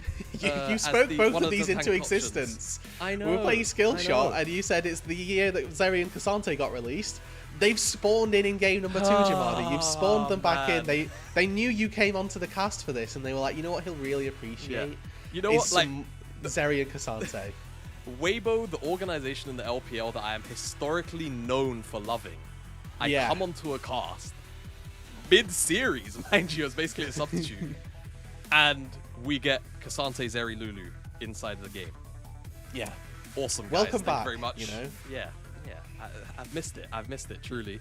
But these two compositions kind of can do similar things, right? I think for both these compositions, front to back, very much a valid option, right? For the side of JDG, playing multiple angles through the Vi, through the Annie, very, very valid. I'm just kind of concerned, I suppose, for how this Xayah is eventually going to end up dealing damage as time goes on. It feels like if she's in range of any of these champions, she is just in threat of getting CC chained and immediately blown up. So, you know, Weibo's bot lane as a whole and the whole composition is really going to have to make sure they do their bit in buying him space and letting Light try and open up to deal the damage that he has to do. Yeah, and then by extension, if Weibo spending so much time peeling and keeping their AD carry alive, that then gives free reign for a Zeri with a Lulu buffing her up to also run free in that backline. So it is going to be a difficult game for Weibo to try and play out. They've established at least some sort of battle lines. They've pivoted away from that 1-3-1 composition, and they've gone more towards a stock standard, picking up of HP, having that generic front line. They've got that backline access. They've got the backline protection as well with the Rakan, who can go in between both sides. But for Weibo, certainly a big task ahead of them. They got this first pick of the Talia. It's been answered with Vi and Annie in that mid lane, so it's going to be a difficult run of things by any means for Xiaohu, as he's going to be, you'd like to think, focused pretty heavily from maybe even level 2, level 3 onwards. As we're ready now for JDG, who took game number 1 to play up against Weibo in their second game of this best of 5.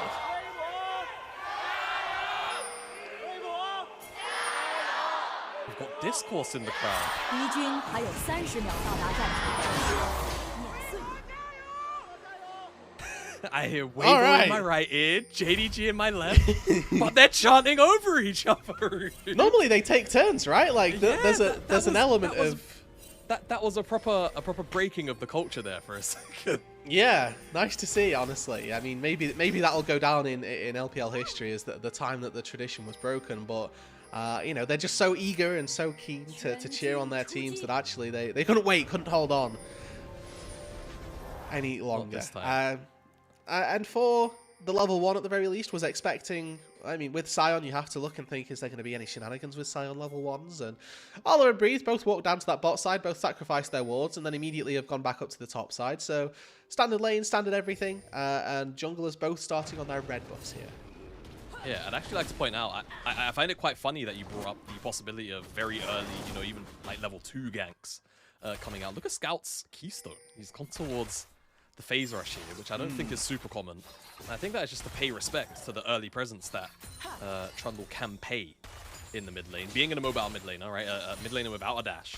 Yeah. Getting out of that pillar can be pretty tricky at times, and the phase rush is certainly going to help him out with that. And also, I just suppose if he's expecting the Talia to go phase rush, which she often does, then I'm sure inside a lane, it certainly does help with the trades, as we get an extended look at this bottom side of the map, which I'm sure will be absolutely riveting throughout the first 10 minutes. It's just going to be this, what you're seeing. It should just be Missing and Pays, zoning off Light and Heart when and where they can. But Tien, judging by how he's leashing this camp, wants to get a little bit early and active towards this blue buff, or maybe the mid lane if Scout does something a little bit funky. Oh, that ward didn't spot him. The pillar into the Unraveled Earth. The slow from the Chomp and a flash from Scout. That is cheeky. Will just get him out to safety, but that is a very nice interaction. Yeah, I mean, of course, if you're unaware of what happened there, the displacement from the pillar stuns Scout on Xiaohu's Unraveled Earth, the E on the floor. So that is something that Scout is just going to have to do his best to avoid. I mean, it's pretty unavoidable, to be honest with you. Yeah. So Scout with no flash, good luck. Yeah, and now that puts a little bit more pressure onto Jun as well, I will say, because his mid laner now has no flash and is going to have to at least get some sort of protection, you'd like to think. And, there is a cost for Tien going for that gank. It was, 5-10 seconds delayed on his clear, but in exchange for a mid lane flash, that is absolutely worth the trade. As topside, we're seeing some good brawling going down. Arla looking for Breathe, Grass Procs being traded. Now Tien, once again, did this in game 1, didn't die mid lane this time round. He's looking for Arla to burn the flash before using that pillar, chomping him down. Finally, the flash comes through. They're going for the dive here, and one more smack, and Tien finds first blood. I was worried because, I mean, like, Breathe knows he can only take one tower shot, but now the cross map on the bottom side of the map.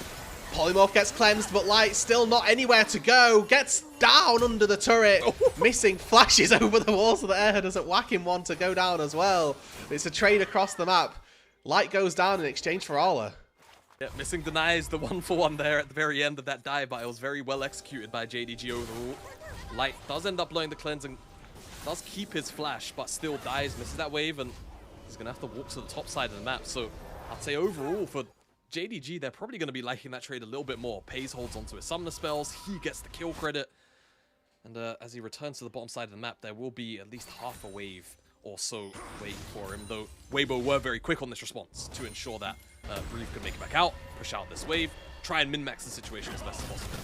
Yeah, the TP immediately expended by Breathe to go down to that bot side, whether a response to the dive or just as a response in jest to give them a way to make something happen in this bot lane and catch as many minions as possible. But It is a pivot of making sure that this bot lane can now actually farm, because it feels like it was going to be a pretty rough bot side, as we've got no trolling around. Tien's last Trundle game was a loss against Malrang at Worlds 2022, so it's been a while, but he's definitely looking pretty decent on it so far. Losing to Malrang is not a good track record. That's true. But 2022 Malrang. Yeah. Yeah, alright, you know what? Fair play. Scout is going to walk out this one fine. A lot of pings you can probably hear in your ears, but nothing is actually going to come of that, despite Shin being in the area. And Ala is being forced off this wave up here. Couldn't quite catch if it was frozen. No, it's slow pushing back out, so Ala will eventually be able to eat some of this wave. And judging by just the sheer number of pings, but also just the map setup here, there should be a pretty free dragon for Shin to pick up uncontested. Tien doesn't really have anything to do but farm his topside quadrant of the map, as diving a Scion on the top side, it's not really a super high yield play. The Light and IHR will almost undoubtedly still get a bunch of plays anyway. If it wasn't for the insane amount of HP and tankiness of a Scion early on between his Soul Furnace and the CC that he can put out, the fact that he also then comes back to life and can clear the wave himself regardless and not really lose anything, does tend to make it very high risk for relatively little reward. And this is a play that was initiated by Weibo to begin with, and all that being said, there are 4 people heading up toward this top side, but Missing and Pays are nearby. Whether they engage on this or not remains to be seen, and they're actually looking for Missing. Flash from Eher knocks up the Lulu, and she gets taken down instantly. Eher maybe gets traded. Scout on an angle here, double stun, double Tivers, finds one in response. Pays is still going crazy, not yet level 6, but doesn't need it, as Tien also clubbing away at this Scion. Soul Furnace keeps him alive for a little bit longer and actually baits in Light. He may fall as well now, as Scout throws out his last spell, last bit of mana, and Pays trading. Got a need to go over the wall. No level 6. Pays finds 3 in the top side. It's an absolute disaster for Weibo, and I mean, admittedly, at the beginning, I like the decisiveness from Erha to just snap engage onto Missing. He knows he's the one without that summoner spell, right? No flash available, no heal. That's coming up now, but JDG were ready. They'd early rotated Payzon and Missing up to this top side, and Missing just barely hovering in fog for such a long time, and more or less waiting to see if Weibo would commit. And so I'm talking about, you see, just for a brief moment, they hesitate, they step back, but Missing, or rather Erha, makes the call.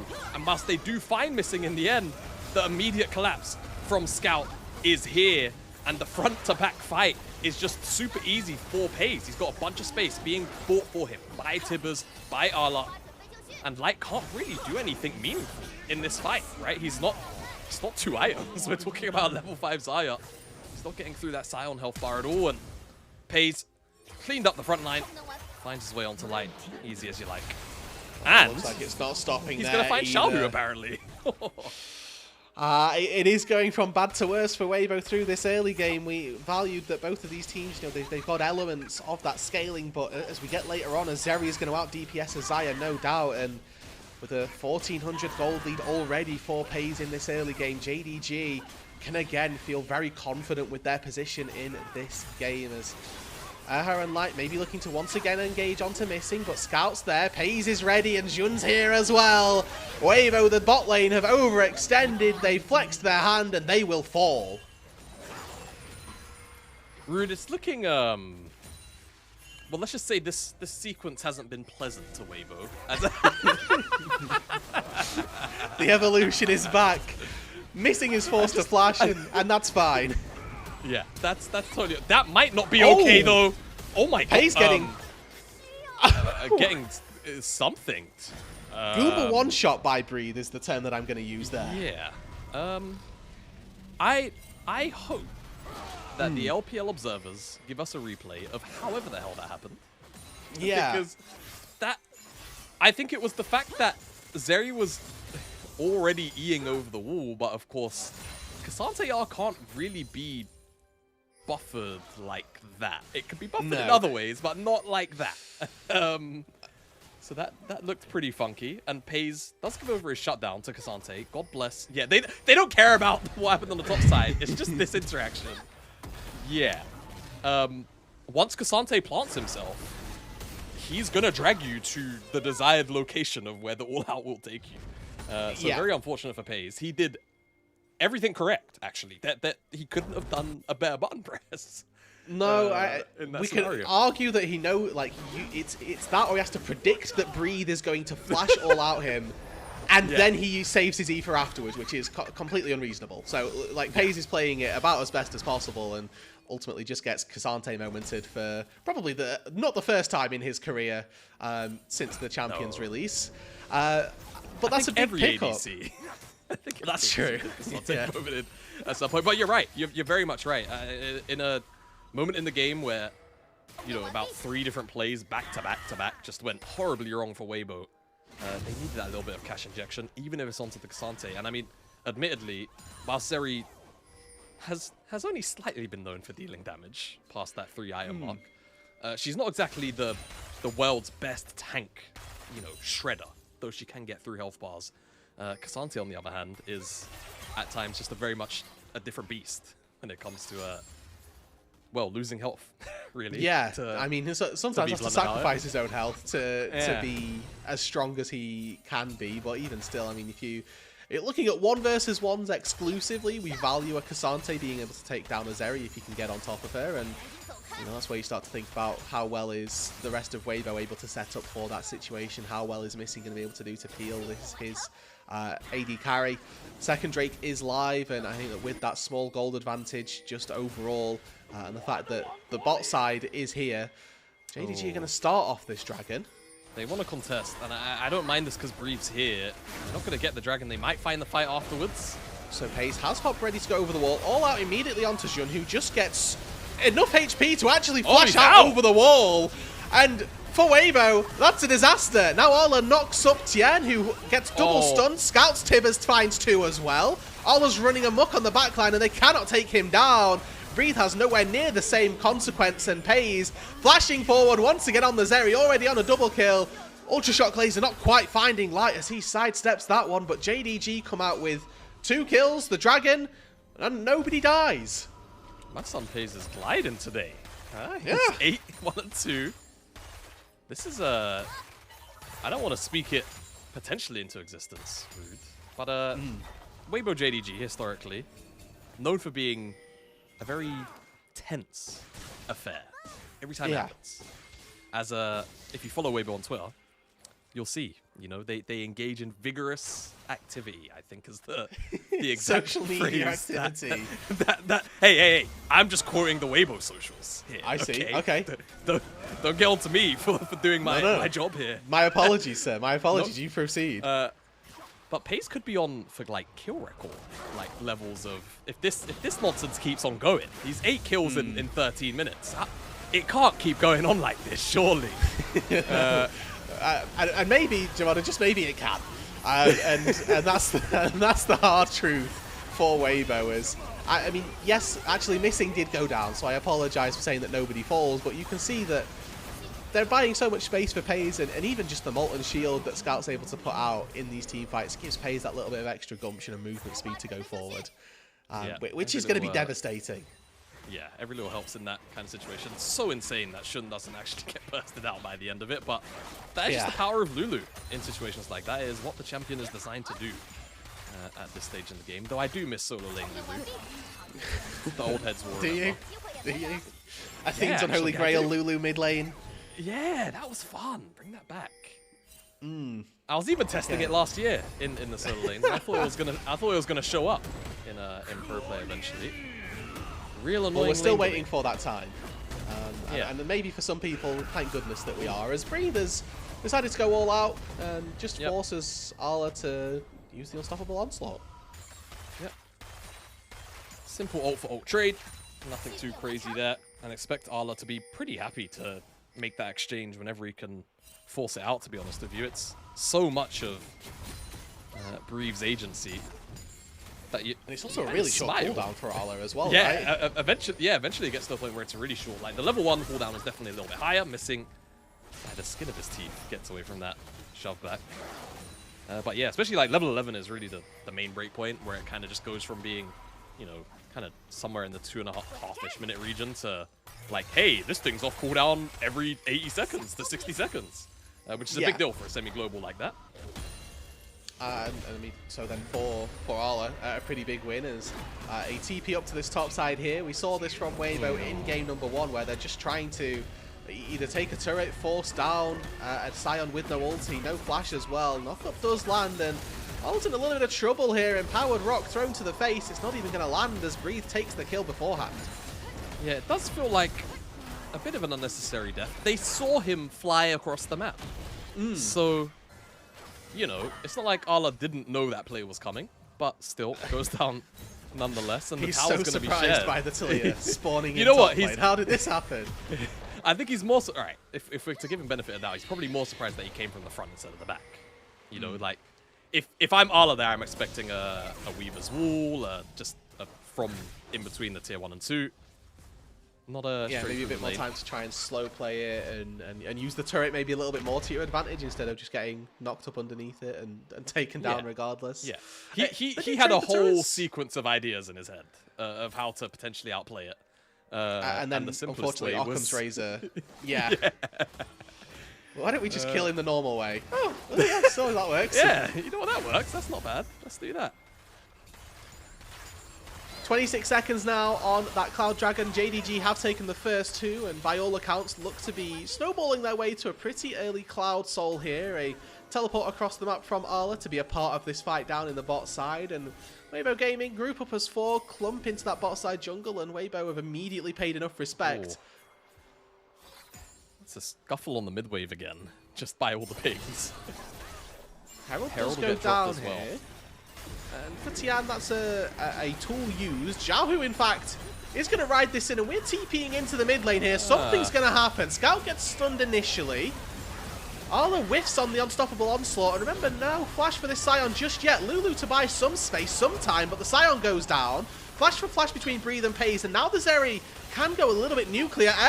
Charm, knock up, CC chained as Xiaohu leaks it up, and Pays is down, and now Weibo, they have control over mid lane. Yeah, I mean, Pays is just looking to squeeze a little bit too hard there for the extra damage. Missing used his ultimate and his heal. Hold on a second, it's an extra dive. They're going for even more here. Missing dodges out on the sides, big shove, but Shun's going to go down. Scout flashes into 3. Finds a stun on the wall, but nobody falls. And now he's just resigned himself to death. Erha lives as well, and Weibo have found a fight. Goodness me. I mean, fair play Weibo, but he just questions asked again. Not only of Arla, but this time Pays too far forward. And while Scouts engage on the back end was obviously nice, JDG had already been routed by that point, and Weibo are going to stop this snowball of the potential early Cloud Soul, which honestly would have been pretty close to devastating. You think back to the days, I mean, we're talking old days today, 2023. So Cloud long Dragon ago. and the Soul was actually scary because of Zeri being in so many games.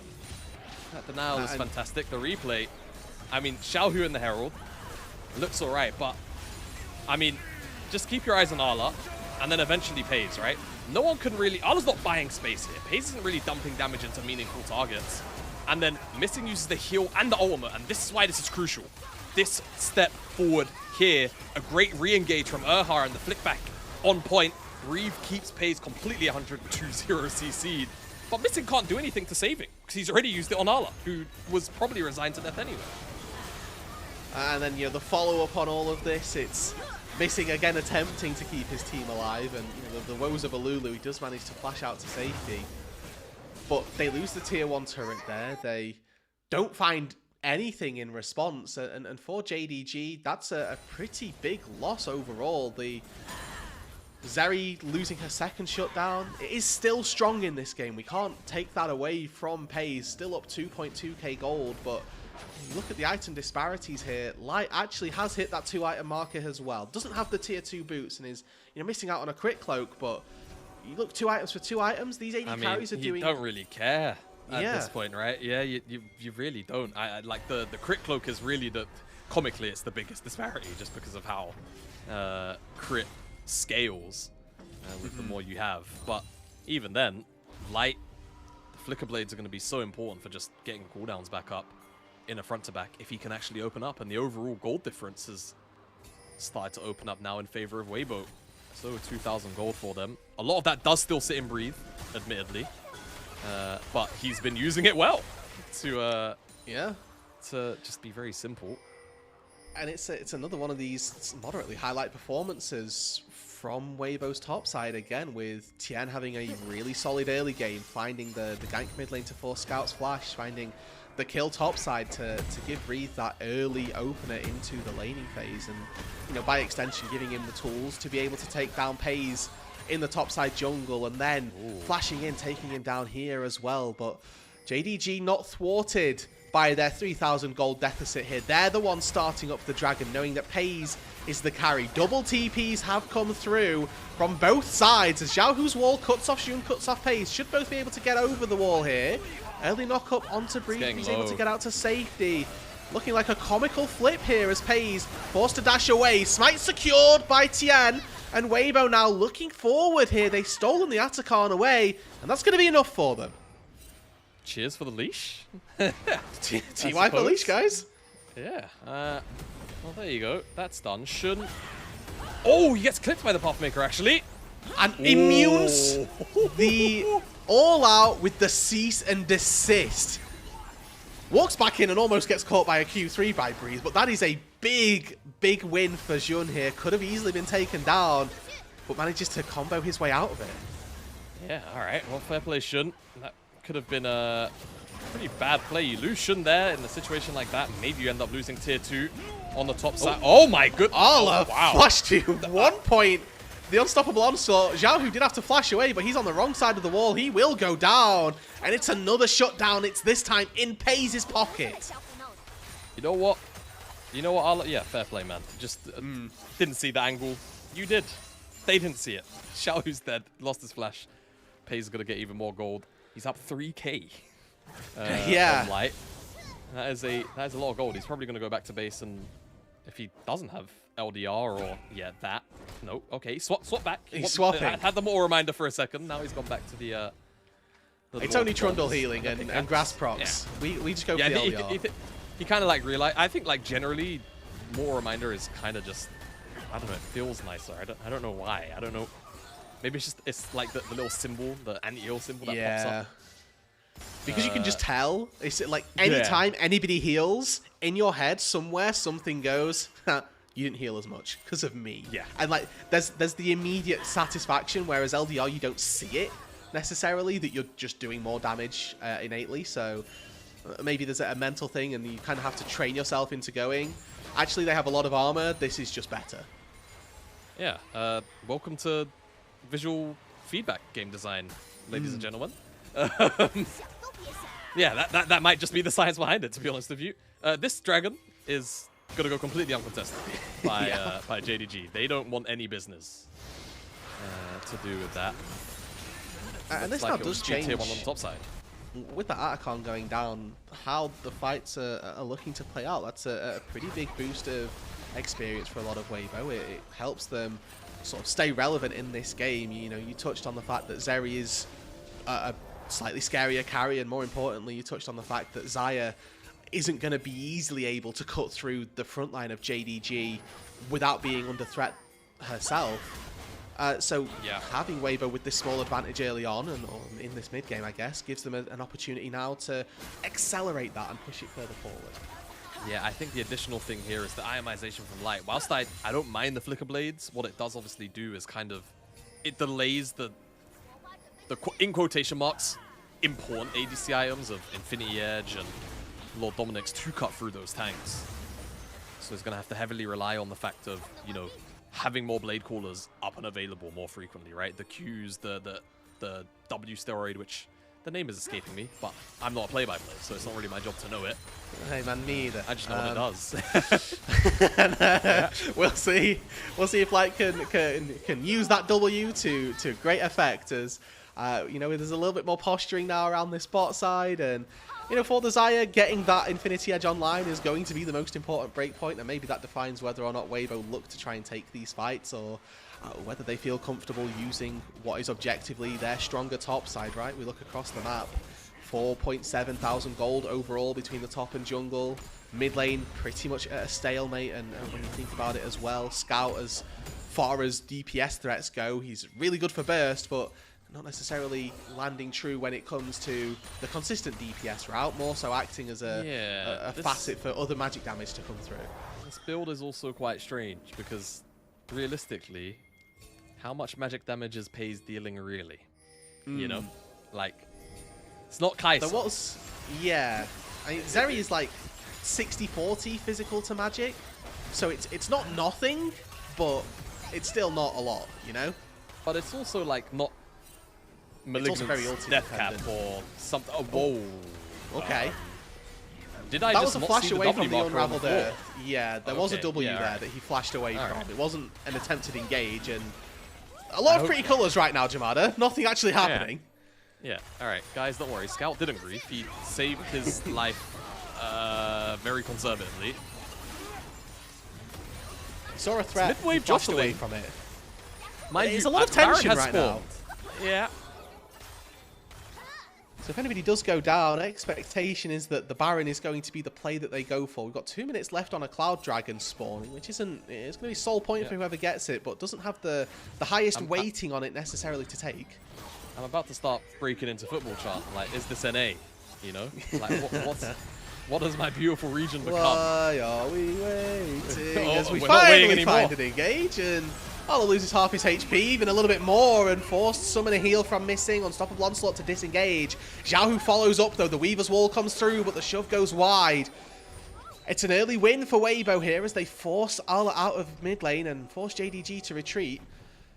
It's on a little bit of a rogue angle here, but I don't think he's going to be found nor punished, and it's just Weibo establishing control of mid lane. Yeah, Scout, mate. Put the cardboard box away. Alright. We're not... We're not doing that. He will. I think he's going to go and just hit that top wave now. The side lane waves were being ignored for a little while. Yeah. As it were.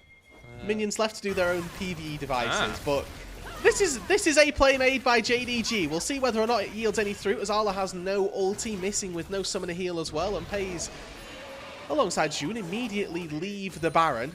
Called up pretty early on by Weibo, as Tian in this game 2 levels up over his counterpart, and they're looking to route JDG out of mid lane. They've established control over that wave, and they probably lose the tier 2 here as a consequence for their actions. They spent time looking towards the Baron, they didn't find it, and Weibo come out on top.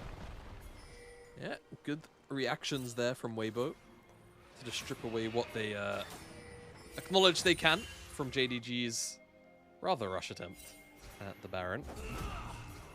They're going to catch this mid wave high as well and just kind of keep JDG suffocated a little bit. Or they go too far. Maybe they give an angle to Scout on Shun.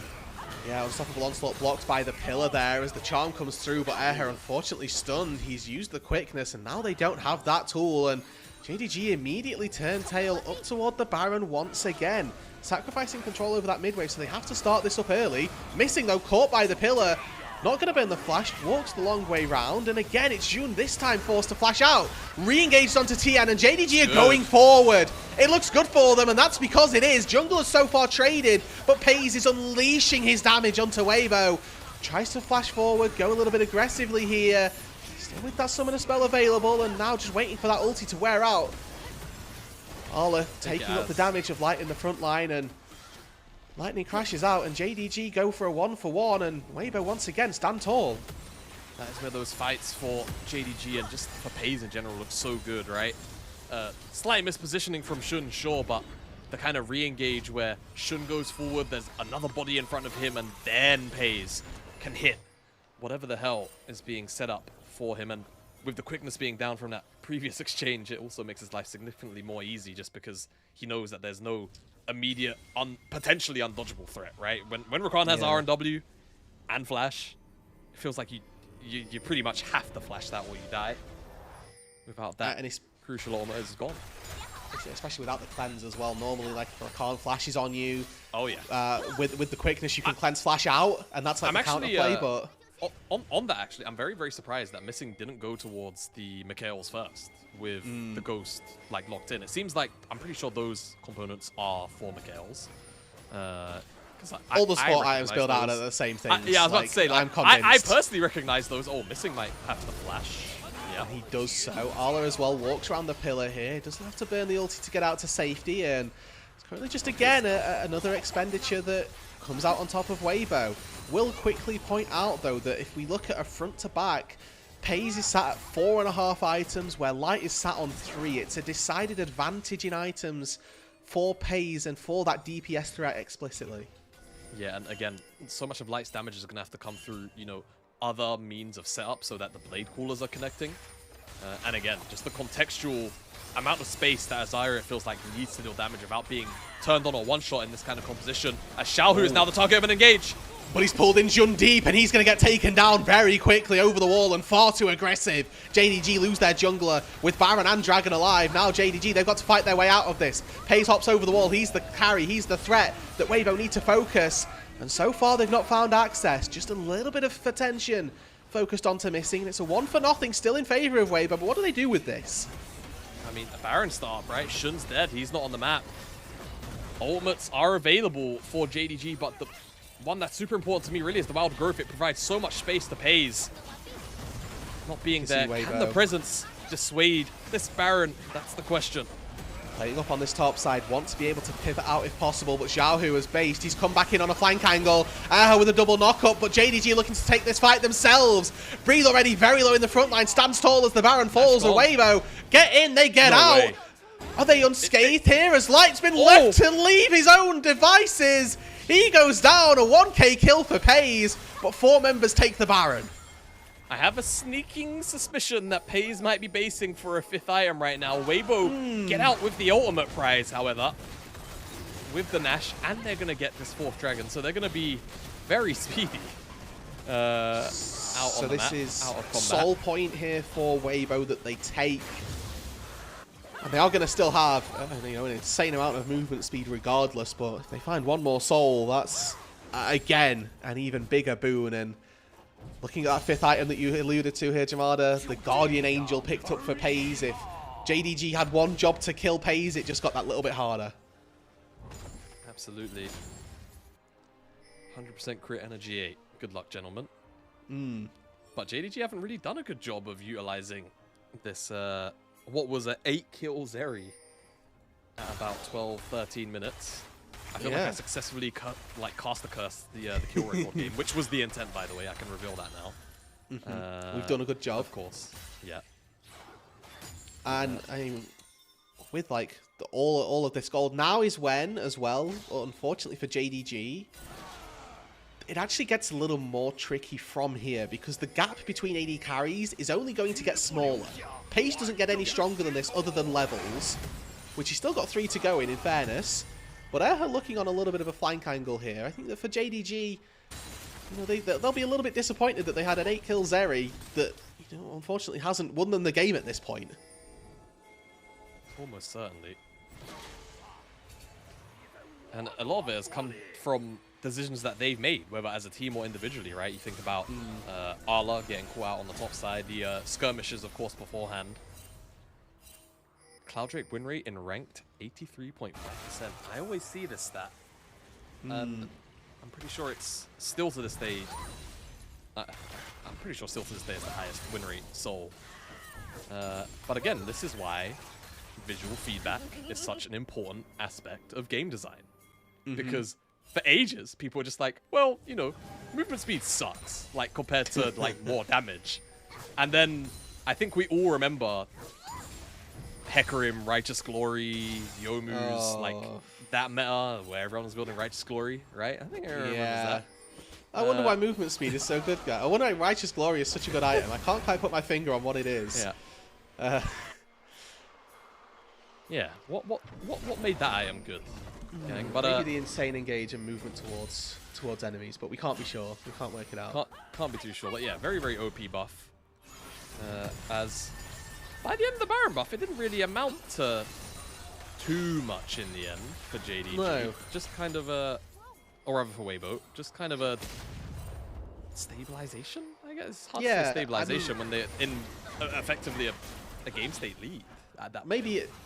Maybe it's a detriment to Weibo here. We spent the time that they had the Baron talking about the uses of Cloud Dragon, which, you know, is probably not how that should have gone. How their usage of Baron went. Yeah, they did nothing.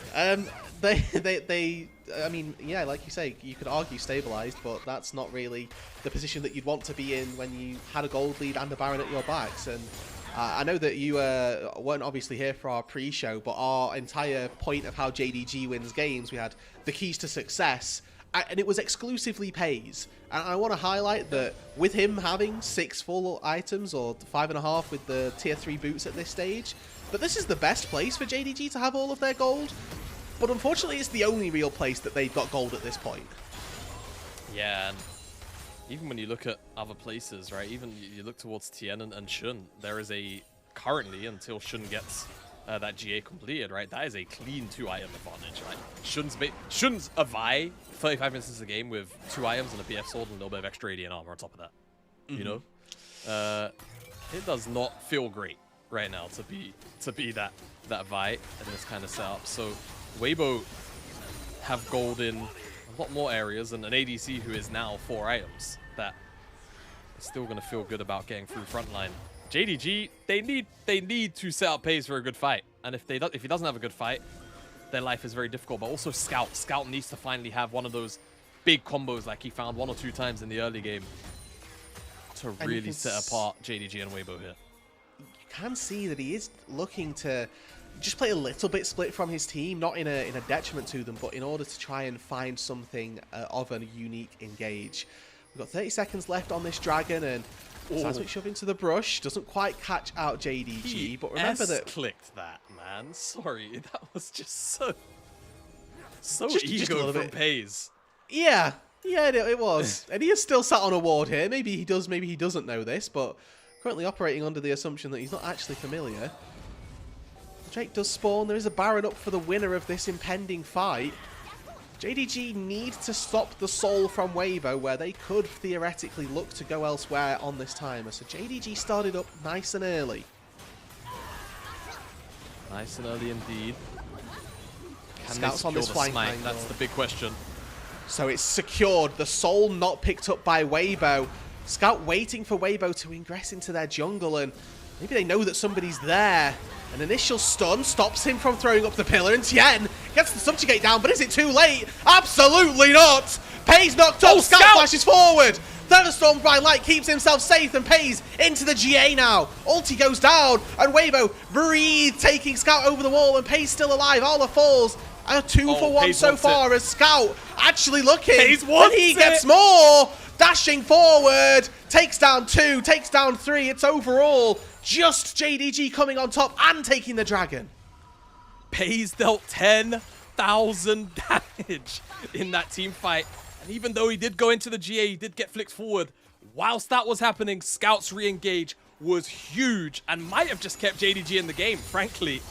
I think there was maybe a wave in the bottom side of the map, funnily enough, to have played off of had Weibo won that fight wholeheartedly. We had another look at this. It's Scout initially starting onto Tien. Yeah, I mean, good little pick here initially, but it's about what happens after the fact, right? The fact that Shun dies and so much healing comes through from Tien, and Erha finds his mark. Pays has to use so much defensively, but this re-engage from Scout, I think 4 people's immediately stunned out. Light has to use the ultimate and the cleanse, and Pays is able to get so much damage out. He even dies. Oh. They're looking. They found 1. They found 2. The Zeri is dead. They're picking mid. They're not even picking the Baron. They want to end the game now that Pays is dead. We're 38 minutes into this. And they might just be able to do it here, Tamada. Their AD carry is down. The carry of this team, the Pays train that we set up early, has fallen. Scout and Arla, the only 2 carries left alive. Weibo don't seem to care. Scout is on a mission. He's on a flank of all flanks here, trying to get access, but he's being marked by Breathe. Arla's job here to try and clear the wave. Scout as well burns his cooldowns onto Breathe, and JDG, they're just buying time. 20 seconds left still for Pays. Scout falls as well, but that wave, it's still alive. 1 minion, 1 Nexus turret is all they need, and Weibo Gaming, against the 8-kill Zeri, 12 minutes into this game, come back and take game 2. Your government-mandated blue side win. Brought to you by... I don't even know what, to be honest with you. Like, that was just a ridiculous game. That was I think a brought very, to us very ridiculous game. by Jun trying to take a crab. Was how I figured that was. I mean, we were caught in replay when they got engaged on, but I mean, again, it's our junglers. I mean, end of game 1 was Tien going for a red buff that he didn't have rights to. End of game 2 is Jun going for a crab that he didn't have rights to. That damn crab, man. Yeah. The way it smiles. Well, I mean, a very messy game, but what would you expect out of JDG Weibo? Like any iteration over the last 3 years, frankly. 8 kills on that Zeri. But JDG managed to come back through a slew of really good punishes, honestly. I wouldn't even say they were overly proactive this game, though I will give credit to Erha in that front, time and time again. Those snap re-engages were incredible. And it's very clear, and I think that's maybe the single detriment of this JD composition, is that they had one carry. And that makes it crystal clear for Erha exactly who he needs to engage on every single time. It is look for Zeri, find Zeri, and take her down. And, you know, Erha, again, like you said, to his credit, did exactly that for the most part, was constantly looking, constantly snapping onto the Zeri and trying to find those fights. We highlighted this. This was our graphic from the pre-show, Jamada, that the entire way that JDG seem to win games comes from Pays, and when that doesn't quite work out, we can see the issues. Ah, yes, Pays. Studying. Did we mention Pays? Yeah, I'm studying. Hold on, I'm doing my reading, guys. I'm getting on. I've got my imaginary glasses on as well. Consistency is lacking. Solo laners, Ala, and Scout must not drag the team down and do their part. Well, whoever put forward this graphic, I have some unfortunate news for you about this game too. But to be fair, a little bit more on Ala than it is Scout, in all fairness, from that game. Scout did, he did about as much as I reckon he could have done. He played Annie at the end of the day. Yeah, like, he played Annie, right? Yeah, that's the perfect way to play it. But yeah, certainly Ala, not the best space buyer on that Scion this game for sure. It felt like was perhaps a little bit too lost in the sauce of how much damage he wasn't actually allowed to take by the end of it. But yeah, I still feel this was just realistically, it was Weibo's game to win, and they did not close out on rather JDG's game to win. I apologize, and they just did not close out on that. 8 kills. I really can't emphasize that enough. Yeah. 8 kills on Zeri at 12 minutes is insane.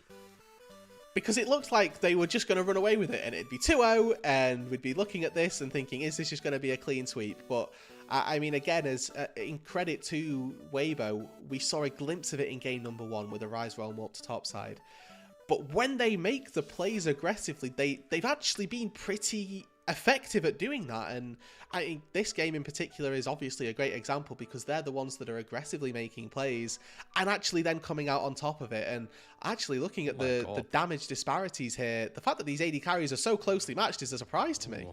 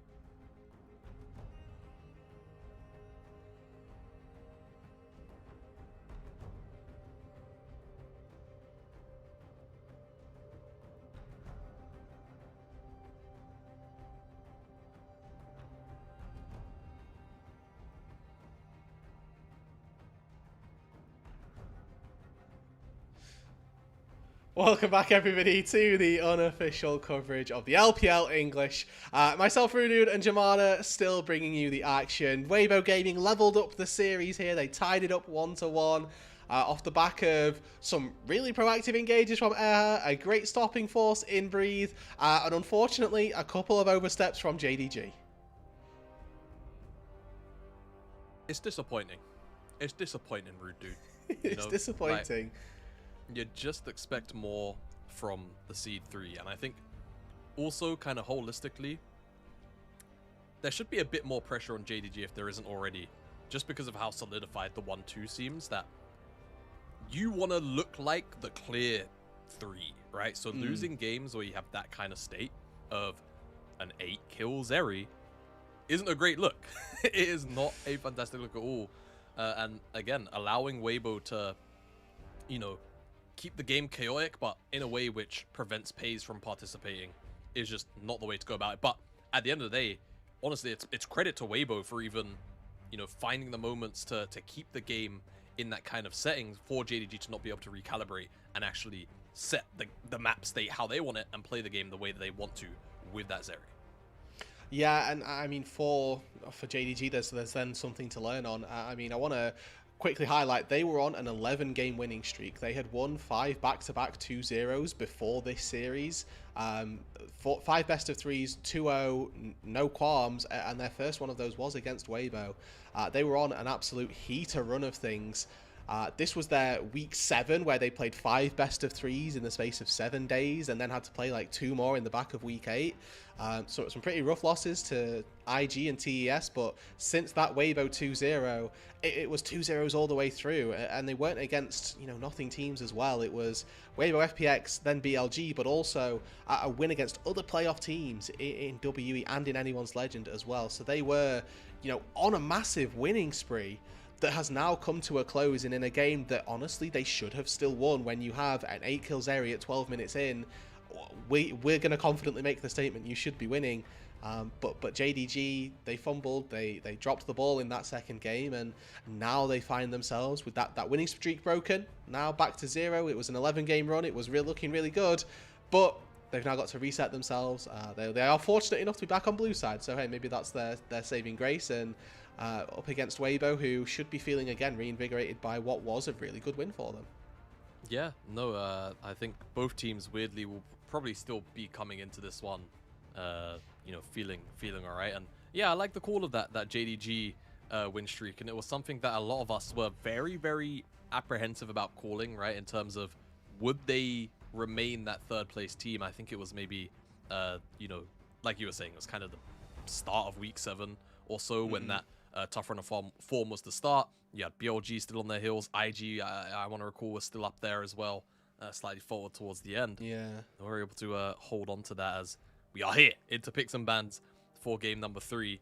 Let's see how things shake down as Nico and Bessa and Kalista will join the bench immediately. Don't expect to see those ones come through. Maybe even for the rest of the series, but certainly until game 5, I almost say for the Nico and the Kalista especially. Yeah, Kalista wasn't on the ban bench for game 1. Nico has been here throughout, and Bessa, I think, joined on game 2. So we've had nice little additions through these through the series, and looking at the bans away with Yone being picked up, Kalista being taken away, it's very sort of hallmark picks. I mean, FaZe's Kalista has had several pop-off performances in the back half of this season alone. The amount of times that Yone, just in general, has gone absolutely nuclear in the LPL is maybe a little bit too high. And now we get to see that this likely Gwen Rumble trade comes through, and if not, we get the extended first pick of, you would expect to see Rumble picked up here. This is why, like, casting with another, like, you know, typically in slot color is fun. I just get to sit here and go, yeah, like, sorry, you're just very correct. No, not a problem, mate. I'm happy to cruise for a sec. I mean, there's the Rumble trade. It did seem like a given. Ooh, Jace. Okay, so that obviously opens up some Sejuani paths for JDG if they want to go down that route. Or Weibo, of course, alternatively could snap it up themselves, and Tien, I think we all know, would be fairly comfortable on the champ. Yeah. Signs point towards our junglers being comfortable on Sejuani. On Sejuani. Yeah. We've does had also a few open up years. The trade as well of like Maokai, right? Okay. They have just locked in Nidalee. Yeah. to all go right. Well, Nidalee, to go top Nidalee lane, top. probably. Yeah, probably Nidalee. Well, if they do that, then it's definitely locked in top. Okay.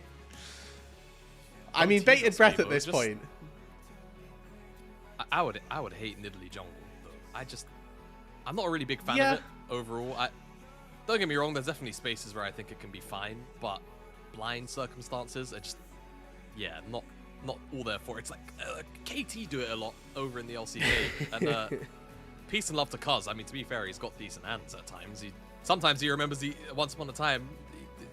He still is a pretty individually blessed player. As away from the LCK, is it going to be Sejuani with Nidalee there? Not for now. Want to match the AD first? No! Hot swap over to Azir. So, given how late that swap was, typically, Rude Dude, that means that Jhin is going to end up being the third pick here. And they're going to forego jungle. Just because of how late that swap was. Usually means teams are talking, right? And they go, oh wait, no, actually, give us that instead. They land on the Poppy eventually. Okay. So, flexible, of course, for Shun or missing, but expectation would be that it lands in Shun's hands. We'll have to wait to see the rest of the composition, or if Erha goes something that Poppy is, of course, good into. Yeah, so the top side locked in here for JDG. They obviously see the misfortune that they're going to be up against. So there's a very real world where that AD carry pool gets pinched by Weibo on this second ban phase. And, that Jhin that you talked about that they hovered for so long might just get banned away. And JDG, they're going to have to deal with that and maybe delve a little bit deeper into that AD carry champion pool. Weibo on the flip side, they reveal the flex, right? We've got Nidalee and Skarner locked in. Unless we see some rogue Skarner positioning, it's going to be the Skarner in the jungle, Breathe taking this Nidalee into Arla's Jace. And the misfortune as well locked in is already a very early game geared composition. Senna. Very interesting call out there. Of course, we are still on 25-10, I want to imagine. I mean, I guess we're on Sunday. Maybe. I don't know what patch it is, honestly. We're on 11 we on 11 at the minute. Okay, thank you, production, the voice of God. We are on 11. So this is Farming Center. So this is Farming Center has been a pretty big resurgence, I would say, as one of those A-tier AD carries. Not one that gets immediately picked, but will go into most series. Yeah, and the other one I actually wanted to bring up was the Smolder, but has been very, gently love tapped down, no pun intended, with Misfortune being there. Love tapped down in terms of a gentle nerf, honestly, to his armor. But that does make his laning a little bit more difficult, and I think armor is something you'd really like to have. Base armor, of course, into Misfortune, just because of how rough some of those early base damages can be.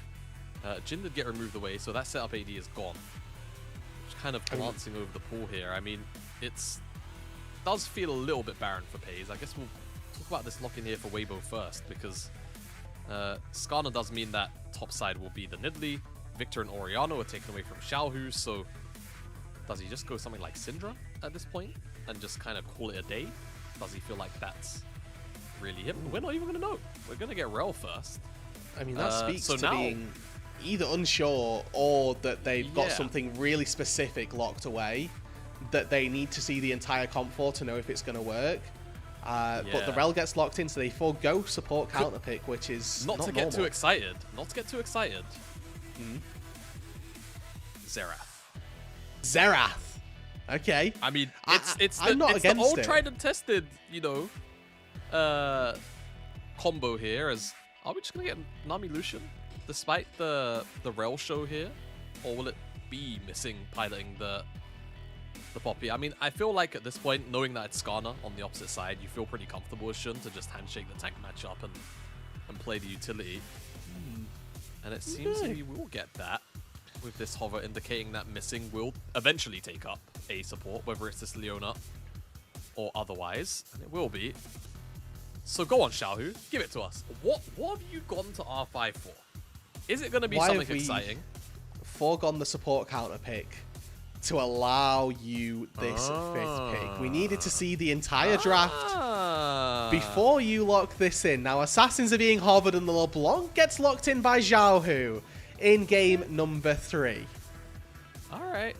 LeBlanc. I mean, I know there will be some rather analytical minds first, shall we say, hesitant to see the LeBlanc and think victory is on its way. That said, there isn't really a lot of easy to use point and click against this LeBlanc, right? Shun really has to be in very consistently good positions to deny, kind of frontal poke over walls and such.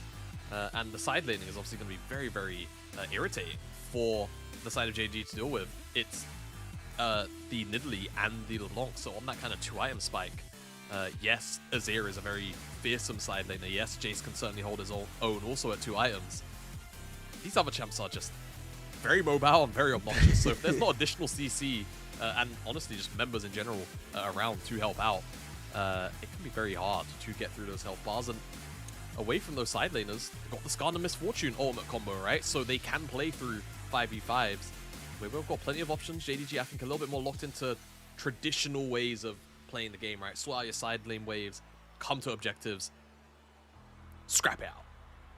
And I think that's going to be really tricky, especially when you already touched on how difficult those side lanes are going to be. There's not a tank in a side lane, which is just going to clear the wave nice and easily.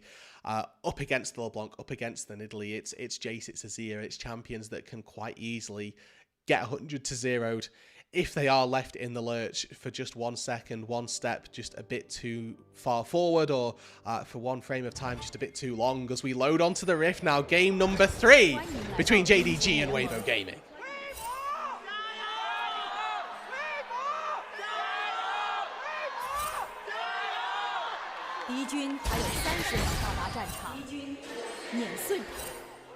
No, I'll do it Yeah. for you guys. Jing Dong! Jayo! You're welcome, everybody. Yeah, thank you. Still one of my most fond hard to call it casting memory, but doing stage hosting at MSI in London in 2023. Getting to do that for the Jing Dong fans in the Copper Box Arena. I remember the Copper They were Box. very lovely. Yeah. Ended up being a really lovely event by the end of it. Mm-hmm. I was there as a loud shill and had a miserable time seeing. This is the second time I've mentioned it in as many days. Robo getting bodied. Yeah, I do remember that. It wasn't particularly pleasant. I mean, shout out to the loud fans, honestly. This feels like a very random tangent, but they were incredibly loud that tournament. That's true. And I remember watching on air on my phone thinking, wow, they sound like the entire arena. And then you walk in, it was just like a group of 50 ultras, basically. Yeah. Almost entirely traveled all the way from Brazil and likely other parts of the world to come watch their team compete as 2v2 trades. Likely going to be very heavy. I expect this bottom lane to be very, very aggressive. I'm not going to outright say bloodied, but Misfortune, Lucian, 2 lane bullies individually with melee engaged supports. Expect them to be very back and forth.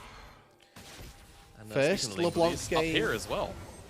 Yeah, first LeBlanc game, first Nidalee game here of the season for Breed and Xiaohu as level 2s come through down on that bot side. It's Payson missing, able to force Light and Erha back, looking to deny experience as the relentless pursuit goes forward. Now level 2's hit. Erha, you can see, remounting and maybe forcing or threatening with that flash, but not going to go far forward. Shining Strike goes wide and buys that little bit of time.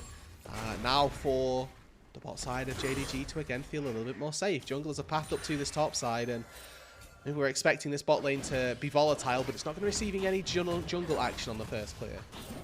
Yeah, and whilst Xiaohu might be 0-0 on the LeBlanc in this split, hasn't played it, career-wise, just sitting on the 63% win rate overall.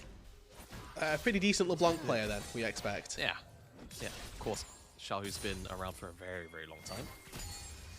And it's worth saying as well that LeBlanc got played in our last series as well. AL and Shanks was able to take down WE with this pick in literally the last series. So for both of these sides, we're looking pretty good. And I think that for Weibo, Xiaohu going to be looking to find that same semblance of success. The early flash forced from Scouts as Tian makes an early path into that mid lane, but now Jun sat in the wings waiting. It's warded out, and now that contest for the crab might go a different way than it had done previously, and bot lane still continue to skirmish.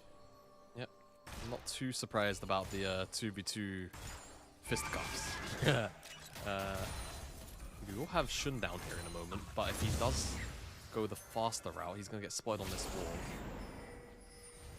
I think the dive is certainly playable, just likes just about enough HP to be dove. Oh, a missed Shattering Strike and a baited cleanse from FaZe here. But look at that mid lane. Xiaohu's already walking. Jun going to reveal his face and just starts off with a little bit of trade onto Erha, forcing and denying at least one minion. Denies a little bit of XP, but Weibo, they're not going to actually miss out on too much, as Tien now is going to be ahead of Jun in terms of pacing. As he's already gone back to base and moves back out onto the map, can complete his second clear. Maybe Jun actually just operates on the map without that first recall. Yeah, I think he's going to have to for this little brief window, pick up the Krugs and force the chickens just to keep those camps in faster rotation. Also just potentially prevent Tien from sneaking in and taking especially the chickens, but he's going to back off the Krugs. He just wants to make sure that he gets those items in ASAP. Perhaps just kind of taking a gamble here as FaZe is making his way to the top side. You can see missing as well on the minimap. He's opening up through mid. See if he ends up trying to attack Xiao, who still hasn't based yet, right? He used his base timer on that roam and then had his base also stopped by FaZe and missing. So likely going to try and find a reset timer after this wave. Just to try and spend some of that gold, which I'm sorry is sitting on Scout. Got a couple of those damage components sitting there for the extra bit of damage in those trades. And for me as well, looking at this swap, JDG weren't really in a bad position in either lane. Seemed like they were coming out largely on top of the bot side, and looking at that top lane CS disparity, 4 CS difference, it's not worth calling for that swap unless you've got something particularly planned in your agenda for the next couple of minutes. So double TPs used here, the early game TPs, and it's Weibo who have responded to this teleport or to this swap by JDG by looking for plates on the bot side, and Xiaohu just straight back into that mid lane. We expect him to come out on top of these trades, the Lost Chapter versus just the Amp Tome and Dagger. But JDG adapting as well, sending more people to this mid lane. Yeah, and this was kind of like back in the day when the Blanc Azir was, believe it or not, folks at home. Like season 5, right? Yeah, like for a brief time it was actually meta. A big part of the reason why this matchup was so LeBlanc favored is that Azir can't really lane at like 30, well not 30, but too low, but kind of 45-50% HP, because once LeBlanc has that mimic, rotation ultimate back up, that is just straight up lethal, right? And the Azir doesn't really have a meaningful way of stopping that play pattern from happening on repeat. So Scout's gonna have to be careful. Has actually opted towards that fleet. I did miss the overall runes at the very start of the game. I'm curious to know whether or not he's also got bone playing or second wind. You would expect to resolve, right? Like something in this sustain. lane, like if you've got fleet, you're all inning on the defensive side, right? Like the only thing you're not doing, well, there's the bone playing, so that gives us our answer. Yeah, you're just basically stopping short of starting Doran's shield pretty much at that point, but you need the ring for the mana and force that in. That spear felt generous for Reeve. Yeah, and we've had several love taps to Nidalee spear hitbox over the years, but Arla still coming out on the worst end of that exchange. And remember that Breathe on the Nidalee does have access to his own set of heals every sort of 11 to 12 seconds or so. And I think on this AD Nidalee, usually it is Emax first. So you'll go back to having a shorter cooldown on that, having more attack speed, and making sure that you can get through the war of attrition that little bit better. And since that TP down to that bot side, a small advantage has opened up in the top lane as well. I'd love to talk about the top lane advantage. Did you see what Scout just did, mate? I didn't. I missed it. What did Scout just do? Well, just like you missed what he did, he missed the cannon. No pressure. No pressure as well. Just a complete, miss hit. An unobstructed -1. Yeah. That is what you hate to see. Well, he's going to try and make up for it by taking some grubs. He gets +30 off of that one. Jun will be annoyed at him for taking some of the gold, and he's actually pivoting up toward this top side. Oh, wow. Missing uses Erha as a taxi. Scout flashes in, and Light has been left to the wolves. He tries to trade back, but he is going to fall. It's a 2-0 and the Grubs. And JDG find a nice little fight for themselves. Really, really nice little fight, right? I mean, they did get all 3, I want to say, in the end. Not sure if... or they stole 1, sorry. So Weibo got 2. Yeah, it looks like... Oh, yeah. And then Jun sniped 1 to begin with. My tired brain couldn't comprehend what the symbol was for the No. for a second, so I was like, I'm pretty sure, you know, Shun was getting all 3, like, you know, he got the first one, Scout, second Felt one, like he was going to get them, you know? Yeah. So, However, maybe not as he big didn't. a win as it should have been, but alas, they still got those 2 kills. 1 went into Scout's back pocket, which is super important. And honestly, even Shun in a setup like this, getting a kill doesn't feel too bad for the Poppy, if it means that he's going to be a lot more annoying. He's going to get the items that give him a little bit more cooldown reduction, right? The Sundered Sky Rush in particular, to really just make him super frustrating bruiser to deal with. And speaking of being a frustrating bruiser to deal with, just yoink Tia's skull right from underneath Tien's nose. Yeah, TY for the leash. Shades of game number 2, where it was Weibo walking up, taking the attack on without any real consequence, and you know, maybe the stakes are a little bit lower this time, but he's going to feel quite happy with the fact that he's able to take down that crab, and currently sat at a nice little 1-0 scoreline. Early kills going over to JDG does feel good, but the early couple of grubs for Weibo going to give them the advantage when pushing turrets. A reminder that, you know, the whole identity of Weibo and what we were building up in that pre-show had been that, you know, Weibo may be one of our better teams at navigating these side lanes, in being able to play on the 1-3-1 style that little bit better. Getting a couple of grubs in their back pocket is going to be a pretty big boost for them.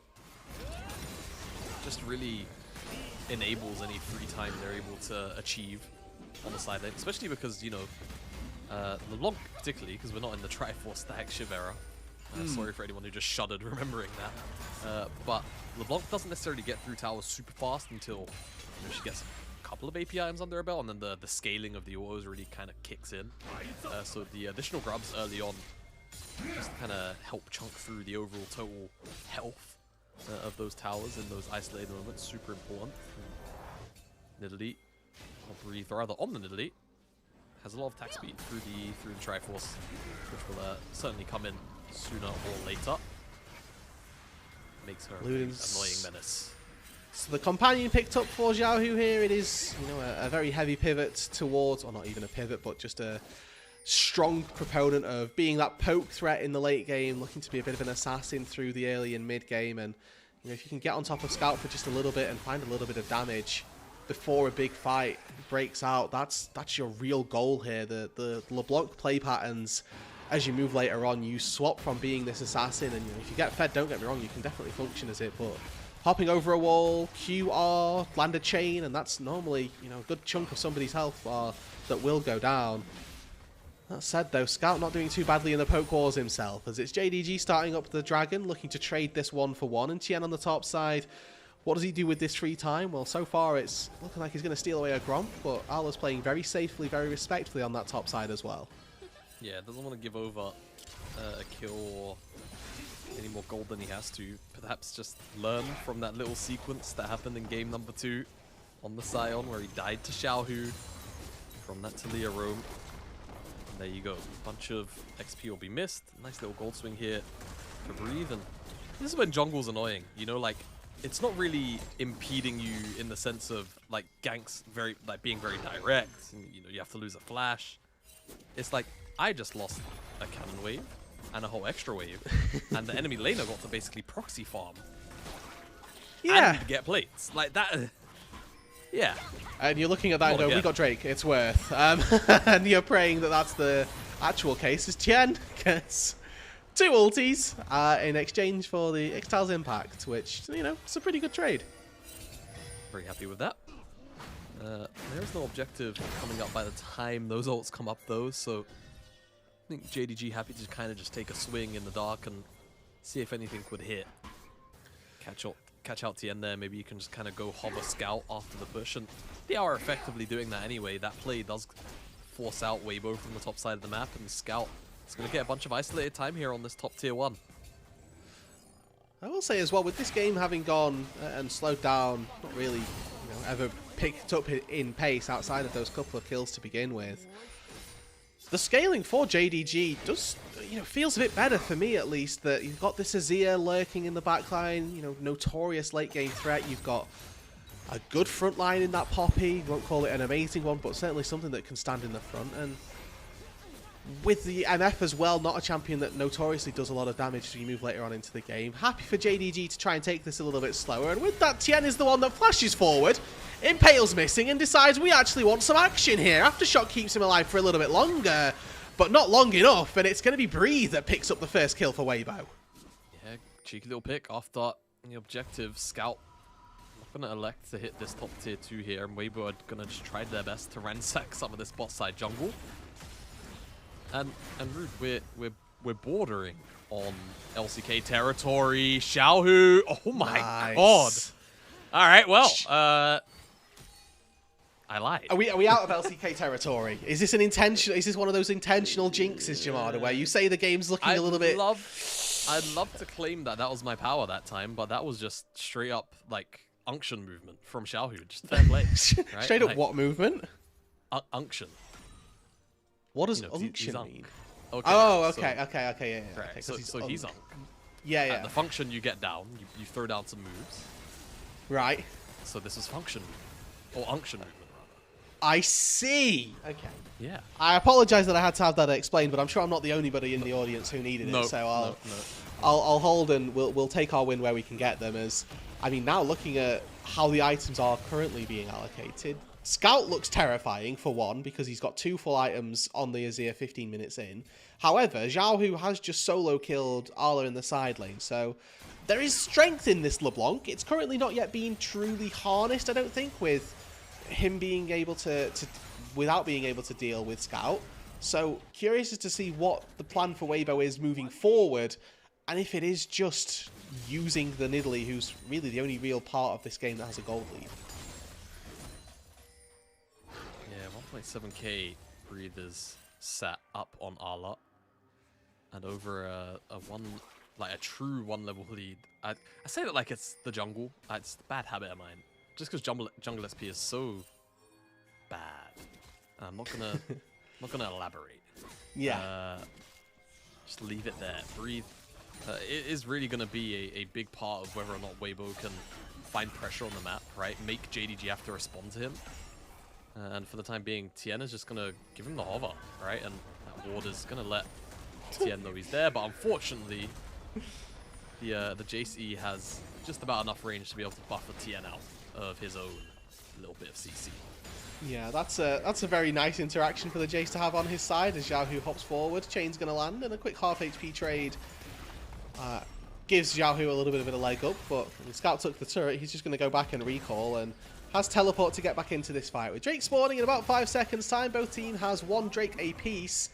Scout goes back, recalls, doesn't actually pick up anything from his items as he moves into the mid lane, and Missing looks for an engage. Doesn't really seem to have found anything too great, as it's actually Light finding the first kill, and Tien just falls on the back half of this. Pays, dashes out of one distortion, gets caught by the other, and Xiaohu takes JDG on a merry dance as Scout flashes forward, throws soldiers into Narnia, and gives his life for the cause. Breathe goes forward and buys the rest of the space, and now Pays has to run for the high hills. Breathe with flash up, ready, goes on top of the JDG AD carry, and he's going to get out to safety for now, but a big win for Weibo in mid lane. A big win for Weibo, but the whiff from Scout was just suboptimal. To be polite to him.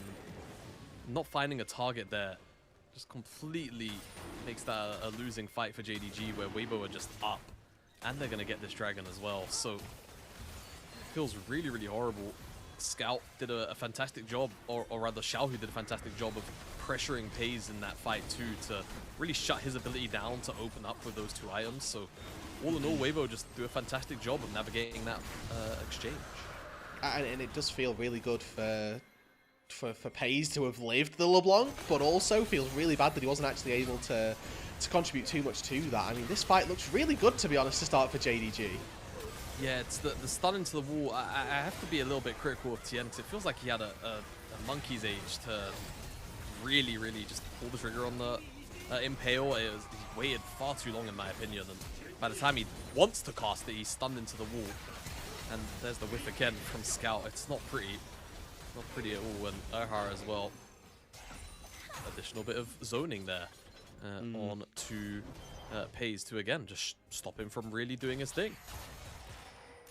And it was a little bit almost emblematic of how Light has been playing, I think, for this game in particular, where he's not really had anything happen to or around him, and the one time that it does, he's just kind of sat there, last hits, get a couple of kills, but Scout flashed in on him there, and Light had flash ready, knew that he was absolutely fine, and sort of T-posing, looking at the Azir that's made a bit of a fluff of things, and now he's going to have to struggle his way through the rest of the next 5 minutes without that flash as Tien pops his ward down and makes sure that he doesn't get caught out by face-checking Missing, and June can question whether or not the damage would have been there for it, but a little bit of a hover onto Scout.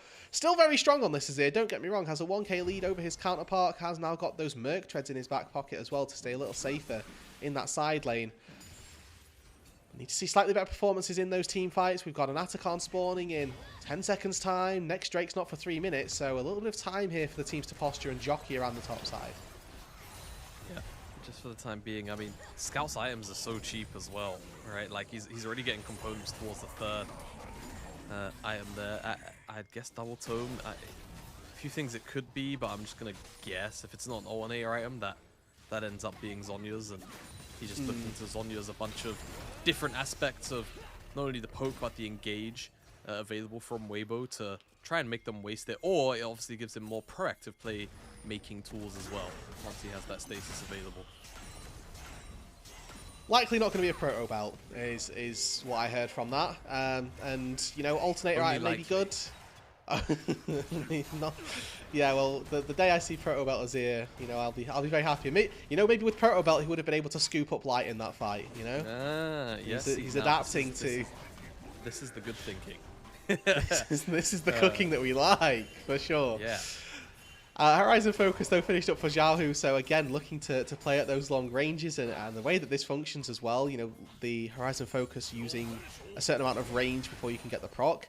If you fire the E from LeBlanc and then go back to your distortion, when that chain lands, you actually get that proc of the range and the little bit of vision that it will give you as well. So there is some synergy between LeBlanc and the Horizon Focus, and obviously the CC little portion as well is pretty good, as JDG are actually starting up this Atacon without really any response from Weibo so far. They took a bit of a bad recall timer, and JDG have made the most of it.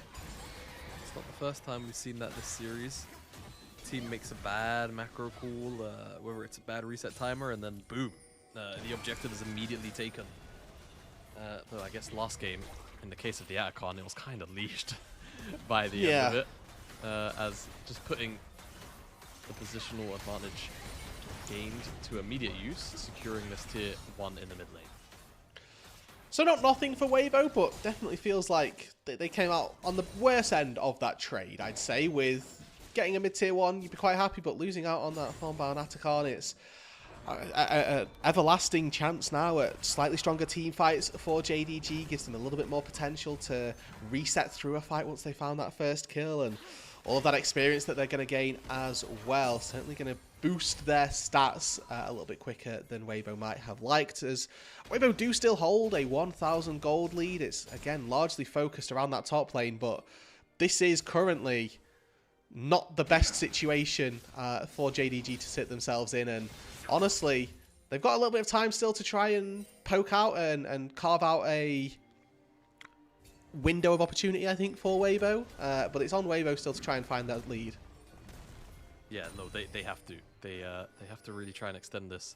And I mean, playing these 1-3-1 comps, whilst we've been very, very happy to see them be executed well by Weibo, they are still just the more difficult version of League of Legends in, you know, this day and age, where teams are usually, I mean, it'll be half a joke to say it, but like, you know, can manage side lane waves and scenarios well.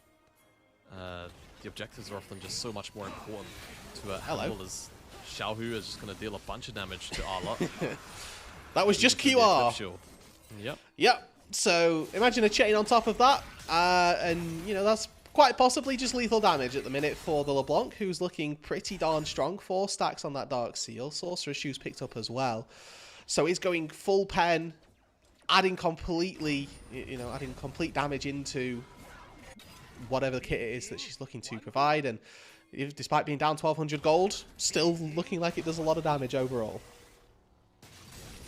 It is. I mean, I've been very interested looking at a lot of the API-mization in general over the last, 2 patches now since it was changed. Obviously, Purabell has had the brunt of the popularity, but I think, a big part of the reason why we've been seeing, specifically Chovy has been the one that's driving this Nash's Rylai's build. Just the Nash's being that little bit cheaper, right? And I don't know what the overall stat efficiency was pushed to with its changes, but I'm going to assume good overall. Yeah. And then the Rylai's being 2.6 or 2.7k gold. It just makes those first 2 items so easy to get to so frequently. In contrast, Xiaohu having the Horizon Focus actually been one of the more critiqued item changes of that patch of 2510. Personally, I think on the Blanc it's probably okay, right? Just because the flat AP is so high that you're happy to kind of get it on the spike. But then I guess the question would be, what about just going Death Cap there? Like, just as an example, just as the static item that it is, or even Shadow Flame, right? Same AP, but getting the air quotes crit on the lower HP targets. Is it just more valuable, right? So that's always going to be the question, those effects and such stacked up against one another. But being at 15 AP off the top of my head for that Horizon Focus, and of course everything else it does, feels very good. Well, we found ourselves once again, Jamada, having to discuss items because the teams are just not doing a lot. We've been at this sort of stalemate for the last 5 minutes or so. The Atacon didn't inspire any fighting. The Last Dragon didn't particularly inspire any fighting. And for Weibo, their time, it feels like, is slightly running out for me. I mean, they've still got that chance on a side lane with the Nidalee, with the LeBlanc, but the time for this Misfortune to really come alive certainly feels like it's been and gone. And now missing, Santi wants to try to take a fight. Tien forced to flash out to safety, and Pays' culling will not quite connect. But it's a small advantage, a small win for JDG. And on that 26-minute marker, the Baron is live, and just a quick little nod to it with the pink ward going down. Quick little hello and turn around. Do not start this Baron. I mean, I'm going to be honest. As we are doing a 2-man, like, this is for clarity, a 2-man color cast. Though I have to credit your play-by-play, though you've not really had to do much of it this game. No, it's been pretty chill. Weibo, JDG, do the fighting thing, man. Like, I'm starting to lose my marbles here a bit. I'm on very limited sleep over the last 2 days, but especially today. Like I said, flew in, got boss off the cast to ensure that she can rest and do, boss things. It's a bad situation when the boss is having to do the legwork, Yes, we're all in trouble for this, so it was important that we pulled in Jamada for this one. But man, they've got to do something to keep me awake right now, is how I'm feeling, because 4 kills, 27 minutes, especially after last game, right? And the chaos of how that unfolded. Perhaps a bit of a humbling game for both sides, frankly. True. There's no world where Weibo get... Weibo are happy that they won that game, don't get me wrong, but there's no way they come away from it going, it was optimal to give Zeri 8 kills in 12 minutes. That was the intention. It's one of those ones where, like, when they talk about coaches having the belt, where it's like, I could imagine Weibo head coach, like, standing just barely off frame, just, like, smacking the belt in his hands and just nodding to the Weibo players as they walk backstage, like, just acknowledging that there will be punishment despite the result. Yes. And frankly, as an ex-coach very long time ago now, been there. There are just games like that happen, and that was certainly one for Weibo. Where, so you remember when I told you to do this, and we focused the Zeri, and then you didn't do any of that for the first 25 minutes? Yeah. Jamada just wants to watch LR win NLC. No, I don't, bro. That region is a one-team region. Like, it's going to be done. They're going to be done before we are. Yeah. And maybe JDG are looking to make that happen a little bit sooner as the engage comes through from missing, but once again, it's a solar flare onto Ascana, who has still got 4,000 HP to go, but that looks a little more convincing. Zhao, who flashes and dashes into the backline to find nothing. Air has low, won't go down, missing once again. goes forward and finally falls. The first kill goes to Weibo, but JDG are cleaning up. Breathe the next to fall. Xiaohu's got to distort out to safety. And Light's Flash might just be 1 second just too late. And JDG find the fight, find the kills. And now they can turn tail, head toward the Baron. Yeah, head towards the Baron for sure. Xiaohu chunks out Shun. Is he going to find a bit more than that? Steadfast presence. He's got him. Just solo kill him. Who's the assassin here, Jamada? Jun or Xiaohu? I mean, it's the Poppy with the Sundered Sky, of course. Like, come on now. It's just, it is what it is. Like, you know, I forgot. 2-item Poppy versus 3-item LeBlanc. Yeah, that makes sense.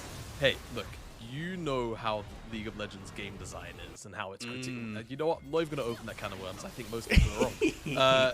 Yeah, starts off with this kind of half-ish engage for both teams for a little while here. It wasn't until Bree stepped a little bit too far forward that the commit really comes in. And Xiaohu does his best to pressure the backline. Tian finds the impale, but it's only really onto missing. And whilst that front line portion is good to connect onto, the way that he puts his body forward enables JDG to kind of just go on this rampage through the rest of the team. That Weibo unfortunately no longer had a considerable front line to deal with, and then this is where things get funky. Xiaohu sees, you know, a 1.4k no magic resist target, but the steadfast presence reaction time is there. He can't dash back, so the second part of the Q connects, and the buckler auto was buffered before the distortion comes through on the return for Xiaohu. And now, as we come out of the replay, JDG is sieging onto the bottom side of tier 2. And now with the Baron, the game you'd like to think will open up, and hold on a second, Jun's just caught Xiaohu and taken him once again. I mean, about half HP from that LeBlanc is, again, very threatening. Her dashing forward now makes it much more difficult, and you know, if Paige just gets a couple quick autos, maybe that's going to be enough, as Weibo lurking here on this bot side, still attempting to defend this tier 2, but Paige already took the tier 2 in the mid lane. He pivots down to the bot side, and they find that without any real pressure either. And a slam into the wall onto Tian, who does just get melted. The culling to finish off the job, and Arla's auto will finish the deal as Jun also very low. Bullet time Magnet Storm combo looks good, but Scout eviscerates Light in the backline. And Breathe now is the next target. Xiaohu's dashing away. Breathe is out, and 1 HP left for Xiaohu as they take the bot side and seem to be taking this game by storm. Yeah, and you can see why Rylai's is such a frustrating item on Azir to deal with. I know there's a lot of discussion amongst not just Azir players, but you know, pundits in general about the itemization overall. We mentioned it earlier, obviously, the AP itemization, where it's, hey, you know, if Azir goes this combination of items, does he really deal a lot of damage? And honestly, I feel like a lot of the trade-offs seem to always end up being pretty good. I do believe that Rylai's is still contextually one of those items where, like, it's more useful in some games than others. And this is perhaps one of those games where it is kind of annoying to walk away from a Rylai's Azir. Yeah, a bit of an example here. It's like you start getting autoed here as Breathe, and it's like you just take 4 more autos more than you likely would have if that was just the Leandries, right? Like flat out. And, the damage is still pretty comparable auto to auto. But if you get 4 more autos in because of the Rylai's, then yeah, it's, you know, it's a bit of a no-brainer. And for Scout, we criticised him and his little flash play around mid lane, but since then, albeit not too many fights have happened, but the ones that have, he's been pretty darn efficient in finding the backline or finding damage, and in both instances he's kept his life still going and managed to put himself in a pretty good position to keep his team going. Pays, for what it's worth on this Lucian, has been a little bit quieter in this game, not to his own detriment, but just hasn't had that insane pop-off that we have come to see from him. Without the Baron, that tier 2 turret going to be a little more difficult to try to take down, but it won't stop JDG with the inhibitor down on that bot side already taken. Their attention's focused up to that top side. Want that tier 2 last one standing on the map of additional gold too, and whilst it's not necessarily the most gold in the world at this point in the game, in terms of just pressure, it'll be good as goodbye for the time being, Xiaohu. But that was Solar Flare as well. Yeah, it was Solar Flare, but we won't talk about it. Oh, hello, actually, Shun might be in a bit of trouble. Impale Flash from Tien here, gets out of that dangerous position, but it's already 1. That's going to be 2, and despite the bullet time reigning over missing, Pays has dashed in. He's taken down 1, and the rest of the team will follow up to keep him alive. 5-0, JDG take game 3. Not quite 5-0. Xiaohu squeaked out somehow. Oh, which is a well, he should have very died. big surprise. But he should have died, I agree. And even with him being on the map, I don't think he's going to be able to do too much here. Steadfast presence, goodbye. And it's JDG that bounced back their blue side game right back on top, and with a game number 3 rounded out quite nicely, which was honestly a little bit of a snoozer for the first 20-25 minutes, and as soon as JDG found that fight, they never really stopped. Well, wipe my eyes. Look, I was getting real EP. Yeah. Our producer probably saw me doze off a few times that game.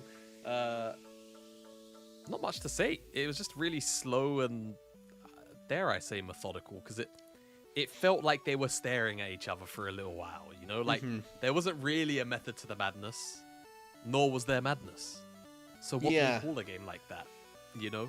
At the end of the day, JDG able to prevent, you know, some of the core win conditions, I think, crucially, from really taking over the map. The Nidalee felt like, despite the almost 2,000 gold lead at a point, really didn't have the impact that you would like to see it have in that 1v1, whether it was the lane assignments or just the overall way that, you know, the kind of flow of the game ended up being, where teams kind of rotated towards objectives but then stared at each other very gently before one team took an objective and walked off. Yeah, something different had to be changed there, and Xiaohu, yeah, you know, the LeBlanc pick, it's not the first time that we've seen it come out in recent history, and Xiaohu have either a stinker or like a good game, but then not really find the finishing touches on a game, which I feel like is always the problem now with modern day LeBlanc games. Unless she is snowballed out the wazoo, it feels so hard to be useful on a consistent basis. Yeah, I mean, the Poppy answer as well, we saw it just a couple of times, but always at proper times, where Jun, you know, he's finding that 1v1 versus the LeBlanc. If that goes a different way, you know, maybe they don't lose Baron, and, you know, maybe that's enough to keep Weibo in that game, but it's Jun actually coming out on top in that little exchange and chunking out Xiaohu when they're sieging a bot lane tier 2 that gives them the benefit and gives them that way into finding more advantages. And for Weibo as well, their entire composition, you know, you draft Misfortune to have this strong early and mid game, but it's answered by Illusion, which did its exact job and sort of neutered the Misfortune for the most part. And then you've got 2 side laners who never really got off to the races. And, you know, for Weibo, if you don't get that early game advantage, we'd sort of talked about how JDG probably just outscale, and at the end of the game, it was just having a slightly better team comp overall and having just more agency into the late game is what netted them that win. That's the main thing, I think, right now, is just the way that these games have gone. It feels like agency, for like easy agency into the later stages of the games has really been the trend, right? Or at least for game 2 and this game here, game 1 was its own little microcosm of a thing. Yeah. As here is your PGB. The gold graph is, yeah, again, we didn't really do much, guys. Weibo seemingly had a gold lead for a significant portion of this game, but between them just giving over Atacon completely uncontested and the lack of that side lane that we'd sort of talked about and touched on being their win condition was, you know, they just kind of missed everything. They didn't do a lot and they got punished for it. Yeah.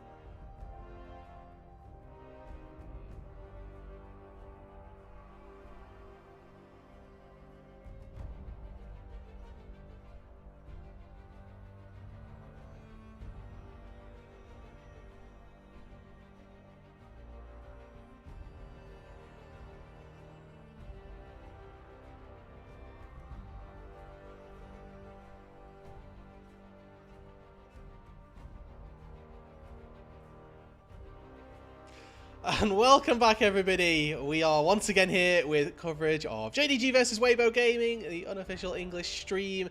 Jamada's got himself a nice little friend here to hopefully revitalize him after what was honestly a pretty slow-paced and a pretty snooze-oriented game number 3. JDG did come out on top of it, but hoping that we can see Weibo bounce back and give us a bit of a bite in game number 4.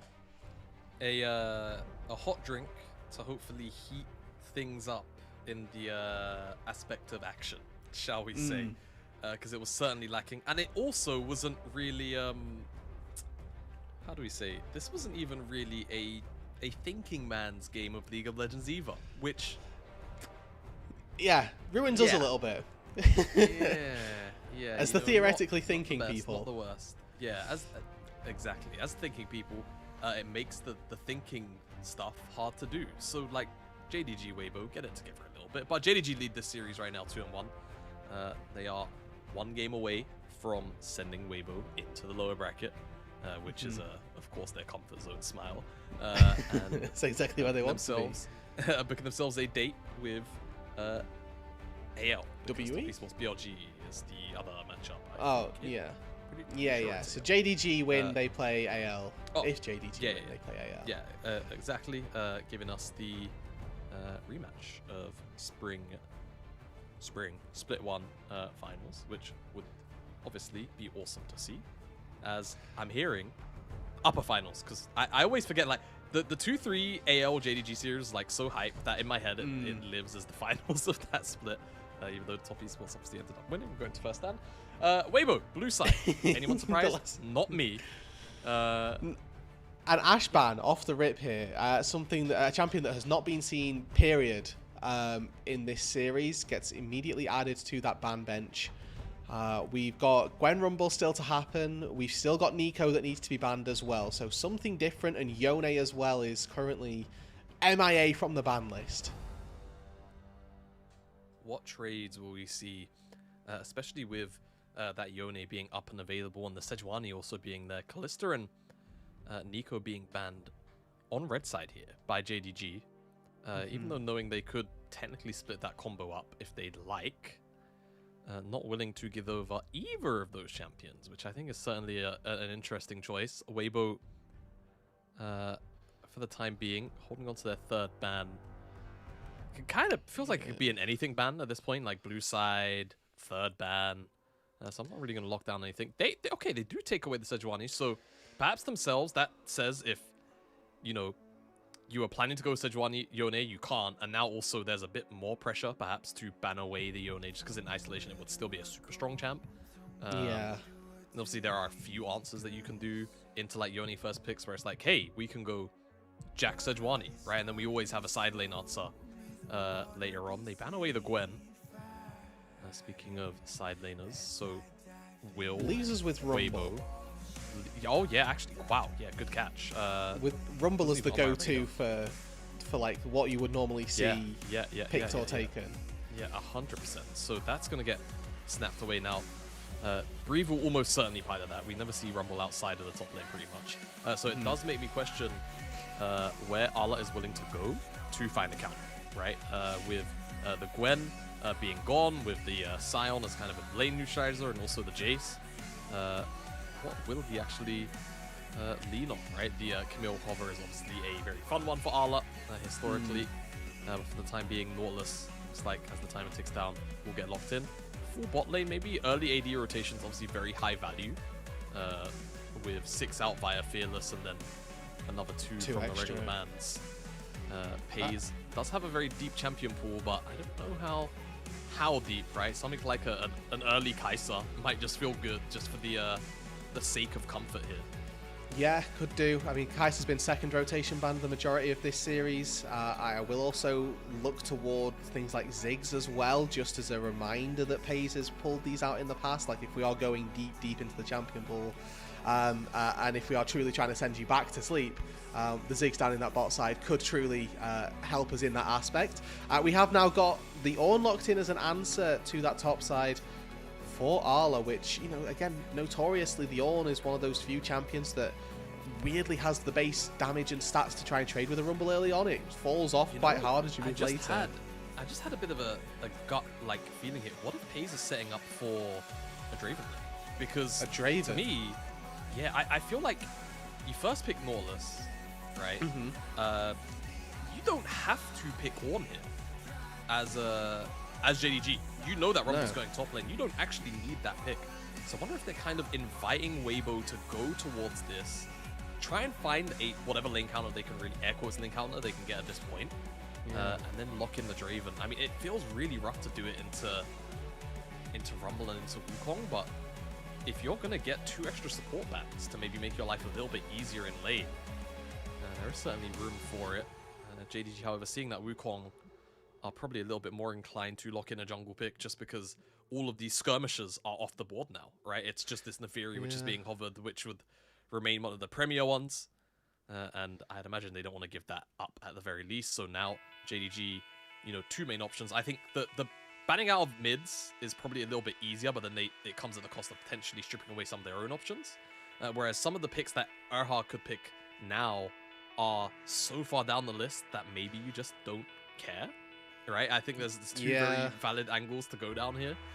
Support bans would obviously just feel good because you have your support, but again, it would be, you're talking, if it was tier listed like B tier-esque champs, they remove away the Rumble. I think that makes sense, right? Seeing the Yone, because seeing the Rumble there with the Wukong AD mid would feel super good, and there's no guarantee that Scout wants to pilot that right now. They need magic damage. For Weibo as well, right? Like they are just looking to dive. This is 3 members already that can go and access your backline very easily. So banning away those diving mid laners as well, it just adds fuel to the fire to Weibo if they were to get a hold of this Yone. Even things like Lissandra, right, as a niche of a mid lane, like a dive style that you could be looking for. Don't expect it to be banned, but like that's the type of thing that you're looking for as Weibo here to try and round out the rest of your composition. And I love this actual answer as well, that with the Nautilus being picked up on one side, you get rid of the Renata as well. It opens up for now you to be able to fully engage and commit to your own dive style composition as well. Yeah, I mean, I do want to point out, you mentioned the Lissandra. It was brought out alongside the Neferi from Scout and Shun, respectively, when they played this. So I wonder if that's going to end up being a last rotation, or maybe, again, if they're willing to hide FaZe's pick to 5, it will be the case. The Tristana, I mean, obviously a flex, good direct Yeah. lane answer, but it's also still a flex, right? So it does keep Weibo guessing. It means that Xiaohu can't necessarily blind something super safe, like, let's say, for example, the Orianna, right? Because the Tristana kind of goes through that lane very, very comfortably and then outscales on side. And that provides, obviously, a little bit more in the front to back, but then it's about the shockwave value. And Galio here would be a bit brave, given the Tristana is laning in front of you, and would probably make your life a little bit miserable, like after level 3. We'll see. Honestly, how the Galio lanes here is. Oh, if we get set, then it's technically a double flex, right? Like, there's no guarantee that Galio's gonna end up going mid, and that set won't end up mid, right? We've seen set mid very sparingly this year in mid. It's happened a couple of times. Now, if as memory much as we've also serves, seen it in the support we role have too. seen Erha play set support already. Yeah. Now, I may be see. mistaken on that, but in my head, I've seen a set support. It was actually, I think it was Kael, in fact, so I might be just completely wrong on that, but I've seen set support already from the LPL this time round, and I'm anticipating it goes there more than anything. And we do end up with a Mel locked in on 5 for presumably Scout, but again, these are just 2 flexible picks here. They're 2 carries that can both lane bot lane, can both lane mid lane, and it's about whichever way you want to go. It feels like a page champ, doesn't it? Like some of the mages that he's willing to pull out like this. Yeah. I can't say that I have seen Galio Mel as a matchup, but my expectation would be that Mel can actually do pretty well for herself. The W... They swapped. They swapped at the last second. Yeah, so okay. it's Mel bot from what it looked like there at the end. and Tristana mid lane, which, you know, for me fits a lot nicer, I'll say. The only concern I have in this composition specifically is what is Mel rebuttaling? Because there's, you know, the occasional auto attack, but outside of that, Galio, you know, he wins a war, sure, but his job is to get on top of you, not necessarily to deal the damage. A Harpoon, a W from Kai'Sa. There's not a lot of W value for the Mel here, but I mean, if she's a carry, she's a carry. Yeah, I mean, I think just being an AP carry in this position is just super useful, all in all. And we'll see what Pace can do. He is a little bit of a mage expert in his spare time in the bot lane, which is far more than a lot of you know, dedicated AD carry players can say for themselves inside of that role. As yeah, Tristana will end up mid. That is obviously the consequence of this Mel going bot, and I must say I feel like Xiaohu is going to have a little bit of a rough time inside of lane for the first. Well, you know, again, sort of after level 3 to 6, see how the prior swings.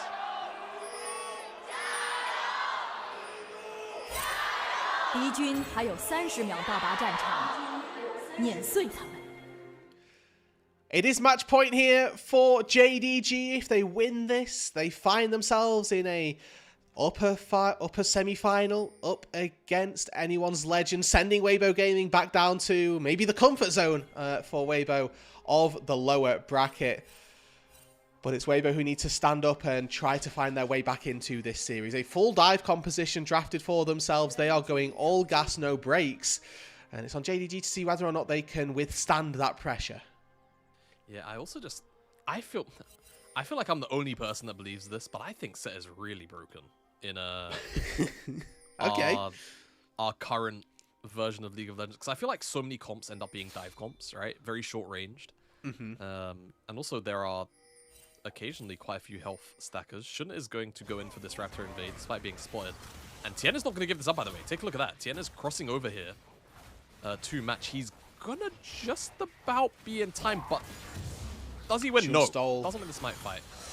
And he's getting all of the dogs as well. He actually hits level 2 off of this Raptor camp, so Tien got nothing. He spent so much time walking from his wolves back down to this bot side. He even re-engages here with another Nimbus strike, and a couple of Darking Daggers go through. Xun comes out largely on top here, and Tien has to he's forced now to run. Yeah, I mean, just straight shouldn't even like scouting out the potential, like, does Tien get greedy and try and walk around? But they actually both use smite there. The spy only really seemed like one smite came through and it was like a wall attack. So yeah, that's going to put Tien in a very rough spot for a long time. Not really the position you want to be in. Trades will come back and forth, but again, you know, this range disadvantage that Xiaohu's going to be at when he walks away. And just one of the... you want to know a cool little fact, Rude? Yeah? As Xiaohu takes more rough early trades. Do you know what champion melee well, I'm just going to... Okay, I might be almost like... I think it might be Galio. When I frame it like this, do you know which melee champion has the least base armor in the game, bro? It's Galio. Is it Galio? This guy hates laning against AD champs, yeah. I'll take my applause in many, however you see fit.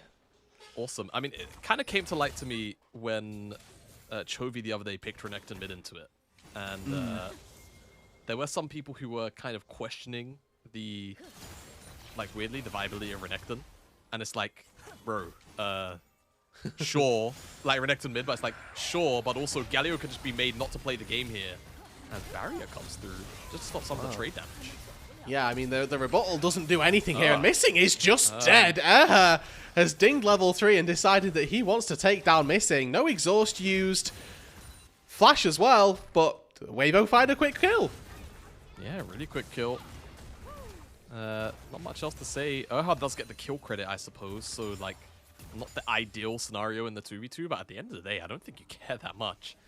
It's still winning out, and like you called out, right, that is going to be one of the main things about Rebuttal. Whilst it's nice for, you know, blocking out certain aspects of damage. Let's say, as an example, one of the funny ha-ha-y things about Set is just kind of getting sniped by a max grit W.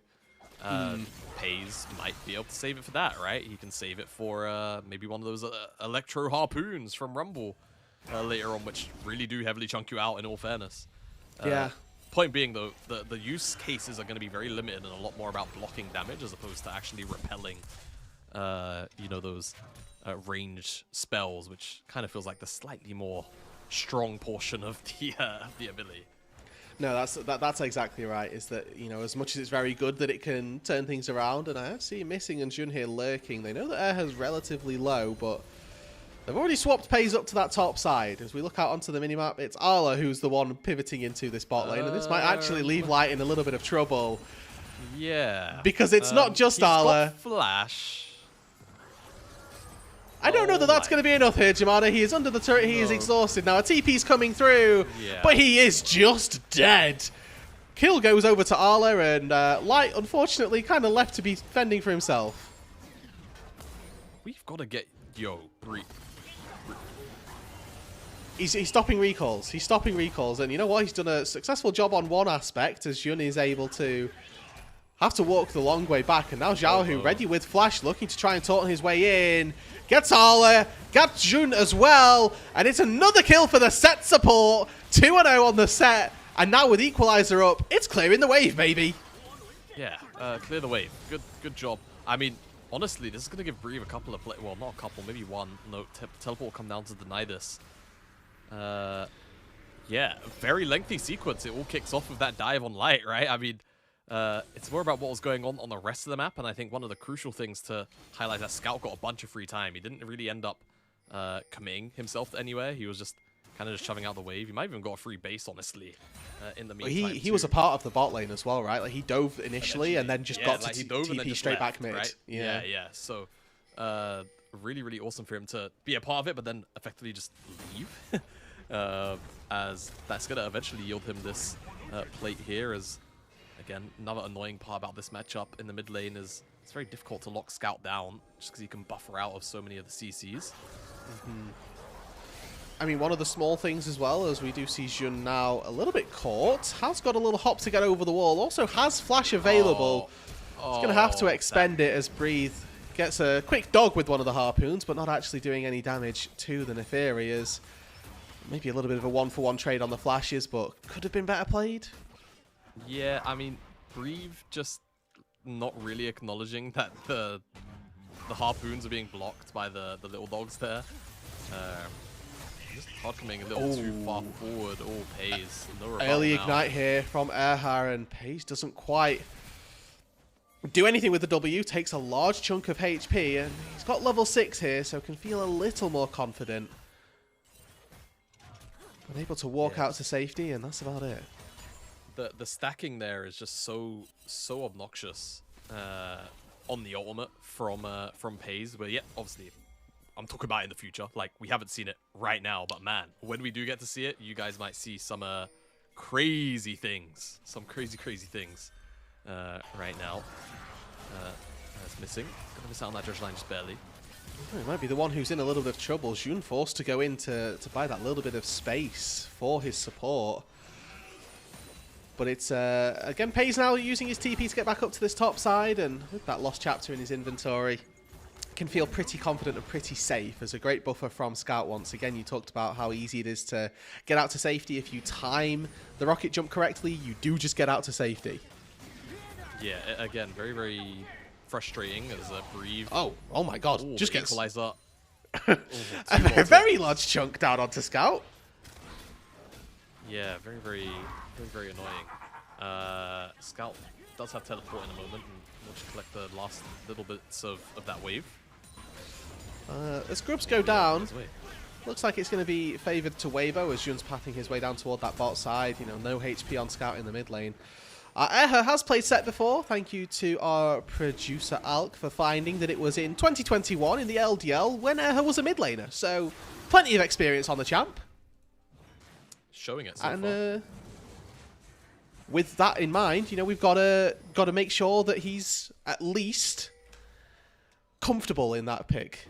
With the Drake going down on this bot side, and with JDG in a pretty comfortable position to take this Drake. Good time to remind and to maybe look a little bit at the win conditions for both of these two teams. We've got the Weibo squad who want to dive, and if they don't dive, they're probably going to struggle quite heavily. They don't have the greatest of front to back necessarily. They are all about taking down Pays, taking out Scout, and then dealing with the rest of the carries as the game gets that little bit later. For JDG, though, they want to make sure that they've got those fight lines drawn. They want Arla and Missing to be in that front line and blocking space, making sure that Tien can't get in, making sure that Erha can't get in as well. And I think that's going to be a little bit of or to the detriment more so, of JDG as this game gets later, as Scout ends up taking a pretty rough trade for himself in that bot side. But thinking about how that fight is going to function and how it is that JDG position themselves, yes, we want Arla to be in the front line. Incredible. Arla to be in the front line. But also, isn't that exactly where Erha wants him to be as well? Because the set just picks up the Ornn, takes him into the backline. That's a free route for the Galio. A ton of HP goes down as well.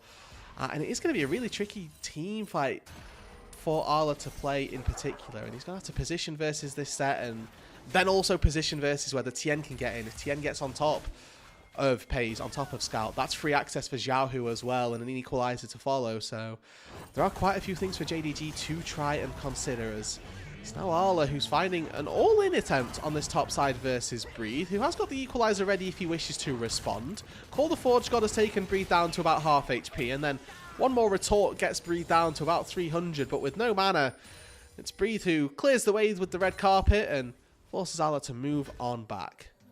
Yeah, very nice trade there. As yeah, Breathe just kind of acknowledges, hey, Arla has no mana. I can just step forward a little bit more. Yeah. Do my thing. Oh, missed on the buffer here. Scout takes, again, half his HP, and I actually like this adaptation from Xiaohu because he's gone for a Fiendish Codex, which normally you'll not see, as we've seen Galios tend toward full tank for the most part, but a little bit of damage now is making it a little better. You know, full AP Galio, it's pretty fun. I'm not going to say Xiaohu's going to do it, but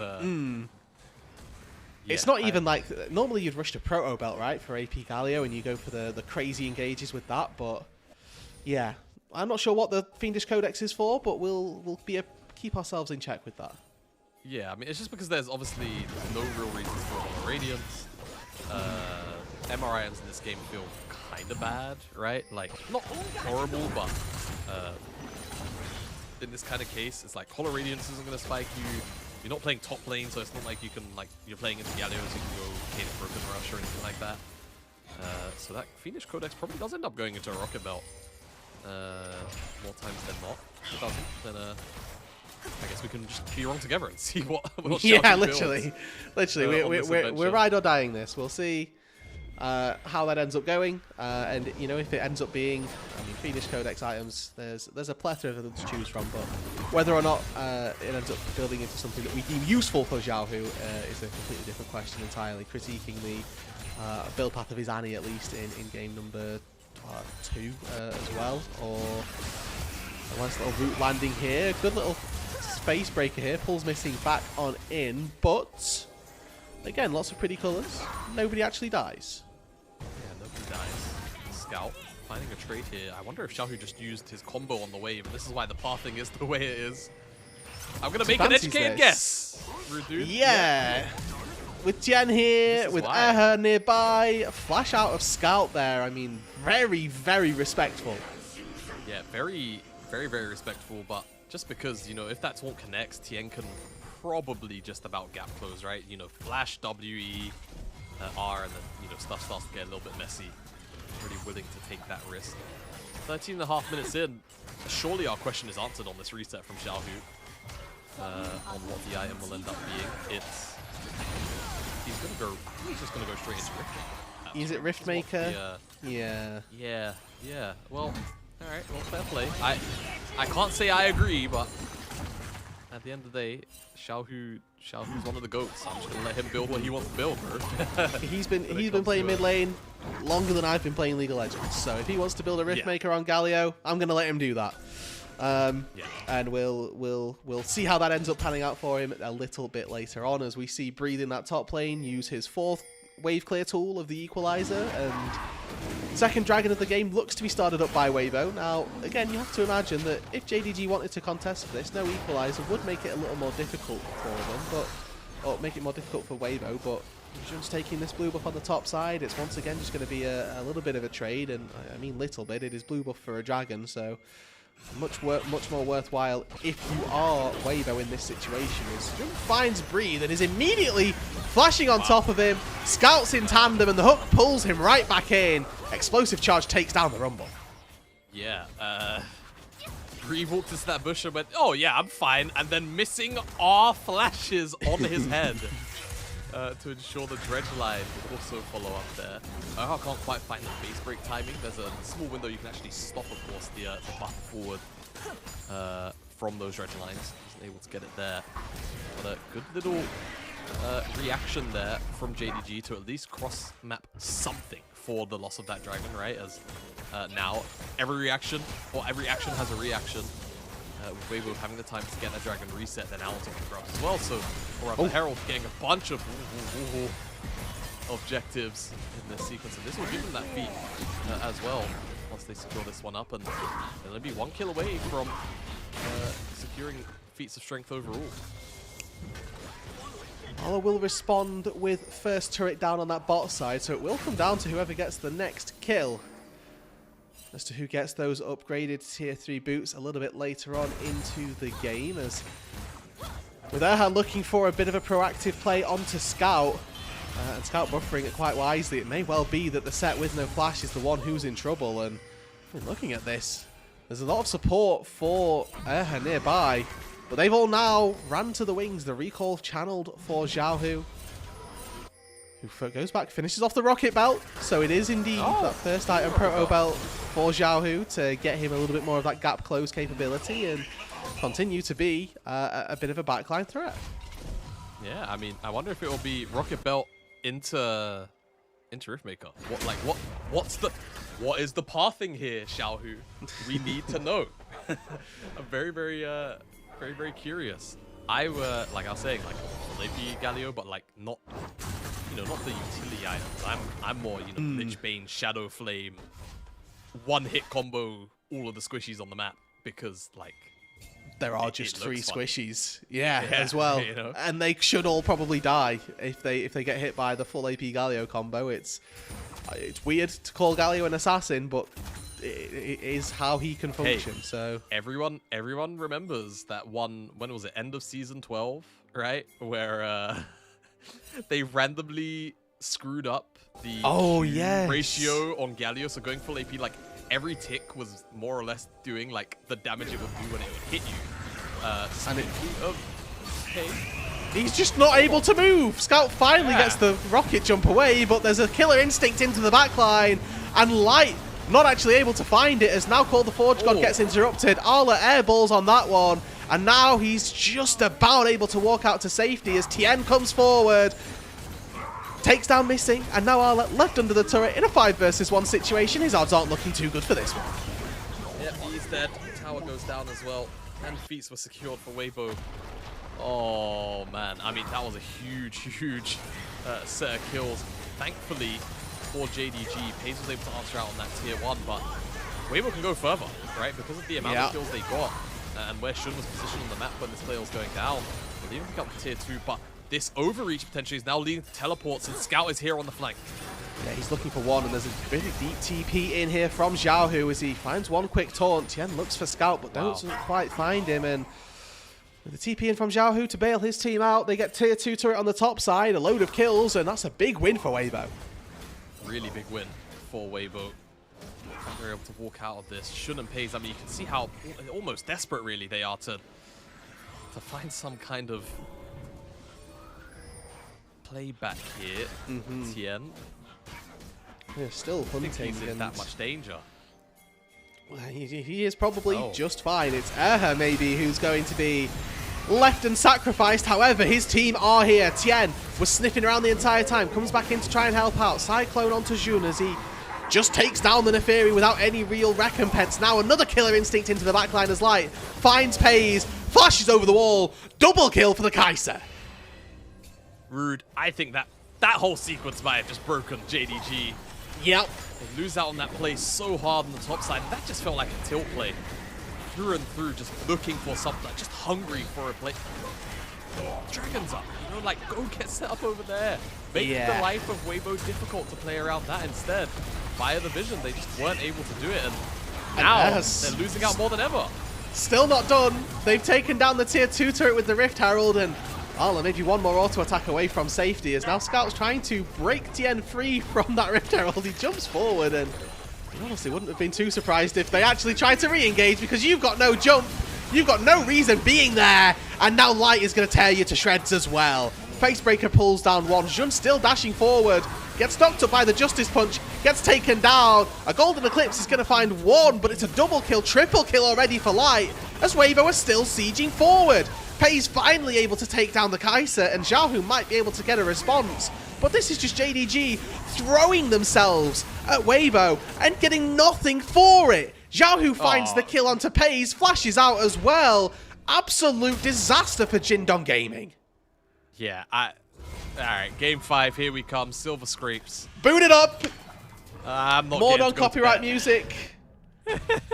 Again, Alk got to do this at the back of last series yesterday. It looks like, folks, we're going to a game number 5. We'll do the shill in a second as we get another replay of how all that happened.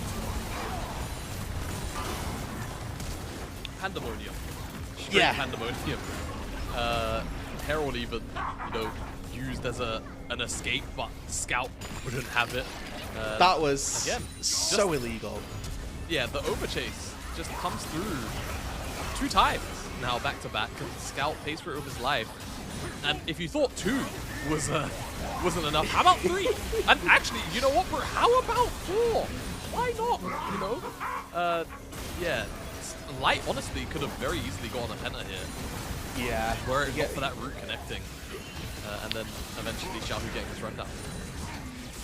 Does get caught by a snare, and stops the penta in its tracks. Maybe would have been able to space out Arla, but there is a dragon. I won't call it a fight going down, because Weibo did just take it relatively uncontested, and they're only up 3,000 gold, which in the grand scheme of things feels like they could have been up way more, or should have been up way more, as Weibo now on the Atacant as well. There's Erha with the engage, there's the follow-up, and there's the dive that we've been looking for.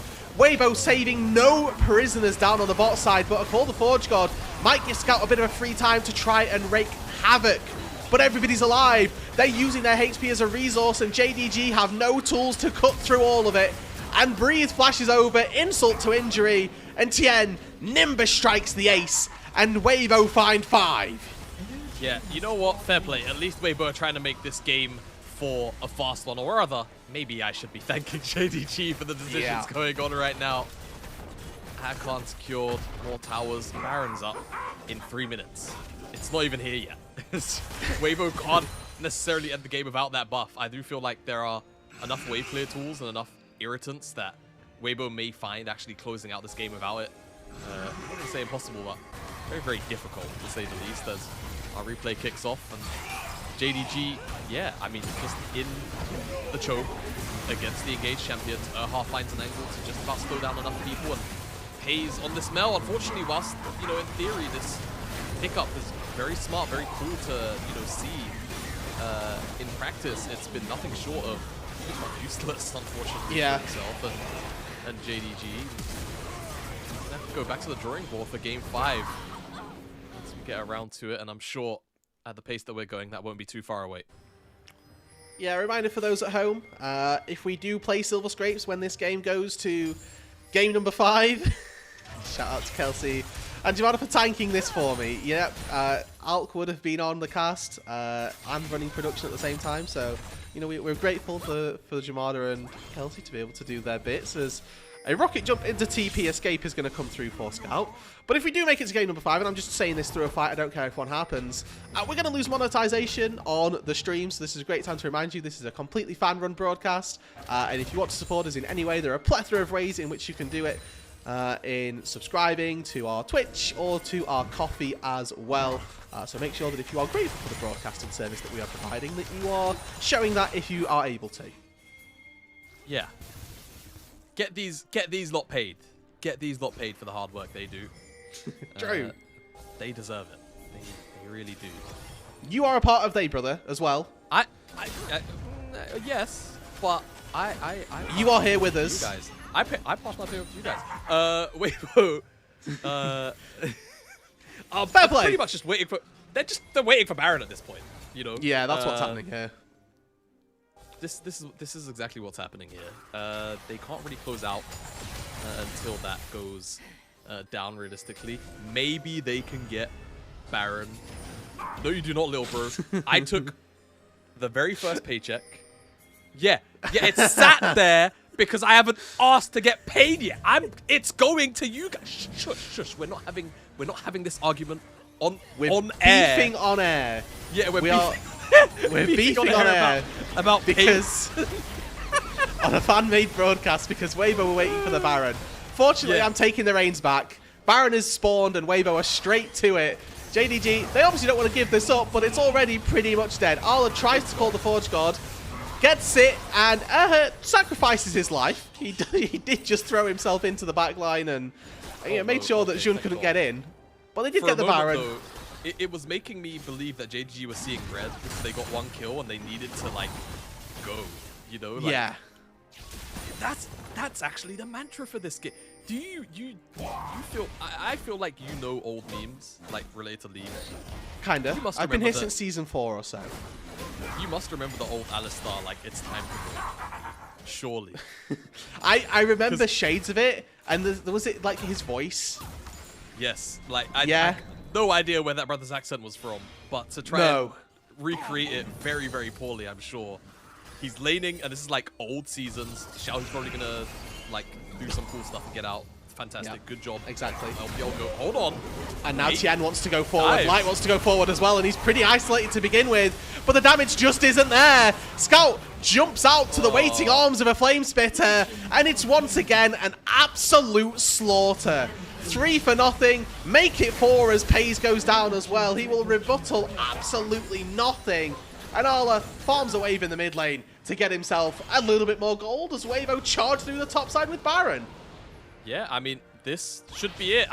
The writing has been on the wall for the last 10 minutes. We've kind of been waiting for the inevitable to play out. And JDG have, frankly, sprinted themselves into their coffin here for game number 4. Although, They've been subtle about it all. and there's maybe a little bit of stat farming here from Weibo, because I don't want to call it mercy, because this game has been maybe done and dusted for the last 15-20 minutes or so, but with the retreat from the Nexus, JDG get one last-ditch effort as Xiaohu's blue ward goes in at just the right time to spot the hook coming out, just as punches his way out to safety. Yes. And it's just the annoying part rather of like trying to lock down Galio at times like this, right? And unfortunately it leads into the whole thing of just getting completely run over. And now we are back onto line. Yeah. I mean, with this Baron and with this massive gold lead, I don't know that they're going to need the Baron necessarily to close out this game. It might be a little bit of a boost for them. They've only got 20 seconds left on it, and you can see Aha circling the JDG bot tier 2 right now, and with one final wave about being cleared out, it's really their final effort with the Baron to take this tier 2 turret, but something tells me that they're going to be quite confident to take it even up against no Baron. Oh, excuse me, sorry. Very unprofessional. I have a sneeze that's like trying to Oh, to go. perfect. No, that's And the good we're one. not in person, so I can't even signal you like, yo, keep talking. He's just dying off screen. I have no idea. I'm just dying on. I'm dying on screen. I've been inflicted with the hay fever debuff this year, but actually in my own country, which is a bit of an annoyance. Like, could be lingering from Berlin. I typically don't get hay fever in the UK, which is really. I don't get it here, but I do get it in the US, and I seem to get it when I'm in Berlin, which is Pulled it back over. I've pulled it back over. Yeah. Not the best. Not the best. Super spreader Jamada spreading Berlin hay fever around the UK. You hate to see it. Yeah, that's my bad. Yeah, At this stage, though, folks... Super spreading hay fever, yeah, sorry. Go on, let's do the Did it catch thing. you? Yeah. At this point, we are just waiting for JDG to either throw their lives away again and lose the game, or for Weibo Gaming to probably find the next Baron and win the game that way. Because that's what this game has come to so far. It has been a largely one-sided affair, as honestly had the majority of these games been. At least this time, I think that Weibo have given us a little bit more action to go off of. In game number 3, we were sat scratching our heads and wondering how this game could have ended, in maybe 20 minutes instead of the 30 that it did. But a reminder for those, missing out on some of the story that we set up for at the start of this day. JDG came into this series as firm favourites, first of all, but also on a 10-game winning streak. And that was giving them real momentum. They took game 1, and it looked for all the world as though they could have just 3-0'd and continued on that winning streak. But Weibo have not given them that opportunity and have done a very good job in this game, no doubt, at just executing on their own composition as well. Yeah, they really have. It's really a shame in stark contrast to JDG, who, again, even though it has been an inconsistent part of their game, it's one of the parts of the game that we do get to very happily praise. It is the execution, right? Like, when it really comes together for JDG, it feels very, very unstoppable. Well, we just haven't gotten that JDG here. And I mean, honestly, throughout the day, you think about the 8-kill Zeri, going back to that from game number 2. Seeing that set up and not really getting good dividends out of it just feels very, very bad. Oh, word. Okay, a little bit of aggression here from Xiaohu. This is actually the one area of the map, despite there being a 10,000 gold lead, where JDG are still stronger. Scout has got a 1,000 gold lead over his counterpart, but I mean, you're comparing that to a almost full build Kaiser, and Missing, who's just, oh dear, had an absolute disaster, flashed out and then hooked his way right back into death.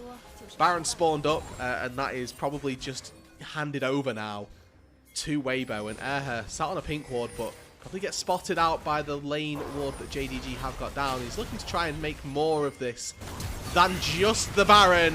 Flashes on top of Pays, who does manage to escape over one wall, only to be met by Winds of War, Equalizer, and everything else that Weibo can throw at him. JDG are crumbling in the mid lane, and Weibo are going to send us all the way to game number 5. They do not need the Baron. They do not need to take that fight. They do it for the fun of the game, Jamada, to destroy JDG in their face. Bit of a mental breakup. For the love of the game, is how we say it. And first Nexus Tower's about to fall. They're going for the full-on dive. There goes Arla. Missing next on the menu. And shouldn't. I mean, he could try and survive. The minion. Yeah. He did what he could. He cleared the wave, but the Nexus turrets are going to fall. Weibo Gaming bounce back again in game number 4. Queue up Silver Scrapes. We're going to game 5. Game 5. I mean, look. Weibo JDG. It is the series of vigorous activities, and right now we're getting a lot of that for 5 games straight. And Weibo, again, this feels like a weird game for me to compliment them on, because this game felt handed on a silver platter, in some ways. To just be honest, I would love to, love to hype up Weibo here, but like JDG just kind of fed them, 3 free sequences of kills, of objectives, and it was just a bit head scratchy, just a bit head scratchy to be about as polite as I really can be. And JDG really need to just take a second, come into this game free, cool, calm, and collected, and try and forget this game even happened. Yeah, and I think that in a best of 5 situation is a really powerful tool to have. I mean, the players on this roster, they're going to be no stranger to being in difficult positions like this, where they are sat off the back of a pretty devastating loss. And I think that at a certain point as well, I think that they knew that that game was lost, because they were just throwing themselves down that mid lane at Weibo. And it almost felt like they were either accepting that that's how they won the game or that's how they lost the game, and they were happy with either side of that. If they were going to go down mid and claw the game back, then great, and they could make a real stab at it. But if they were going to go down mid lane and just hand Weibo the game, they were also kind of like, well, it doesn't get much better, so we're just going to deal with it that way. And as true or as untrue as that may well be, their fortitude and mental resilience going into Game 5 needs to be stalwart. And Weibo come in off the back of another good win, but what also we need to think about, we talked about it on the end of Game 2, blue side 100% win rate currently for these two teams. We now have what actually could be a very important 1 versus 1 to play to decide who gets blue side for Game 5. I don't really like the idea of best of 3 1v1 side select, like, especially when it was double round robin. It's like, in my opinion, I think you just, if it's double round robin, just give one team each on both sides. But 1v1 side select for Game 5, actually really hype, because that's when you see teams take it seriously. Now, there is, of course, 2 paths this can go, however. It's the cool, 1v1 where it's all about hands and trying to really outplay your opponent. And then fortunately for us, they've gotten rid of the 100 CS, win condition, otherwise we'd be here for a while. But there is still the tower thing, right? So like sometimes you get the still like the more boring of the two, like play for chunks, play for tower, and just kind of win that way. Curious to see who Weibo and JDG are going to elect for that 1v1. Just because, if you're if you're JDG, like, who is mentally the most sound to I think JDG are sending that in terms of mentally most sound. That's entirely up to them, but I think Juna's actually done a fair amount of their 1v1s as well, which is not necessarily how other teams have done it. They've been sending solo lanes in, right, where Xiaohu Breathe have been going at it for Weibo.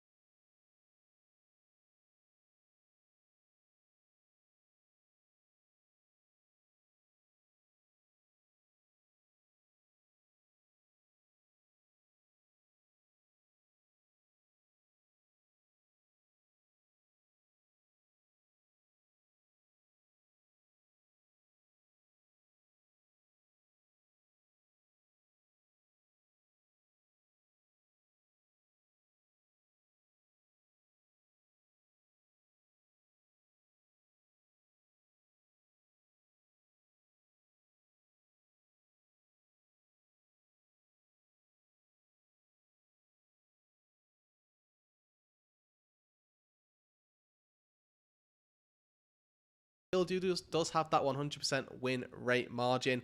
We're going to go to our break. Afterwards, we've got the 1v1, then the final conclusion to this thrilling best of 5. So don't go anywhere, folks. We'll be right back.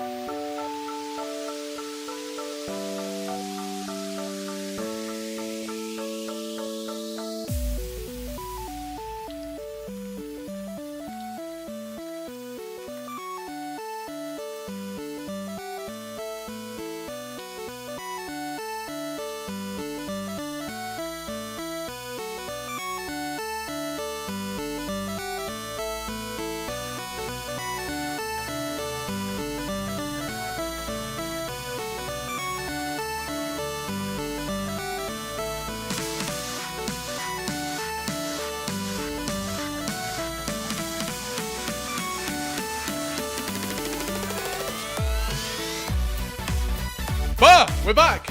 10 seconds early. Jump scare. Hello. Sorry for adding the timer, but we wanted to get this shown for you guys and, you know, have a little look at what they're all getting up to, because it does look pretty darn cool in the arena. Yeah. I assume, because I currently have the Parsec viewer, they might have silver scrapes going on in the venue. They're doing the side to side, you know?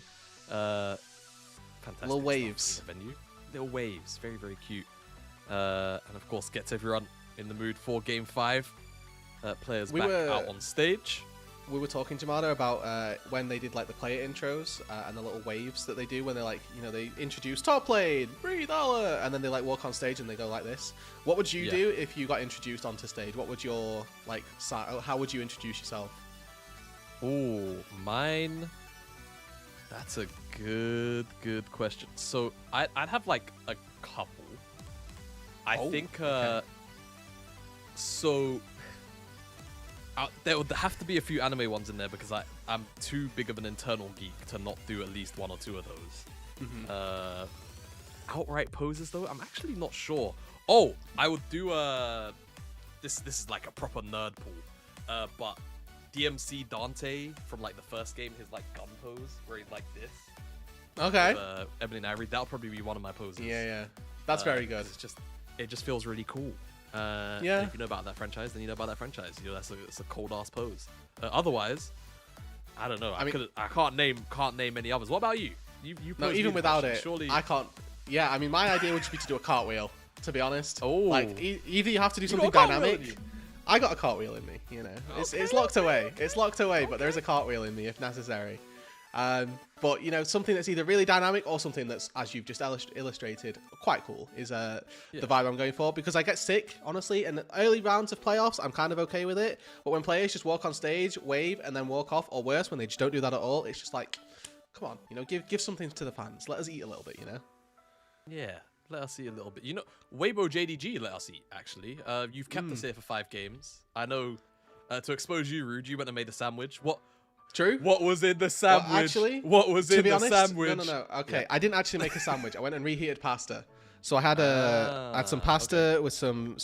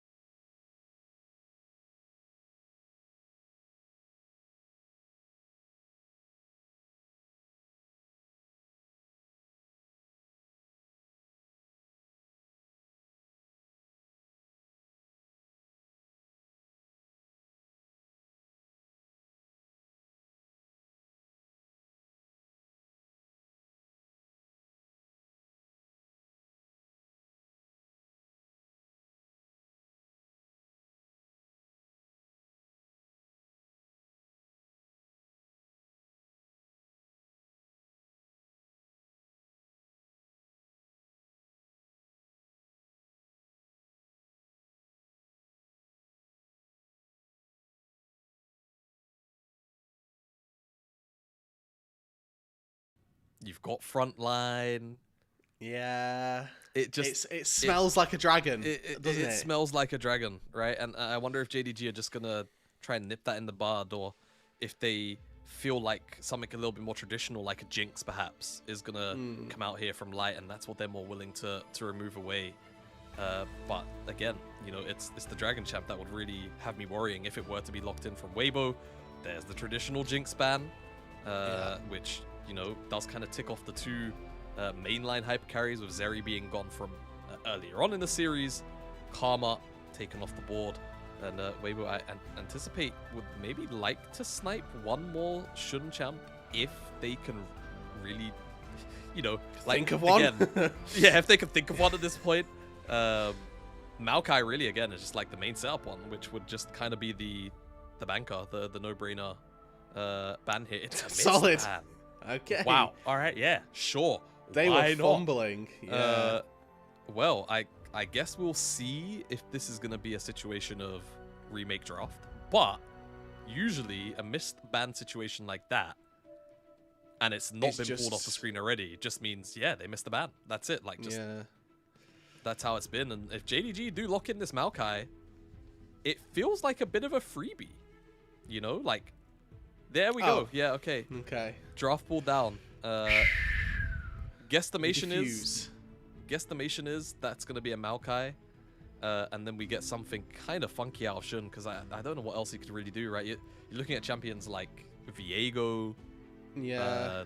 Lee Sin. We saw Diana yesterday. Could take We did FPX see- Lee Sin versus Yeah. Tian.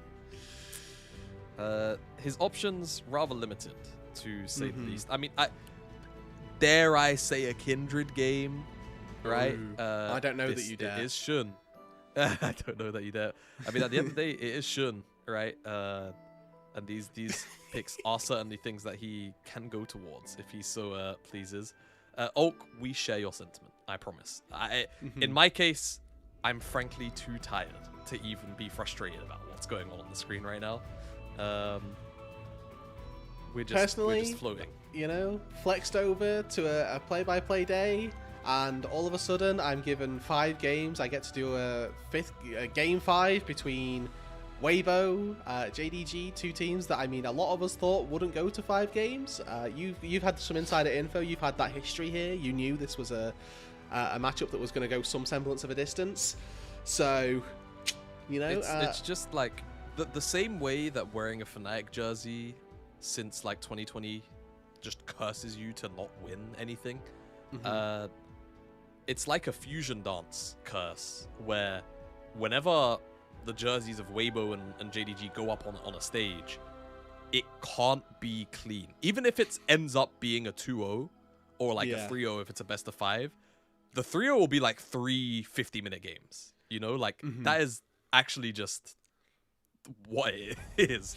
So yeah, we're getting 5 games. In fairness, we haven't really had super long games. Maybe games longer than they should have been this series. We're looking at you, game 4. But yeah, it looks like we will just be remaking draft, though I am noticing it's taking a little bit longer than it feels like it should, but it feels like there's some referee intervention, maybe.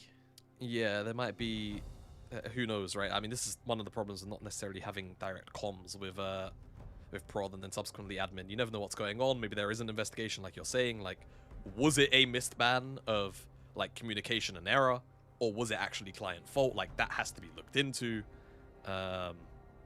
So yeah, here we are, waiting for our answers. As alas, You know what it's time for, chat. It is back to depression meals and coaxing us through your best ways to get into life. You know we what, could to be also, fair, our producer has saved us. Yeah, we could just give MOBA Trainer more screen time, which, to be fair, I think is probably going to be more visually stimulating for the viewers than than watching the remake of the draft. Yeah, just go. So this is now Alk Battery. He dominated on skill shot earlier. Now he's got to play dodge. Right click Savant. Already taking L's.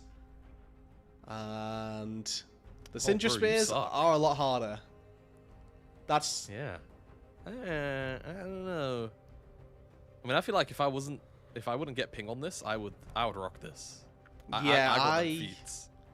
You got the feet. That's good. Yeah. Oh.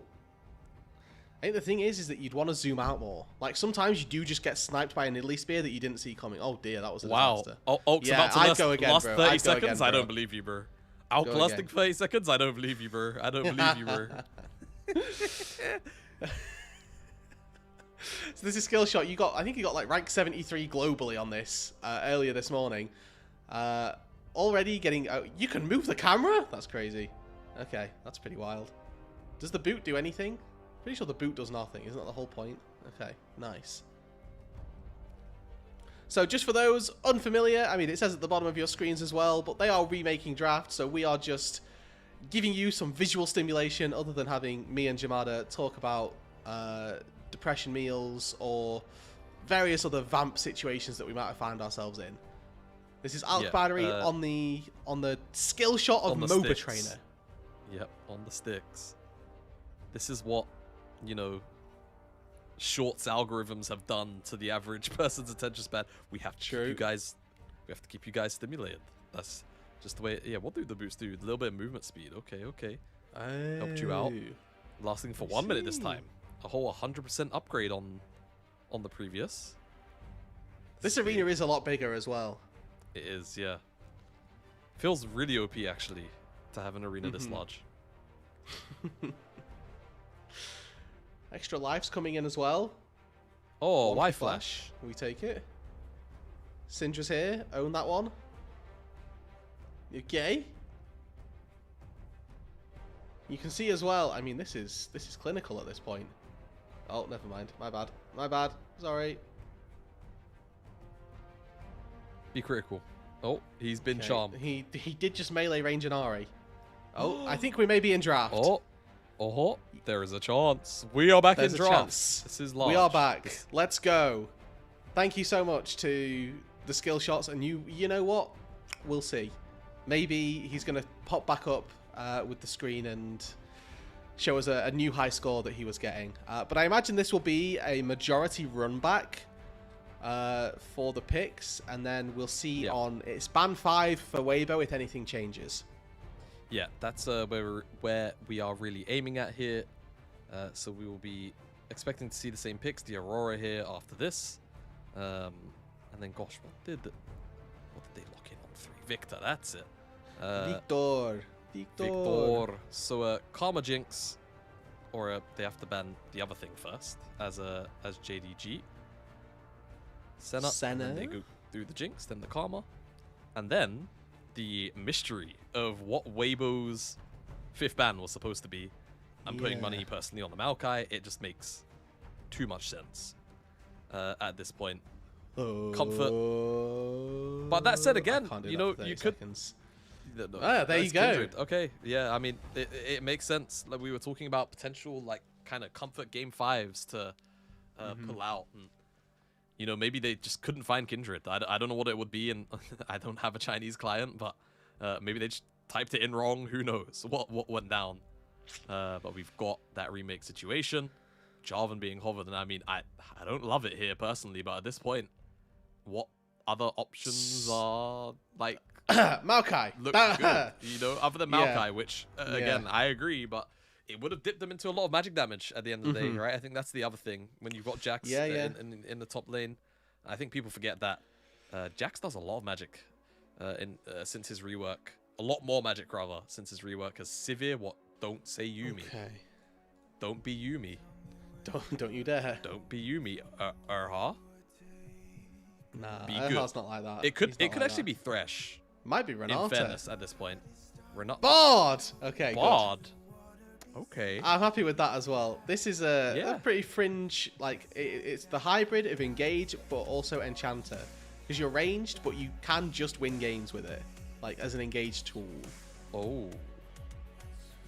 Ooh, now, the last time that I saw Blitzcrank in an important final game of a series was unfortunately Mako's. So I am personally scarred. But it seems like we're going to get Renata. Okay, and that's what's going to round out the comp. We move back to a Renata versus honestly, some dive, a forward-going composition with the Sivir, that's for sure. And that's the main side of this, is that they do want to go forward, and that Light is going to be charging Ambessa, charging Tien in there as well. But I hate taking immobile AD carries versus Jarvan, Jamada, I'm just going to say it. Yeah, so do I. But the Bard can really fix, you know, some of that issue with the immobile backline, right?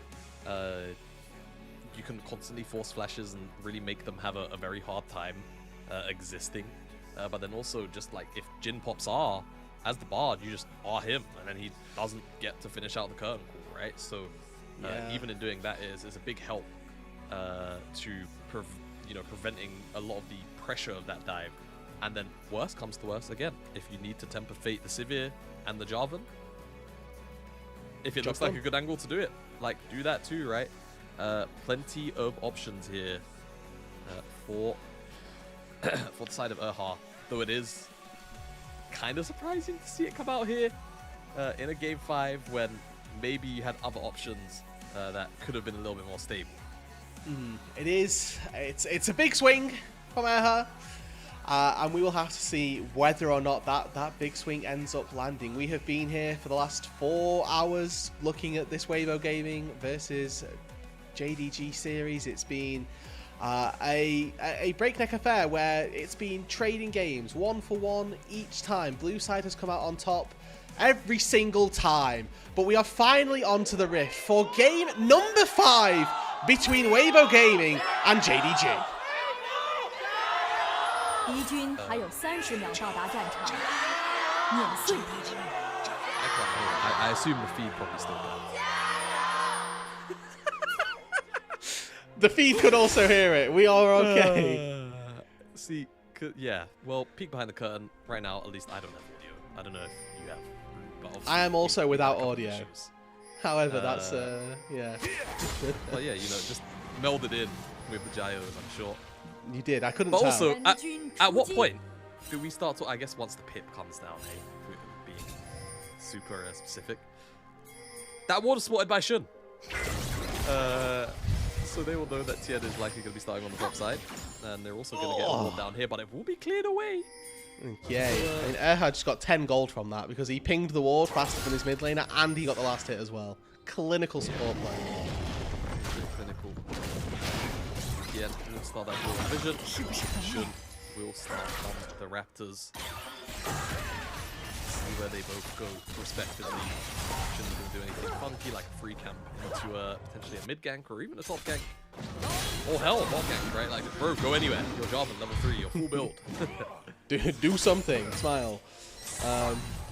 He's at that point, you know, you ding that level 3 marker and you can just start ganking. Honestly, level 2, we've seen it before where you've just kind of thrown yourself into a mid lane, and I mean, versus a Victor as a Sejuani and versus an Aurora as a Jarvan, you definitely can make something happen there. Nice and early on. Again, I mean, Jun apparently already busted out this Jarvan a couple of times at the very least through this season. It's not been the greatest pick globally, let's say, but he's been feeling comfortable on it, and that is his purview to be able to do so.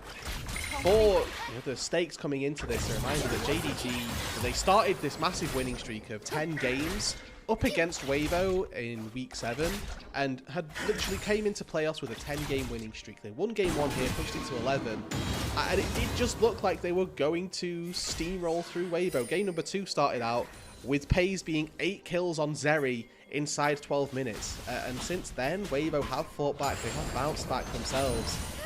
They kind of needed to, because as I say, it could have been done a lot sooner. Another ward cleared out. This time it's Knitting that finds it, and this is a nice little ingress from JDG to find just a little bit of an advantage in denying Tien his red buff, who might actually stepped a little too far forward. Knocked up by the Jarvan flag and drag handshake back on in, and Pays finds first blood.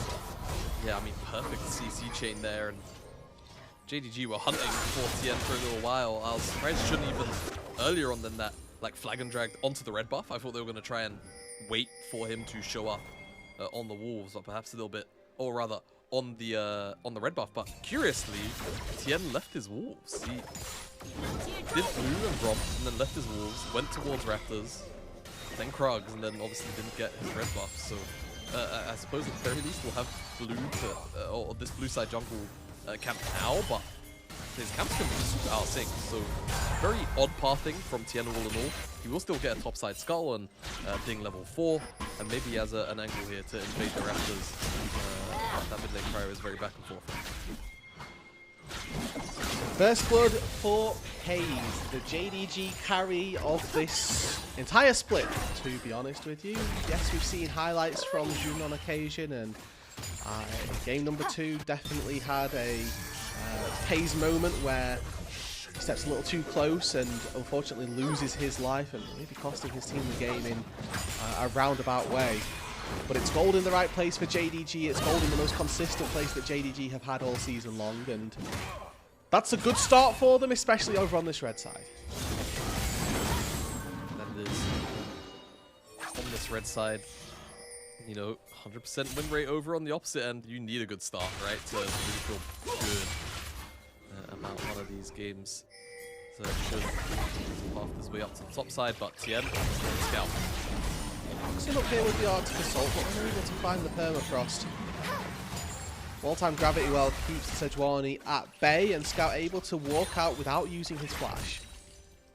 Yeah, just very annoying poke damage, however, for Scout, right? And now Xiaohu is likely to come out even further, maybe even find a roam timer or just a good base timer like that, as Arla trading comes in the mid lane. So we're saying like Scout really can't lane at this point, and Hayes can be in trouble now. Flash can be expended. Yeah. Hops over the wall, and you know, sometimes that's going to be your cost, and some of the beauty of Bard as well, a quick little magical journey between Erhat and Light actually forcing out that summoner spell. Scout as well in the mid lane actually manages to stay, so cancels his base one time and manages to catch the wave that Xiaohu pushed into him.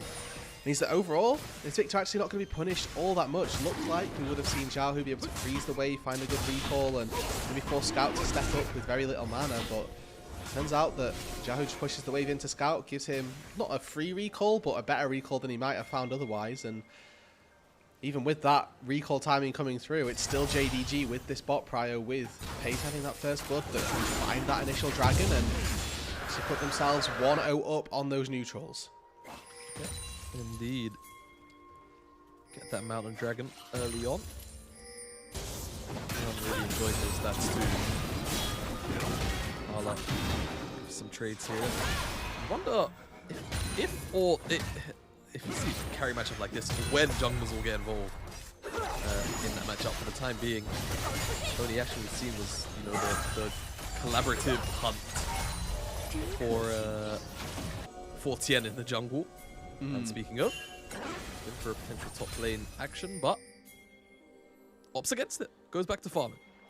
And I will say the swap that was largely initiated and that JDG went for up to the top side, bringing Pace and missing up after having found that first blood, did cost Arla quite a lot. You can see that he's down sort of 3 waves of CS at the very least, so a little bit of experience, losing out quite a lot on that gold front as well. Just give the Ambessa a pretty sizable advantage, and has put Breeze in a spot now where he's actually controlled this wave very well. Tien unfortunately sat on a ward, but you can see the ramifications and the knock-on effect of all of this is that Arla is really not doing too great. Yeah, it really sucks to be up here right now as the Jax. A lot of pressure to soak up, but here we go. More lane swaps and a TP will come out from Arla to come down here and collect this cannon wave and get a little bit of rich and catch back up to Breathe, who has, yeah, just been having the better end of some of these lane assignments and the matchup overall. And now with the grub spawning as well, that is just sacrifice. The Scout here still has flash. Will he be able to get out to safety here? Between Worlds comes down and a relatively early flash preserves some of Scout's HP. Let's get out to safety, and it's a couple of ultis expended, but no kills coming through, and Weibo Gaming will be able to leverage that further into finding the grubs. Grubs secured. And I think it's very good that able to get these, but also like deny them from JDG just because they have that Jax. Jax, if he gets any modicum of free time, it's going to shred through towers, so securing all 3 grubs, like really handing over 1. It definitely feels like a very big win for Weibo.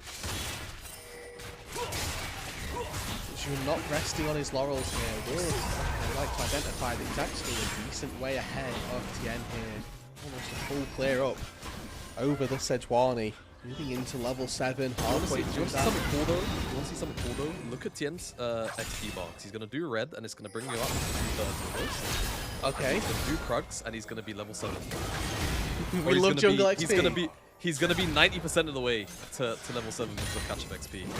Like, jungle XP is so fake, man. Look. Like, screw the top lane matchup. Everyone look at the XP bar of Tien. The purple bar just underneath the Sejuani portrait. And, you know, he's basically... But Jun's now level 8. But Shun is now level 8. This is good. Again, this is a knock-on effect of that weird early clear that Tien did. And obviously, he got invaded and he's lost a few of the chicken camps, but it's not ideal.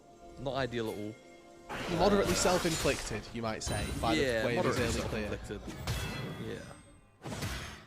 Like, there's only so much you can do about getting invaded by your enemy bot lane, but also, if you played in a more traditional sense, it might not have let him be this far behind. Is what I'm getting. Yeah, and by the way, finished that full clear. He is now only like 80% of the level behind. Gauge from Arla here on this top side. This guy has got no mana. He's got Missing by his side, and fortunately able to sidestep a Tempered Fate, which does not matter as a double Cosmic Binding binds up 2. Missing able to flash the wall, only to be followed by another Magical Journey. Breathe flashes out of the Cataclysm, and he's Grasp Rocking, he's sustaining, he's shielding and dancing over Jun, and will send him down to the grave. That's so unfortunate for Shun, but Greaves' dancing feet there were just excellent.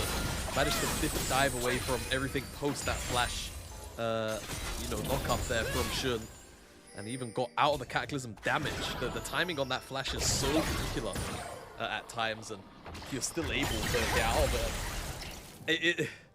I'm feeling vibes of, a previous game in this series that we might have watched already. Early senses of it, and it's JDG that opted into this with Shun still a screen and a bit away. And when you've got such good card, that's all I will say. The Tempered Fate going wide, maybe not the best look to begin with, but Erha's prepping that Magical Journey before the flashes even come through. He knows exactly what's going to happen. Breathe, like you talked about, the very particular timing on flashing Jarvan Cataclysm is very difficult. And the Summoner Heal, the shield from Ambessa's kit, and Grasp Procs coming through. Every single time Jun fires an auto, he thinks he's going to be the last one or the one that takes down Breathe. But there's always something extra in the tank that keeps him alive. There is, such as the frustration of champions like this. If you're not familiar with the trade patterns or the cooldown, stuff like that. Very annoying. We'll see if JDG can do anything about it. Attempt to shut that down, or on the flip side, if Weibo are going to look to try and slow, right? Stand Bessa to very, very massive heights. Light as well, speaking of scaling, hasn't quite hit that first time yet, but we will always have to keep our eyes on the Sivir as the game goes on. JDG obviously have the tools via the Jarvan, and in some ways the missing ultimate, right? The Berserk across the team to reach that Sivir. But at the end of the day, she was, the original hyper carry. The get 300, 400 CS at 28 minutes and please carry the game for us, carry. Yeah, the original, the old school. People will remember Jinair Green Wings Teddy, the Sivir game of 70 something minutes. Agony. Yeah, the Sivir performance of a lifetime almost that barely made it able to see what Sivir can do. I think to see some more of that from Light in this game, as Arla needs the help of his support to push this wave under the turret. But I do want to go back to what you were talking about with, we've got the scaling aspect of a Sivir. There's a bit of cross-scaling as well from Scout as he's on that Victor. Is there either side that feels compelled to push the pace of this game, or are we just honestly quite happy to sit back and go to 40 minutes, 5v5 and do a handshake? think maybe Weibo would feel a little bit better about it. Just because I do worry about the overall scaling of Jax versus Ambessa in the side lane. And I do eventually feel like Jax kind of just win out by virtue of being Jax. So there is that, but I think that will definitely take time just because of the strength of Ambessa overall, especially the first couple of items that she picks up are just incredibly big spikes. Missing, caught out by the Temple Fate. Binding for Erha to bind that off. Just going to be a bit of standing around as Tien decides to now fully engage, only to let Jun flag and drag out to safety. Now Pays is the one who's in the most danger. He flashes out, and Weibo do get 2 flashes, or just the 1 in fact. But it is on to Pays. Double summoner spells off the Jhin, not nothing gained by Weibo. Yeah, not nothing, but that did still feel kind of illegal, to be honest. And that's what we need to see from Erha more and more. Using that ultimate to fish for the flashless Renata, fish for the flashless Jhin, and eventually even the Victor as well. Just the ability to be able to blow flashes by pressing your R key and them having to respect the fact that people could be nearby is so huge. When you look across the rest of the comp, when there's an Aurora, when there's Ambessa, those flashes being down is very, very important. So Pays now got 5 minutes of safety and 5 minutes of, I'll call it danger time, let's say. Flash up at the bottom of the screen, 54 minutes and 3 seconds was our longest game of the LPL so far. Hoping that we don't make it that far in this game number 5. As now with no ultis, Weibo still looking to fight. Tian Han shook back in, but without the damage there, this is looking pretty rough, pretty miserable for Jindong Gaming. Flashes out of the Cataclysm, and Xiaohu now the one who's in a little bit of trouble. Flashes to the other side of the wall. Still gets caught by the Deadly Flourish. A double re-engage, Cosmic Binding to be pulled on afterwards, and Pays is sent down. Arlov jumps on him but doesn't find anything, and Light is rattling out these ricochets. One final tap won't quite take down Jun. It's a 1 for nothing, but it's Weibo coming out on top. And this is what we was just talking about. Pays, flashless, missing flashless. Who gets caught in the Tempered Fate? It's both of them now. The ultimate connects onto Scout. Another re-engage, but this time they only find Arla. Zhao, who goes through the wall and maybe has gone 1 step too far forward, unless he can montage on them. Takes down Missing, hops over the wall again, and gets out to safety. Dude, the health bars! Look at everyone. There's no Cataclysm on Shun, and he's got the mana barely for a Tempered Fate. Goodness me, I think Weibo just rolled about 5 nat 20s back to back to back to back. Goodness me, and check the luck stat.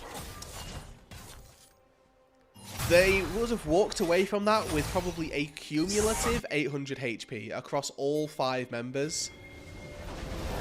I'm not 800 HP probably being a bit over ambitious with how much they got to get out with. It's all started around the Herald though, Jamada. Yeah, crazy to think that this kicked off. Xiaohu on the flag, Jun kind of a little bit too deep by himself. Xiaohu again, you know, just playing pinball with his own life. And despite getting caught there, it's disengaged from Erha. Onto the Jhin, onto the Renata, both targets, no flash. They're able to lock down Pays, kill him immediately, and there is practically no response from JDG as he flashes him out in the defense from TM. But then it's this dive here that is kind of, at first, frankly just risky, right? Weibo find their way on the Scout and they get his flash. He's one second power, so TM steps back. But Xiaohu just feels like he has an angle, and fair play to him. Takes it excellently, gets the first W in, obviously gets the Q and the pull back in through the Renata. With the W over the wall, he's out to safety and no more damage came through, and now Scout's in trouble. He's on 13 HP as he did that second hop over the wall. Xiaohu playing on the absolute limits of what the Aurora can get away with. And now Weibo really looking to flex their muscles and push this game fully into their control. They're taking a second dragon of the game, they're taking a tier 1 turret down on that bot side. And they are starting to, Jamada, put a real stamp on game number 5. The 7th seed of the LPL coming into playoffs. Now up against the 3rd seed in Jindong Gaming, a team that was on a 10-game winning streak, a 5-series winning streak without dropping a single game. Now has already been pushed to 5 games, and in this 5th game, looks like they may well fall. Just indeed. Gold lead isn't, it's not gone away from them yet. But it's certainly going to start getting there very, very soon. More time to come in the pick. Good fake onto Erha, he's trying to buy time, let his team get in, and he's done exactly that. Tien's there with a Glacial Prison that sends Missing straight to the grey screen. Now Xiaohu's flying over, Tien in tow. They want Scout, they want Arla as well. The Jax is able to hop out to safety, and Weibo, they just find one, but again, it was a play started by JDG that benefits Weibo. Yeah, I mean, Weibo walk away with kill the gold and didn't really expend any major or important summoner spells, so the Herald will be the immediate prize here. This is where that fight kicked off, and JDG, it's not even like they have an answer to, you know, run bot, get a tower, run into the bot side, get a dragon. That was just raw. Just straight up, so it feels really bad for the side of JDG here, as they've really struggled to find any kind of consistent level of engage, specifically onto Light, right? That would like to be your first target with the Java. It's so tricky to get on top of anybody else. Xiaohu pops out, he pops in between worlds. It's so many ways of him getting out to safety. You cataclysm anybody else that's, you know, got mobility. You're thinking, why have I done this? And then you try and get access to Light, but you're being met by bindings off of your own cataclysm. You're getting the rest of your team denied access by the Tempered Fate, and Erha once again having a very, very impressive performance. He won MVP in game number 4. Breathe had it in game 2, and I think that those two players have once again been the leading factors behind Weibo's success. They have, they really have. The Rakan game was something quite extraordinary, and I think whilst you could also very likely point towards Tien for a lot of the favor there, follow-up, like, again, just catching out pace so many times, always having an eye for the carrion. Just the identification of what the win con was that game was so sharp from Erha, and it feels like this game again, we're seeing a very similar performance, and it's so rare that you see that, especially out of Bards, right? I feel like everyone knows how Bard should be used, but we never really see Bard used appropriately, and so far, they put on a very, very good performance with it, and giving it a little bit of credence here. 100% kill participation for the Bard, 86% on the side of Breathe as well. Flashes on the left side of your screens. It's Weibo now heralding down in that top side. This tier 1 turret, the final piece of the outer turret puzzle that they need to claim, and JDG, they know that they've got no reason to be here. And honestly, with this Rift Herald in tow, they could very well look for a second turret, look for a charge even further. They push bot wave so deep that nobody needs to answer it for a while. Happy with Breathe answering mid lane because Pace can't step up to him, and now he can move up through this topside jungle. There's no response at all from JDG. The turret's going to get charged on, and maybe there's more to follow. Yeah, Arla's taking a lot of damage here, actually. He's dead. Binding connects, and Weibo are just not stopping on the hunt, and hunt they will. Missing goes golden, but despite a well-placed hostile takeover, nothing happens. We are 22 minutes into this game. Weibo, with Grubs and Herald at their side, have broken open the base, and they're trying to break open the game, Jamada. Nexus turret's now under fire. TP in from Scout is going to thwart their efforts. But Weibo, we thought this might have been just a tier 2. Instead, they take the whole top side. Yeah, I mean, that was insane. Just so much gain from Weibo for so little really expended in the grand scheme of things. And I was a bit worried at the very end, and they're going to get out. Arla's going to teleport bot to try and get something back, but man, it does not really feel like anything at all. They might also lose out on Dragon or maybe the setup, but let's take a look at this because Arla just, it was CC after CC, but at the end of the day, I just think him walking up here is so greedy, and there's just very little need when it seems like the posture that JDG is giving off is that they didn't really have much of a inkling of wanting to test. The Bard ult as well was just perfectly timed, very fortunately, to not only stop the tower shots, but also not prevent their Herald from crashing into the tower, which obviously is a significant chunk of extra damage to go through. So everything, again, nat 20s being rolled by Weibo, play after play.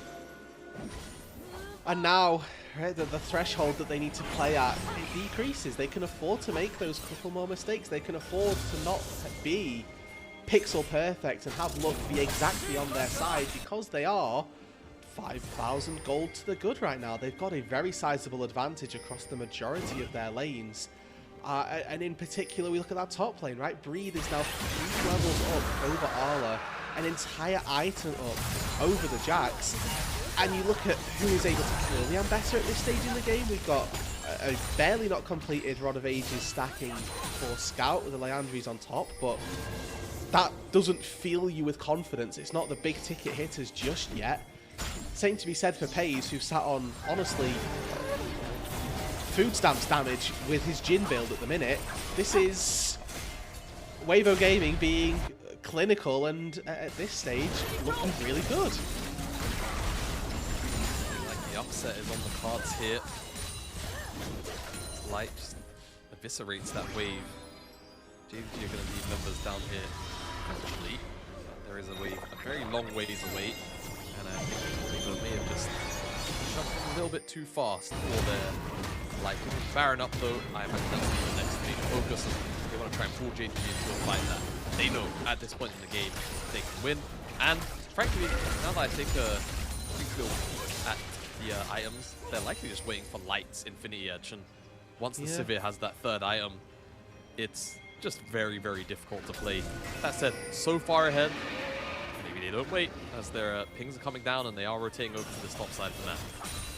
With the Atakan as well, the discrepancy in those levels does become even more palpable, and the gold lead is just continuing to grow despite really nothing too much falling on the map. They've probably not farmed this top wave for the last 2-3 minutes whilst the Invis has been down, but they're still getting gold on the rest of the map. It was after Weibo's play-in series, they had an interview with Xiaohu where he said, we can still make it to MSI, and honestly, I laughed and looked at their series and thought, you know, looking at their regular season performance, the idea of them making it to MSI was, you know, and still is a little far-fetched, but that confidence comes from a place that is now a lot more well-founded. If they take a 5-game series versus JDG, which looks like that they can, they may win over 1 or 2 more haters in that sense. They may just have another couple people on the bandwagon going, maybe they can make it to MSI. Just maybe. Just maybe. But so many of the teams have beaten each other throughout the year. It's really hard to, you know, really say for certain. As, oh my goodness. 3-man Tempest Fate! Erha finds 3 and binds up both of them. JDG are slaughtered in their topside jungle, and it is off the back of this Erha Bard. The 5th pick bot lane to decide it all, and Weibo with an open inhibitor in the top side and a wave in the mid lane are looking to send JDG to the lower bracket. We were apprehensive about the pick at first, and I think rightly so. How many times you see a Bard do as well as this? But Erha single-handedly put Weibo in his backpack for this game, and the rest of Weibo happily played their parts to make this as smooth as possible, and the game's done at 27 minutes. An MVP performance from Erha. The substitute support from halfway through the split that is bought in to save the team. And in game number 5 does exactly that. Game number 4 does that as well.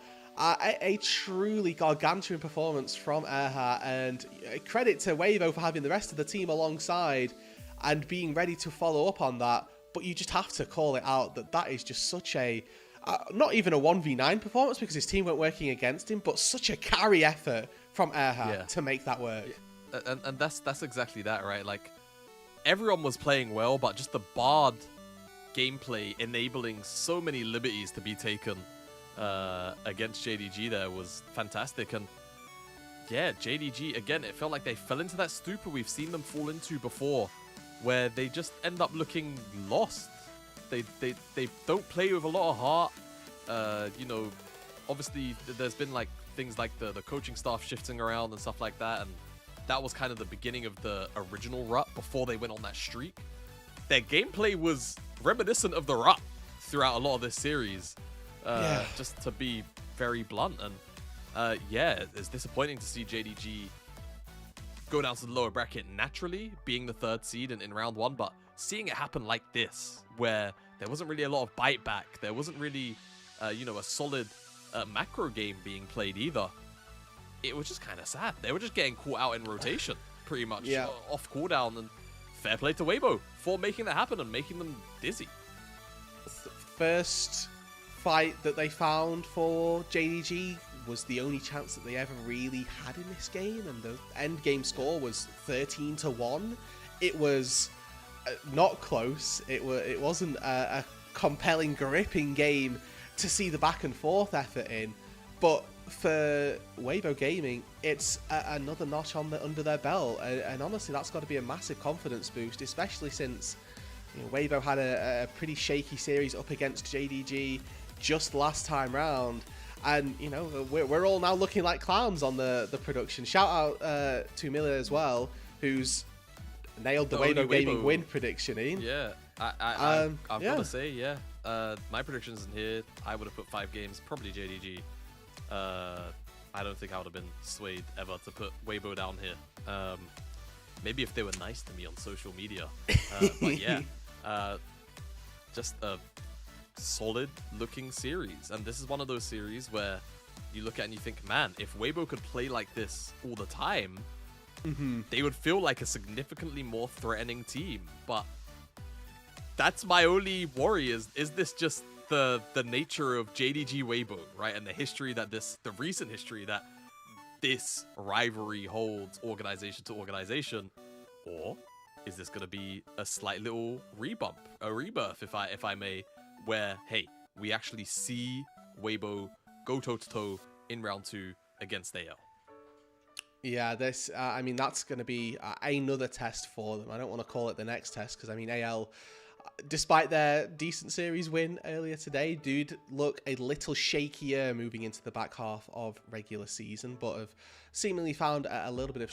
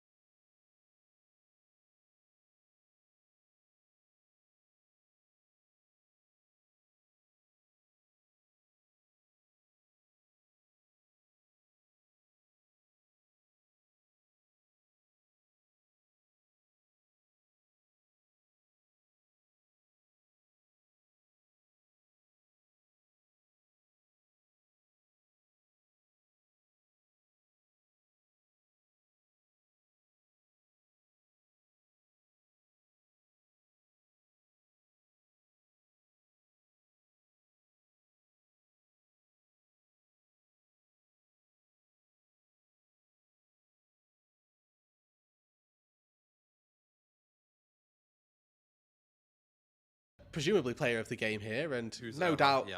reveal Erha.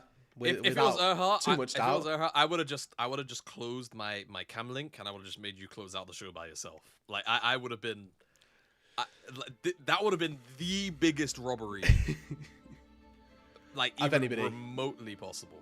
Yeah. Yeah. We do get to see how that series between JD and Weibo have met or have changed our bracket for playoffs, so we can have a little look at what that means now for our teams going forward. The only upset seeding wise was this series that you've seen. Weibo now play up against AL in a couple of days, where WE are going to take on JDG in that lower bracket to see our first teams eliminated. Yeah, first teams to go. I think everyone's going to have their eyes on the FPX IG series in particular, just because, of course, IG with the names, FPX with, you know, the fun gameplay.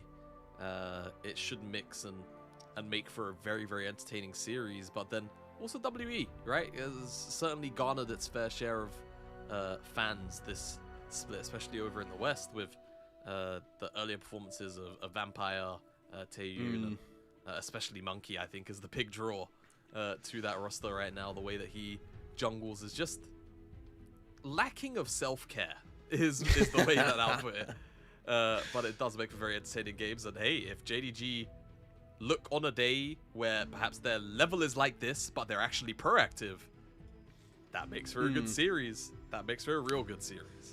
Yeah, it does. And I mean, FPX as well, their series versus Top Esports was... they took one game, they could have probably forced them to Game 5, had the Game 4 fortune been a little bit nicer, and they're not a team that you can just count out. So I am also quite excited to look to that series and see how that one ends up playing out. Before we close out here, I just want to say a massive thank you to our elite coffee supporters, Iron Soup, Mong, and Forest Without, for their pledged financial contributions that helps us level up the broadcast and give back to the cast and crew who strive to give you a English LPL product every single day. That is going to do it for us all here on the LPL stream. I've been Rudude. Thank you to Jamada, thank you to Kelsey, thank you to Alk Battery for running things behind the scenes and for people coming in last minute and everything else that everybody else has been doing behind the scenes. And I think that we're just going to throw it out and say thank you to everybody else, and we will catch you all when the next set of games play in just a couple of days. Thank you.